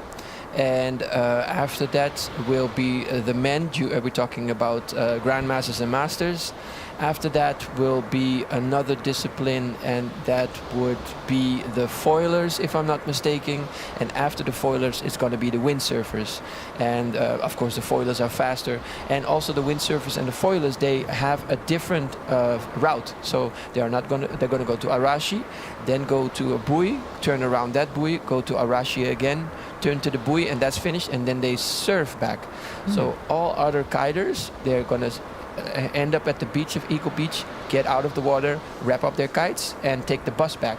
We call it the banana bus. They're sponsored. They're also sponsoring us, and they're going to come back in the party bus. So I love it. The banana bus, the banana party, as they are making their way in. So it does look like, let's go out onto the water, as I can see quite a bit of motion. I'm going to say that looks like a green flag. Can we maybe get a little bit closer? I'm going to come a little closer to the camera. I do apologize. But I'm going to say it's green flag. What do you reckon? I think it's still red, if I'm not mistaken, because otherwise they will be crossing. We're still at, if I look at my watch, but everybody has a different time. It's 4:01. The start is in 4 minutes. So I think it's still there, red flag up. Yes, yeah, red flag is up. And all right, so 3 minutes, just been told now, 3 minutes until the start. There it is, that red flag is in the air. So we are getting ready to go. When the yellow flag hits the sky, it's going to be 1 minute until we start. And green flag, pretty obvious. It's a go, go, go. So final moments here of day number 2 of your Aruba Hi-Winds, your long distance race. We've got all different types of categories and getting ready to rumble. How long would you say it's going to take our athletes to complete this? That depends which class, of course, but mostly it would be about 25 to 30 minutes, depending how good you are, how fast you are. I say 20 to 40.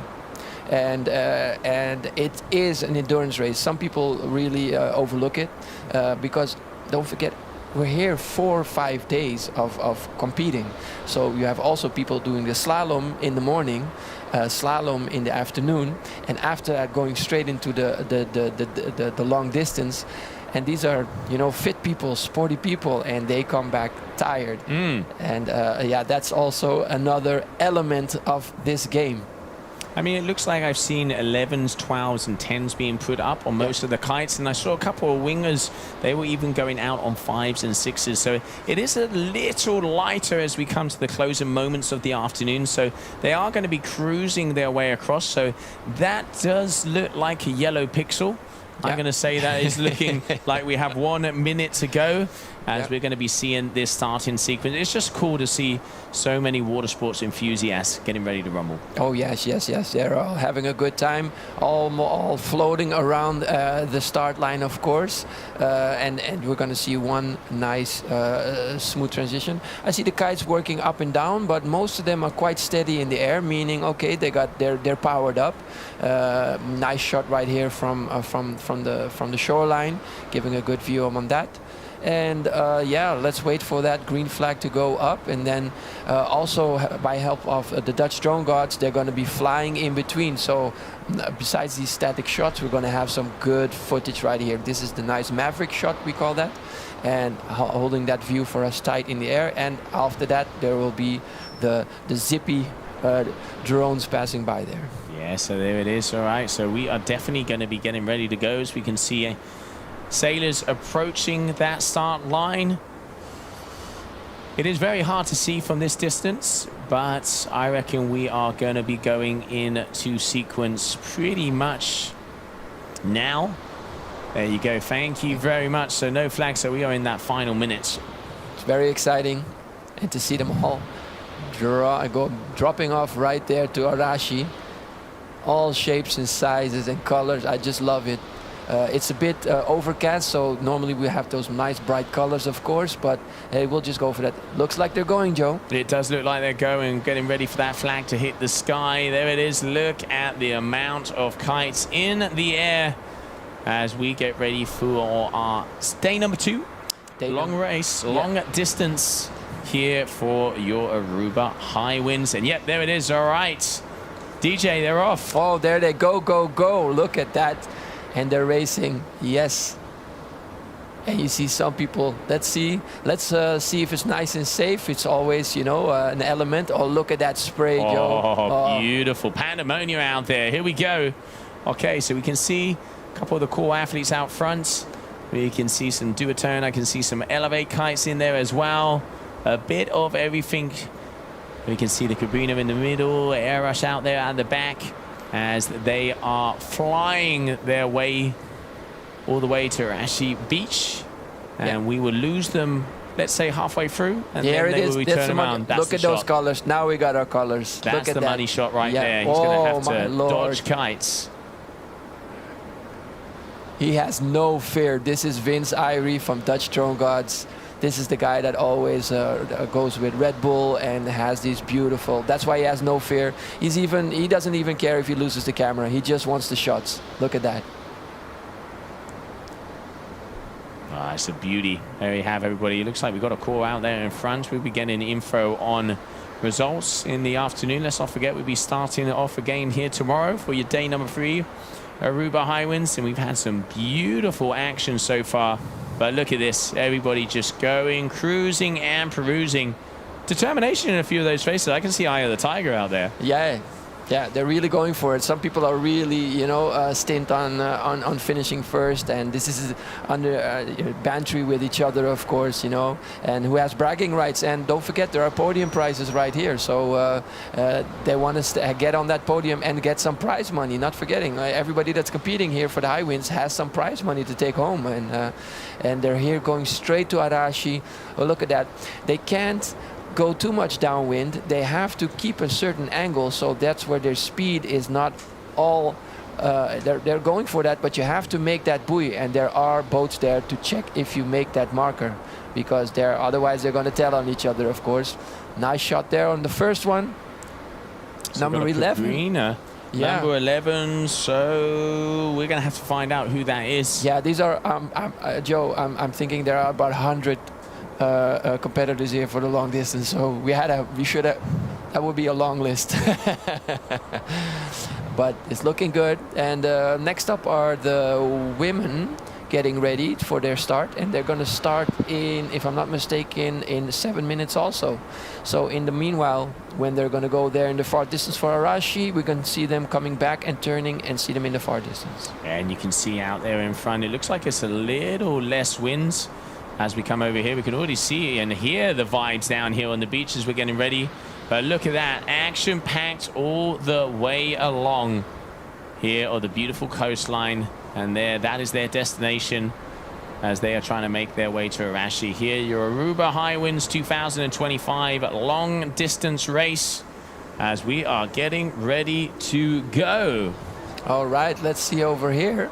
And they're going, maybe we have some numbers in, but look at that. Now you have that, that's the point of the island right there I was talking about. And there's that nice shore break right there. That's where we surf. We call that West Point or Rancho.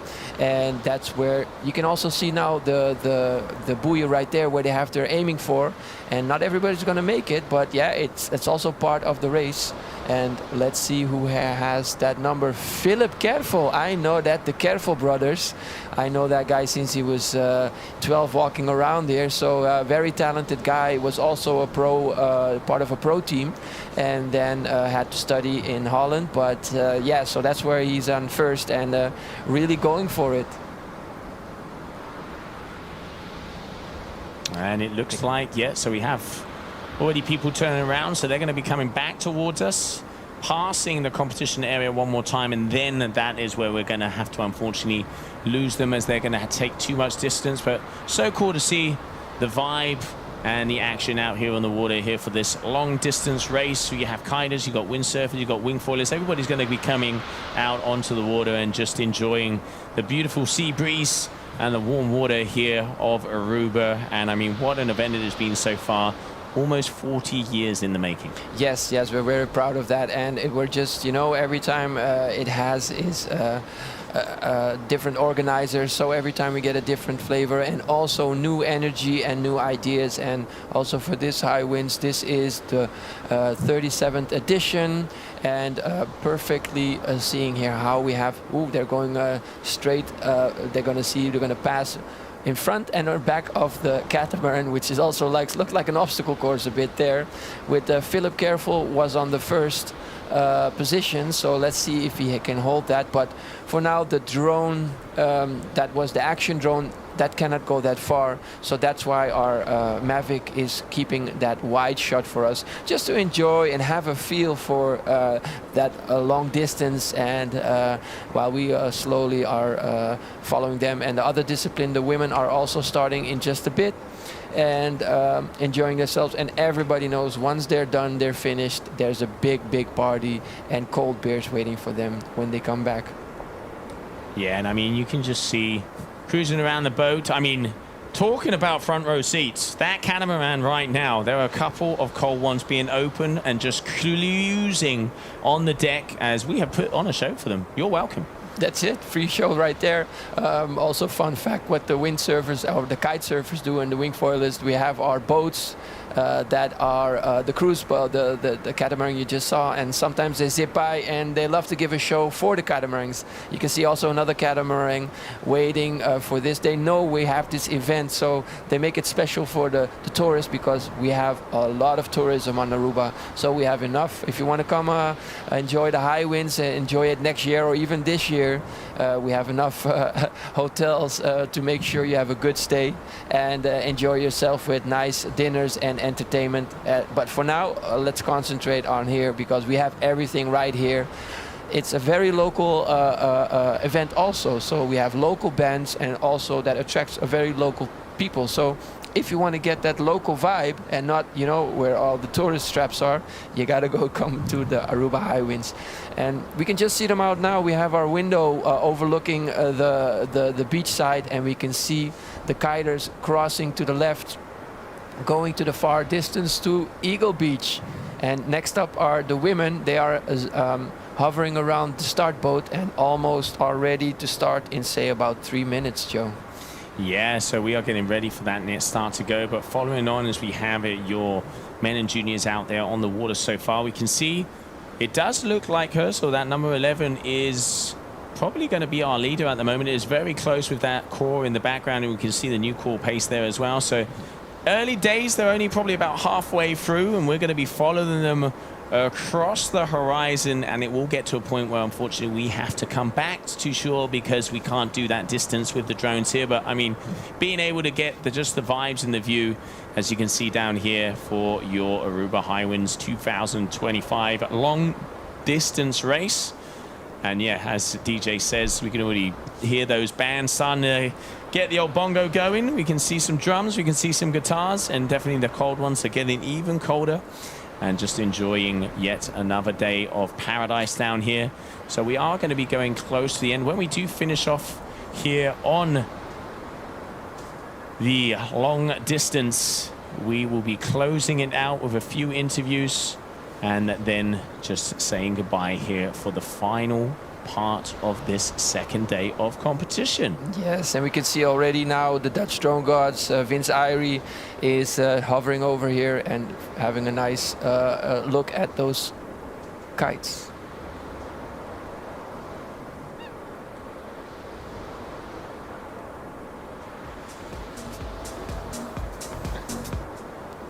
And here, just getting that FPV vibe. I mean, talk about go close.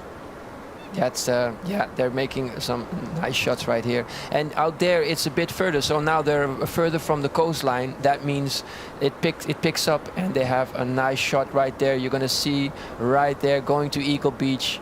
And yeah, it's more powerful out there. So on the inline it's a bit slower and move your kite, but out there the sea state is different, and they're zipping by.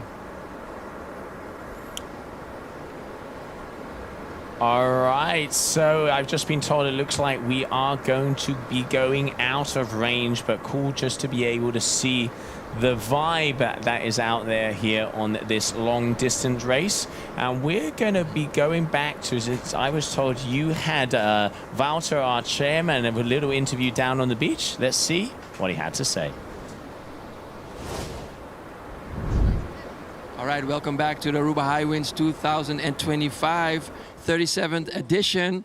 And next to me is a big official of the Aruba Hi-Winds. His name is Wouter. Wouter, how are you doing and how are you feeling today on the third day, the second day of the Aruba Hi-Winds? Yeah, it's feeling like the 5th or the 10th day, but it is indeed second race day.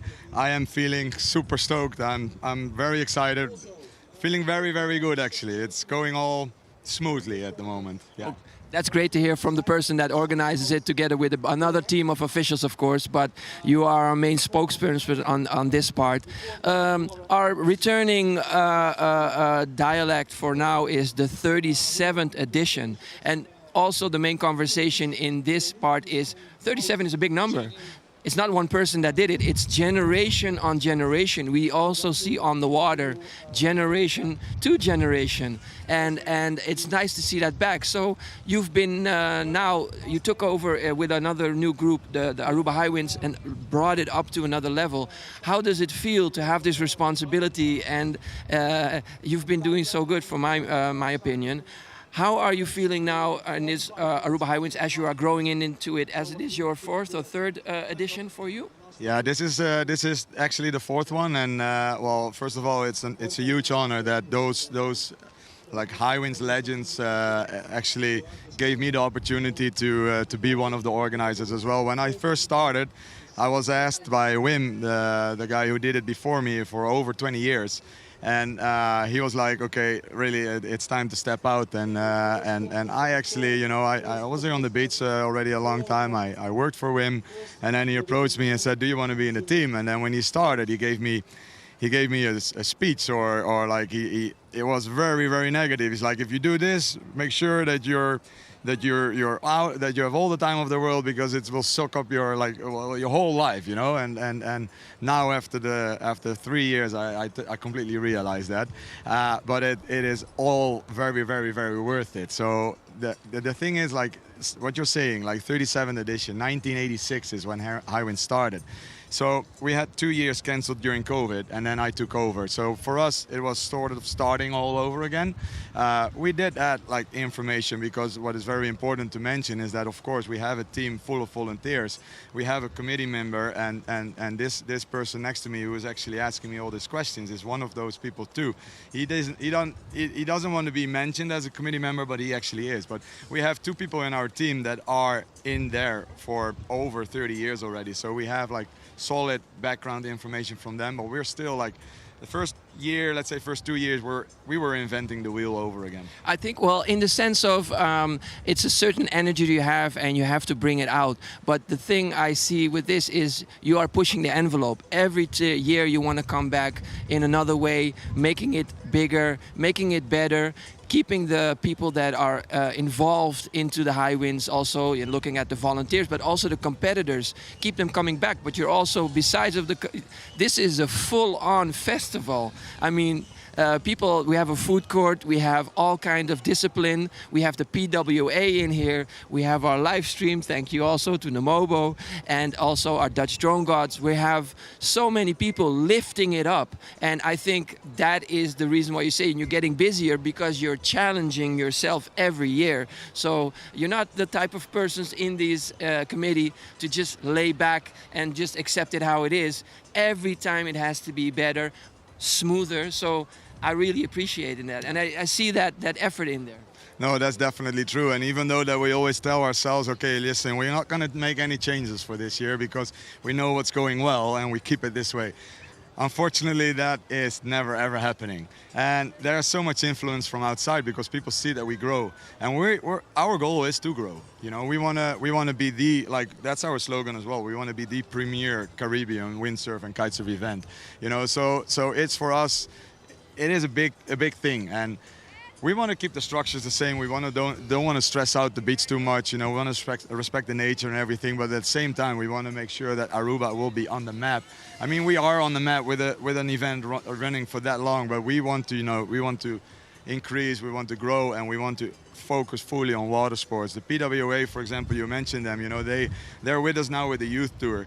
Of course, we're aiming for the pros to be back on the island. We used to have the big names of windsurfing here, and that's what we're aiming for again for future years as well. Companies here on the island, our main sponsor, ATA, the Aruba Tourism Authority, they are so good behind us now, and that helps. And you know, that elevates this event to a next level. Even if we say, okay, we keep it steady and we want to be the same, you know, we need the crowd, we need the people, and that's definitely everything sort of flows into each other, and people don't realize what's behind it. Of course, I mean, we all know big events, lots of things needs to be organized. You know, we're still struggling sometimes with schedules, who's doing what, etc. I think that I can be honest, you know, that we're like all volunteers, so we're not experts, we're not professionals, although it's getting more and more professional. But I must say, but this is you're telling a lot, because this is on the background. When people in the foreground don't see that are participating or that are enjoying themselves here with a nice entertainment in the evening. All that is on the background. But you're giving us a little, you know, peek behind the curtain, what really happens in there and what you're aiming for. And it's always getting bigger and better, but also making sure the community stays here. I think the Aruba Hi-Winds is family. Everybody comes again together the next year. And you know, people from Colombia, Venezuela, Aruba, America, Europe, they're all coming back because it's that great vibe and great parties. So I want to thank you for that, and wrap it up in here. And I want to thank you, the committee members, the volunteers, the officials, for making this happen and making this a live event, also meaning live streaming, so everybody can enjoy.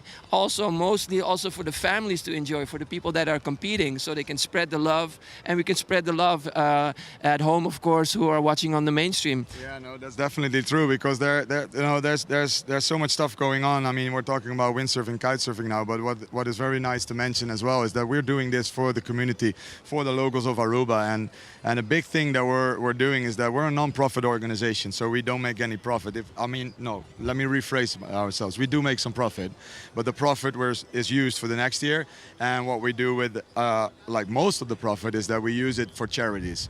So there are local foundations here on the island, for example, Mickey Foundation, the Imelda Hof, which is disabled kids, people that have like an unfortunate childhood. So we're here to help those people. We sponsor, or we donate the Junior Kite Foundation, the WRCA, which stands for Windsurf Racers Club Aruba. We are focusing on youth, and that's what we all do it for. That's why we need the people here on the beach, and that's why the vibes are like this. So everybody is enjoying, and that's.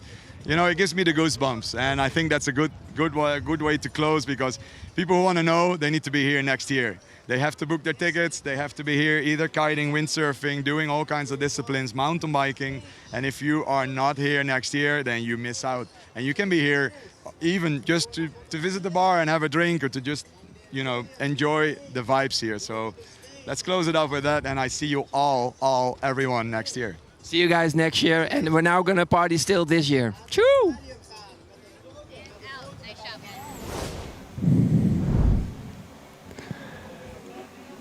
I think that is the best way to round it up. That phrase says it all. We will see you here next year, because you do not know what you are missing out here at the Aruba Hi-Winds. Such a great vibe, such an amazing community, and the conditions speak for themselves. So to get you angst up and motivated to come and join us here for the 2026 Aruba Hi-Winds, let's check out the action that happened out there today with your highlight reel of day number 2.